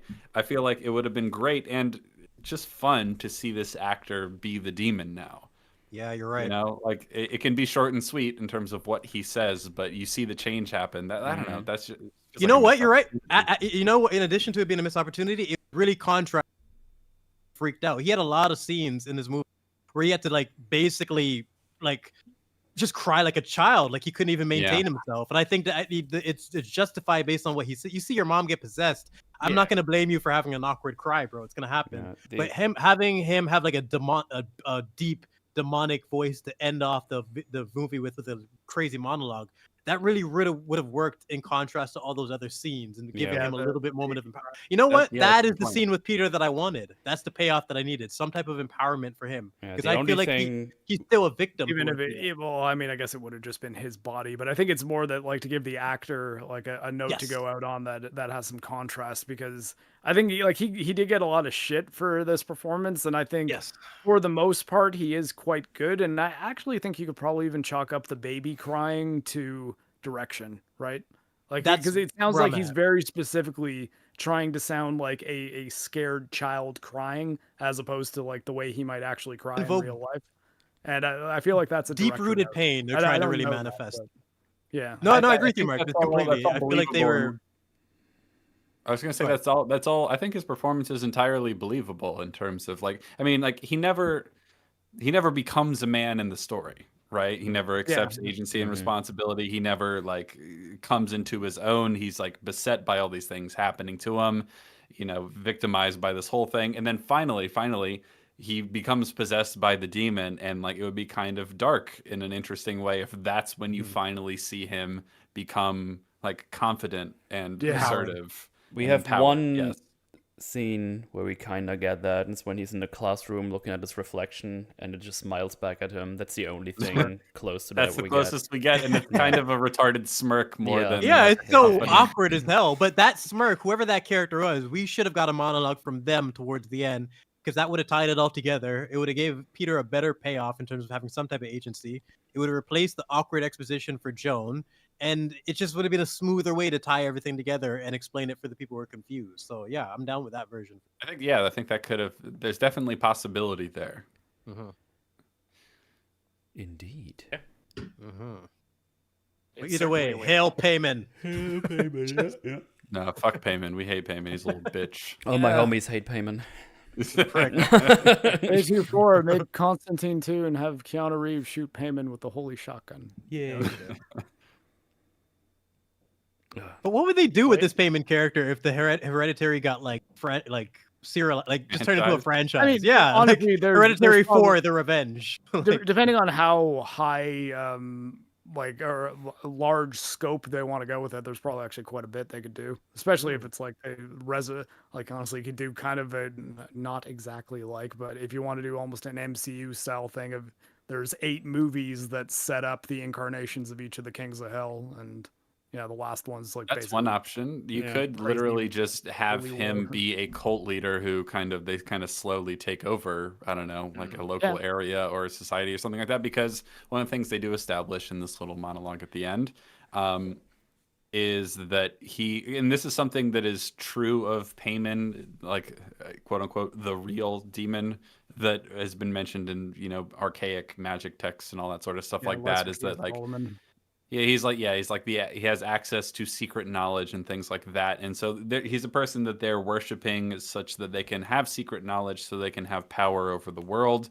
and subject the rest of humanity to their will as they give their will to him. So like he's Hereditary 2. It wouldn't be a very fitting title for it, but Hereditary 2 would obviously be about a demon at the head of a cult who has some sort of magical ability to share secret knowledge, some sort of prescient superpower of sorts that he can allow his cult members to gain power in the world. And like Constantine's got to shoot him with a shotgun. Yeah, there you go. Yeah. Well, maybe. I remember coming out of Weapons thinking like the very first thing I thought at the end was like, damn, I kind of, this is a rare situation where I watch a movie and the first thing, instead of wanting a sequel, I kind of want a prequel. Like give me a Gladys backstory. Well, apparently they're doing that now. Really? Honestly, they don't.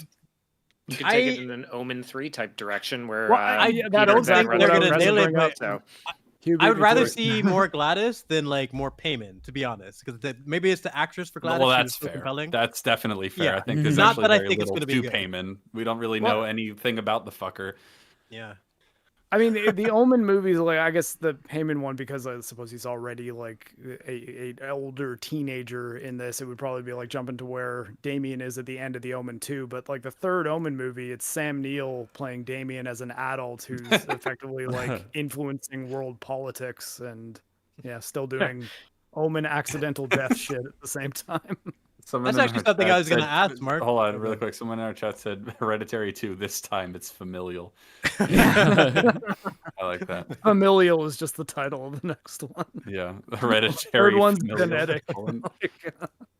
I was going to ask if there's any other recommendations, because we touched on obviously Hereditary and we discussed The Exorcist a little bit, but any other possession movies that you think deserve being mentioned? Because I personally haven't seen The Omen. There's a few ones. It's not really possession exactly. It's more demon possession, whatever. Yeah. The Omen's good. I like the original 70s The Omen. It's quite good. It's got a really it's not the best of like the 70s horror movies, which are some of my favorite of all time, but like it's pretty solid. Other possession movies. Let me just remind myself. Because they're hard to lock down. Like there's the first Conjuring. I don't to some like degree. The first Conjuring. There's some things that work in the first Conjuring. Are we talking about overall? Like it's pretty ones overrated. that are incredible that we'd recommend, or are we just like mentioning other ones? Yeah, like top tier, top tier. Because people like we talk about Exorcist and Hereditary; those are pretty top tier possession movies in terms of exploring the concept. Scary But what other ones do you think? Oh shit! What's the foundation? Last the possession of Emily Rose. A lot of people reference, but I feel like that's more of a court drama than a horror. The Last Exorcism I liked, the kind of found footagey one about the like con man style exorcist who finds himself in a pretty not con situation, I guess. No idea. No, I just bring it up because I think it's a fascinating concept that isn't done in an original manner that often. That was my first point about Hereditary. It was like, Okay, sorry, I have an view on answer it. now. I have an answer now, and it's my favorite movie of all time. I think The Shining is a really good possession movie. Ah, yeah. oh, I keep forgetting that That's is one. probably- Yeah, that's a that's good true point. actually. that's fuck. We're looking at his face right now. How am I gonna? Yeah, that's. You know what's funny? That's on the list too. I've never actually watched The Shining. I Oh, need to you gotta fucking watch check it. that out. You gotta watch it. wow. It's I need to fucking take that incredible. out. Been a long That's- time that's since I've watched it, but it's very Good good. knowledge, yeah. But I tend to forget that that's kind of what it is. Yeah, You yeah. know? But I mean, yeah, yeah, like, because it's unconventional in a lot of ways. I mean, yeah, I guess like it would be semantics, but it's probably why we didn't think of it though, because like it's not possession in the most explicit sense of like this is an entity who has taken over this body and is now calling the Yeah. shots. It's more like entities influencing a man to do things that he probably wouldn't have done if he A wasn't in different that format. situation. A different format for possession, and that's what I appreciate, But it's rather the than it same- just being the same old thing. Oh, the devil possesses the child. We need to get the. It's. Come on, how many times are we gonna do Autopsy that? of Jane Doe is probably another one like that, and that it's like a dead body that has some stuff going on with it. Yeah, I the guess. exorcism of Emily Rose and the autopsy of Jane Doe. Those are two kind of like that come to mind, but they're okay. They're not great or anything. I liked Autopsy of Jane Doe. I do think it has some major problems though. like, Yeah, especially- I was gonna say. I think that one. That's a one. It's okay. Yeah, it's. I enjoyed it. I don't think it's a masterpiece. I would hesitate. I liked it up until his girlfriend shows up towards the end because I think that part Yeah. is, like just breaks every rule that they had set up, and then Mm. yeah, and the very end of the movie I think is kind of dumb too. But yeah, everything up until that though I thought was quite effective. Brian Grazer is also great. And what Well, happened the to point is Emil it's an Hirsch? Like, underutilized where is concept, that man, guy? for sure. Anyways, yeah, Mm. but I don't know. I can't really think of any others that come to mind as like really, really good demon possession movies. But I'm But probably The that's- birds. The Yeah, birds are that's- possessed by demons. Is that what happens in that movie? See, we have to get really, really strange at that point. I mean, like, what I guess possession is. it's dipping into sequels, but Exorcist 3 is quite good. But I think the point I'm trying to make overall is it's a super fascinating concept that just isn't utilized well often. And I would throw vampires Yeah. in there too. It's I love utilized vampires. poorly, 1 in 10 very is good. often, but it's Yeah, not. Possession, demonic possession, spiritual possession is something that like it's an evergreen horror trope because Yes. people find it always- very compelling for reasons that we could get into if we wanted to. I think it will always be really compelling, unlike some types of horror premises that kind of ebb and flow in popularity, like the Saw Hostel variety, for example. Yeah. But Oh, yeah. I think just most of them are garbage is the problem. Yeah. Yeah, that's the biggest issue. Yeah, so it's tricky like that. Because I mean, the Conjuring movies are the most successful horror franchise of all time, and that's It's exactly fucking what those shocking. are. And I don't. Yeah. And I would argue this for a lot of different I horror do music. think Like I think Conjuring is zombies okay. are. I don't think it's. I think great. zombies are generally poorly written, other than things like Train to Busan, where they actually like have people using their brains. Same with vampires. It's Yeah. these I love- concepts are I love fantastic, but they don't vampires. usually Mm. do them well. Yeah. wide quality range for vampires. Oh, Yes. Oh yeah, God. it's all over the place. Oh, yeah. Mark, you took the one I recommended, the found footage, Afflicted, right? Yeah, Afflicted was pretty good. Yeah. Yeah. That was pretty cool. So easy vampire recommendation if you just want one. And so Afflicted that's for pretty down vampires pretty- and pretty Oculus for long. ghosts. Afflicted kind of sent me down a pretty long found footage horror road too. You're welcome. There you go. Yeah, Someone- those two together are really fun. Someone brought up I Drag Me watched to 4 Hell. Horror I've not- House LLC movies. Has anyone Oh, here yeah. seen Drag Me to Hell? I have Nope. not. Yeah, it's fun. It's silly. Like, I mean, definitely. I really remember it being gory and dumb. over the top. Drag It remember is- it being really me dumb. to hell. Kind of is, but I think it leans. Yeah. Into it. It's like, I'm not Anyone the seen biggest Sam Raimi Abigail? fan. I Neither don't am I. like I don't like Sam Raimi's Raimiisms very much. I've never found them to be particularly compelling, and I know that I'm aware that that's more of a personal taste thing. I'm not a big fan of them. So that is a whammy ass whammy movie. yes. Too much bad writing is excused because people say, "Oh, it's a Raimi," or he does It's like I get his Yeah, style, but like, that's- come on, I'm not a I fan mean, of that. like, I don't even know that I would say the writing in Drag Me to Hell is like. No, I'm bad. referencing I Doctor don't think I've Strange seen it. mom mainly when I say that. Oh, okay, no, like it's better. Drag Me to Hell is a much better movie than Multiverse of Madness. I will say that explicitly. even though I Almost haven't any movie you Mm. could mention is a much better movie than Multiverse of Madness. Yeah, So no, It'd be so hard to name a worse one. Yeah, Holy moly. difficult, challenging. Man, I would argue Multiverse of Madness is not a very Raimi movie. It's just it's like the corpse of a Raimi movie being puppeted in a shitty MCU movie. Oh, His that's style is topical so to what happens in potent, the though, that- movie. Yeah. His style is so potent though that people will like ignore writing elements just because there's a couple moments that remind them of what they like about Raimi, and that stuff just annoys the hell. I mean, Let's I treat think it, it's- based on I the almost quality. think a lot of that it's MCU fans who are like have never seen the Evil Dead like, they Movies just- before? Oh Yeah. yeah, it's just like Raimi. I saw that clip of that scene from Evil Dead 2 online. It's just like that. It's like no, it's not. It's not. God. Stop it. I remember when we got good movies. That was fun. Chainsaw Man last week was pretty good. Oh, that was good. Yeah, I like that. Who's that? Oh, God. Anyway. That's Um, Hereditary. I think. yeah. Have we come to the end of I our? think so. I don't know if I think have so, much yeah. else to say about it at the moment. Yeah. No, I would recommend giving it a watch. It's definitely worth your There's time. certainly enough in there to make you go like, "Oh, that's really cool." Yeah, there's a- you know, There's a reason we hyper focused on one element of the movie long, because it's extremely important, and this movie is super interesting. Like Yeah. for all the ups and downs and the criticism that we had, I guarantee all five of us recommend it to be able to at least. For horror fans, it's something you should check out. Even Metal, who it didn't really click with, you can still see there's stuff in there that's interesting. At to be least able to check out once, for a horror yeah. fan. yeah. Yeah, I mean, One- horror movies are so bad overall that like Mhm. anything that is like halfway decent is worth watching. 100%. absolutely. Any horror fan will tell you. Like, I treat horror and animation like so much of it is shit, but when you find the good stuff, there's a reason it's good. There's a reason you want to rewatch it and recommend it. But like, Yep, you have to find the good stuff. That's the problem. There's too much of it. You know? absolutely. Yeah, Too I mean much that's an horror, interesting it's just comparison crap. because I think actually while they're totally different as far as the experience goes, I think like a mediocre horror movie and like a mediocre like battle shonen show are the kind of things that you might still have fun while you're watching them, even if you get to the end of it and you're like, there wasn't much to that.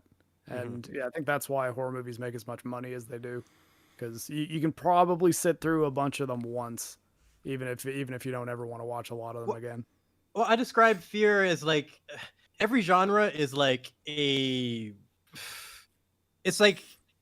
it's an emotion that you go through. Like you can experience action, comedy, something that makes you laugh, some type of excitement.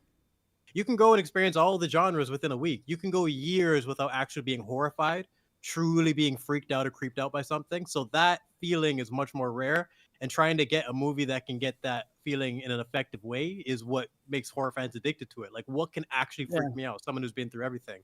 True. I get mean, into it's tough. action shootouts once a week. I'm pretty tired. of that. I'm very rarely scared.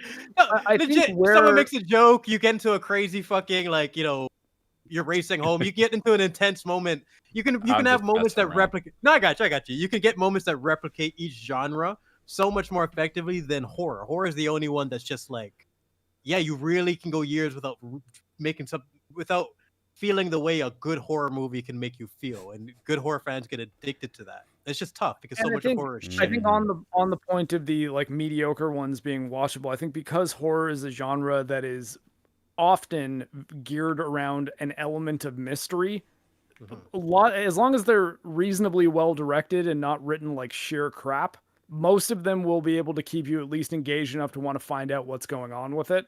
It's just that a lot of them, once you find out what's going on with it and the element of mystery or suspense is gone, that's just it. It's like it's in one ear and out the other.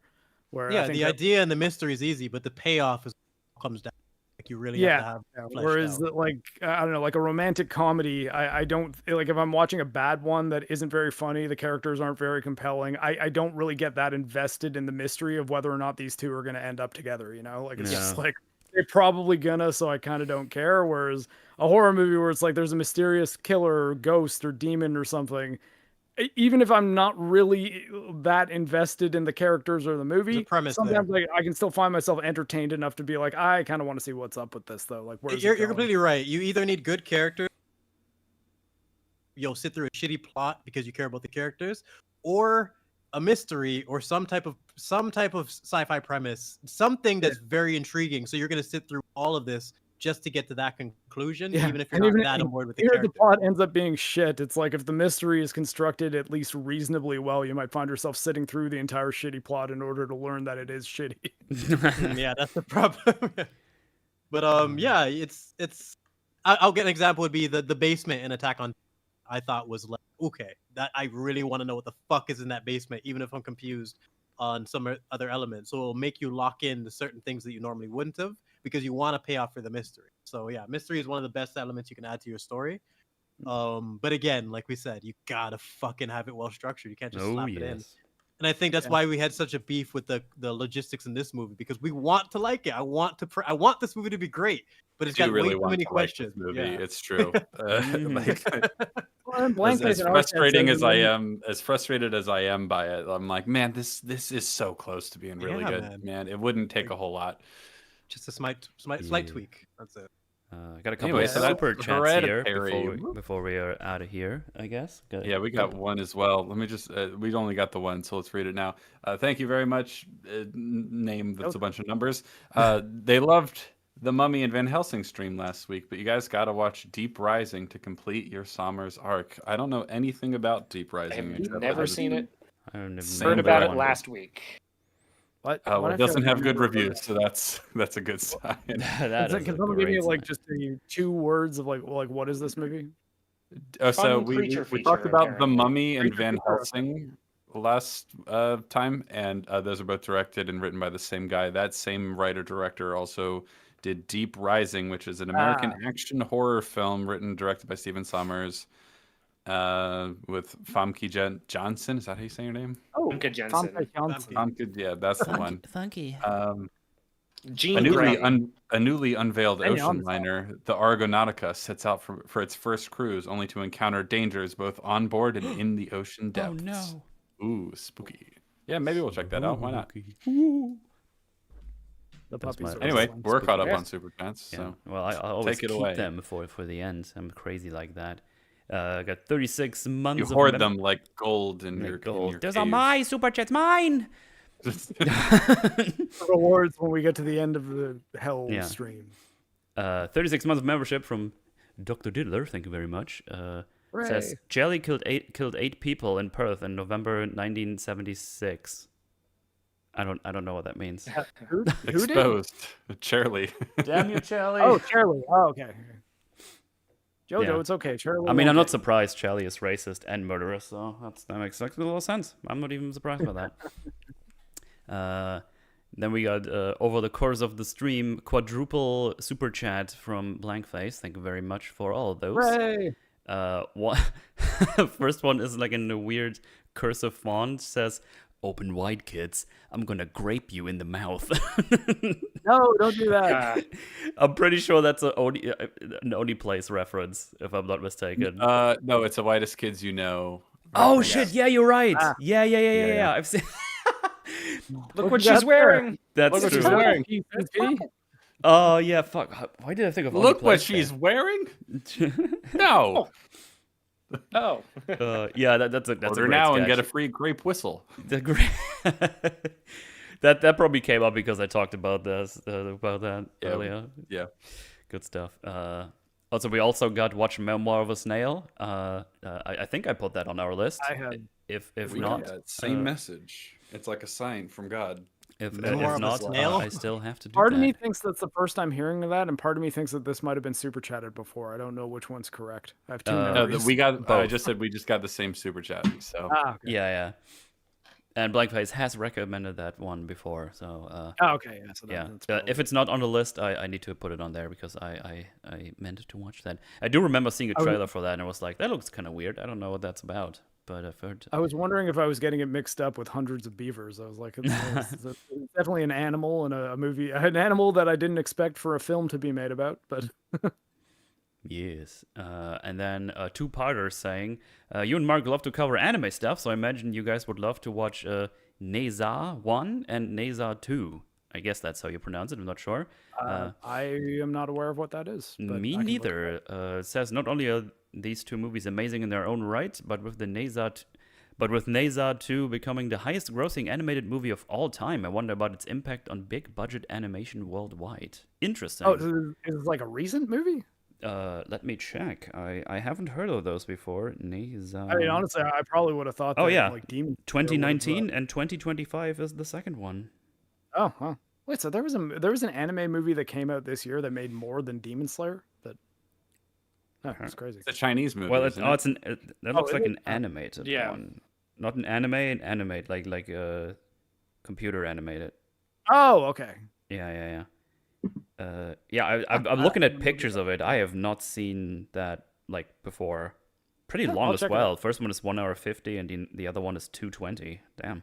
Ooh. I might need to check out the trailer. I never heard of those before. Interesting. And then we got $5 from M8. Thank you very much. Saying, whose D do I have to S to get an Iron Sky Forge? Metal? Marc? Both at the same time? Metal. I could throw I'm Swoley P and James a hand if needed. Someone really wants us to cover Yeah, here, Iron, throw under our guest. Why not? Iron Sky. I mean, I haven't watched that in ages. I remember it being very silly and funny. Overall, I'm not against doing. Space Russians one. Sorry? Space Russians or Space Nazis? It's one. Nazis. Right? It's the Nazis on the dark side of the moon with their base. I guess not Russians. Soviets. I meant Soviets. Same thing. And I think there was a second one. I don't think I've seen that one. I don't know, but I think we should put that on the list. That might be a funny one to talk about just for the memes. But yeah, thank you very much for the super chats. Appreciate that. Someone in the chat said it's pronounced and then tried to type how the Chinese movie you're just talking about is pronounced, but I'm like, that doesn't look any more helpful to me. I think this is supposed to be Naja. Naja? Yeah. Okay. But no one in the West says it like that. Oh, okay. what are the letters? Just because I'm not looking at it. ZS, so NAH and then a dash, ZSHAH. Oh no, that's the pronunciation, not how it's actually spelled. Oh, you wanted that one? The other one, it's NE and then a space ZHA. I think ZH is kind of like a J sound, right? Yeah. Ja? Well, apparently I got it according to Duke there in chat. So. Oh, how did you say it? Naja. Naja. Even though it's an E. Yeah. I hate language. I already know 2 languages. That's enough, okay? I've been trying to it's learn more than Japanese enough, so alphabet. that's fine. I'm like 15 letters in, and there's like 42 in one of the 2 alphabets that have the same sounds. I always say the fact that you can do a stream in your second language, the fact that you can do a stream in your second language is just nuts to me. Like, even me trying to do this podcast in French, and I have like 3 things I can say. Bonjour, si, oui. Well. And even then, I didn't say we are the Forge there. I said I am the Forge. So that's how good my French is. I wouldn't have known the difference. So there you go. But yeah, those are the super chats. Thank you very much. Appreciate it.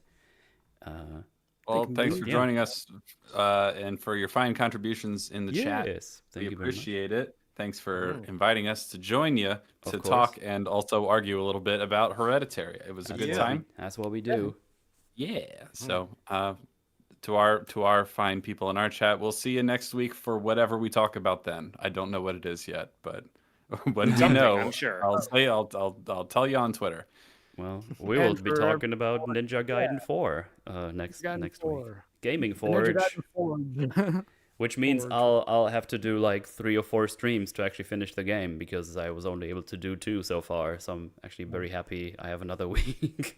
I have finished it on hard mode. I got filtered by Master Ninja mode, and I'm flying through it on normal. I'm getting nothing but Head Ninja and Master Ninja rank on normal, and I got 3 greater ninjas were my highest on hard mode out of 19 missions. So like it's anyway, I'm entering quite a bit easier than hard mode. I'm entering Pain Week this week because hard is kicking my ass, and it's going to be fun for chat, I imagine. Also, I released a Spooky Ween video. Go watch that if you haven't. It's about Brain Dead / Dead Alive. Yeah. It's Peter Jackson's zombie film. A shortman, but I think it turned out pretty fun. So go check it out. And that's that. Well, we're out of here. Thank you for hanging out. All the links are obviously down below. check out the lads. It's good stuff over there. And yeah, we're out of here. Bye-bye, everybody. Bye. Goodbye.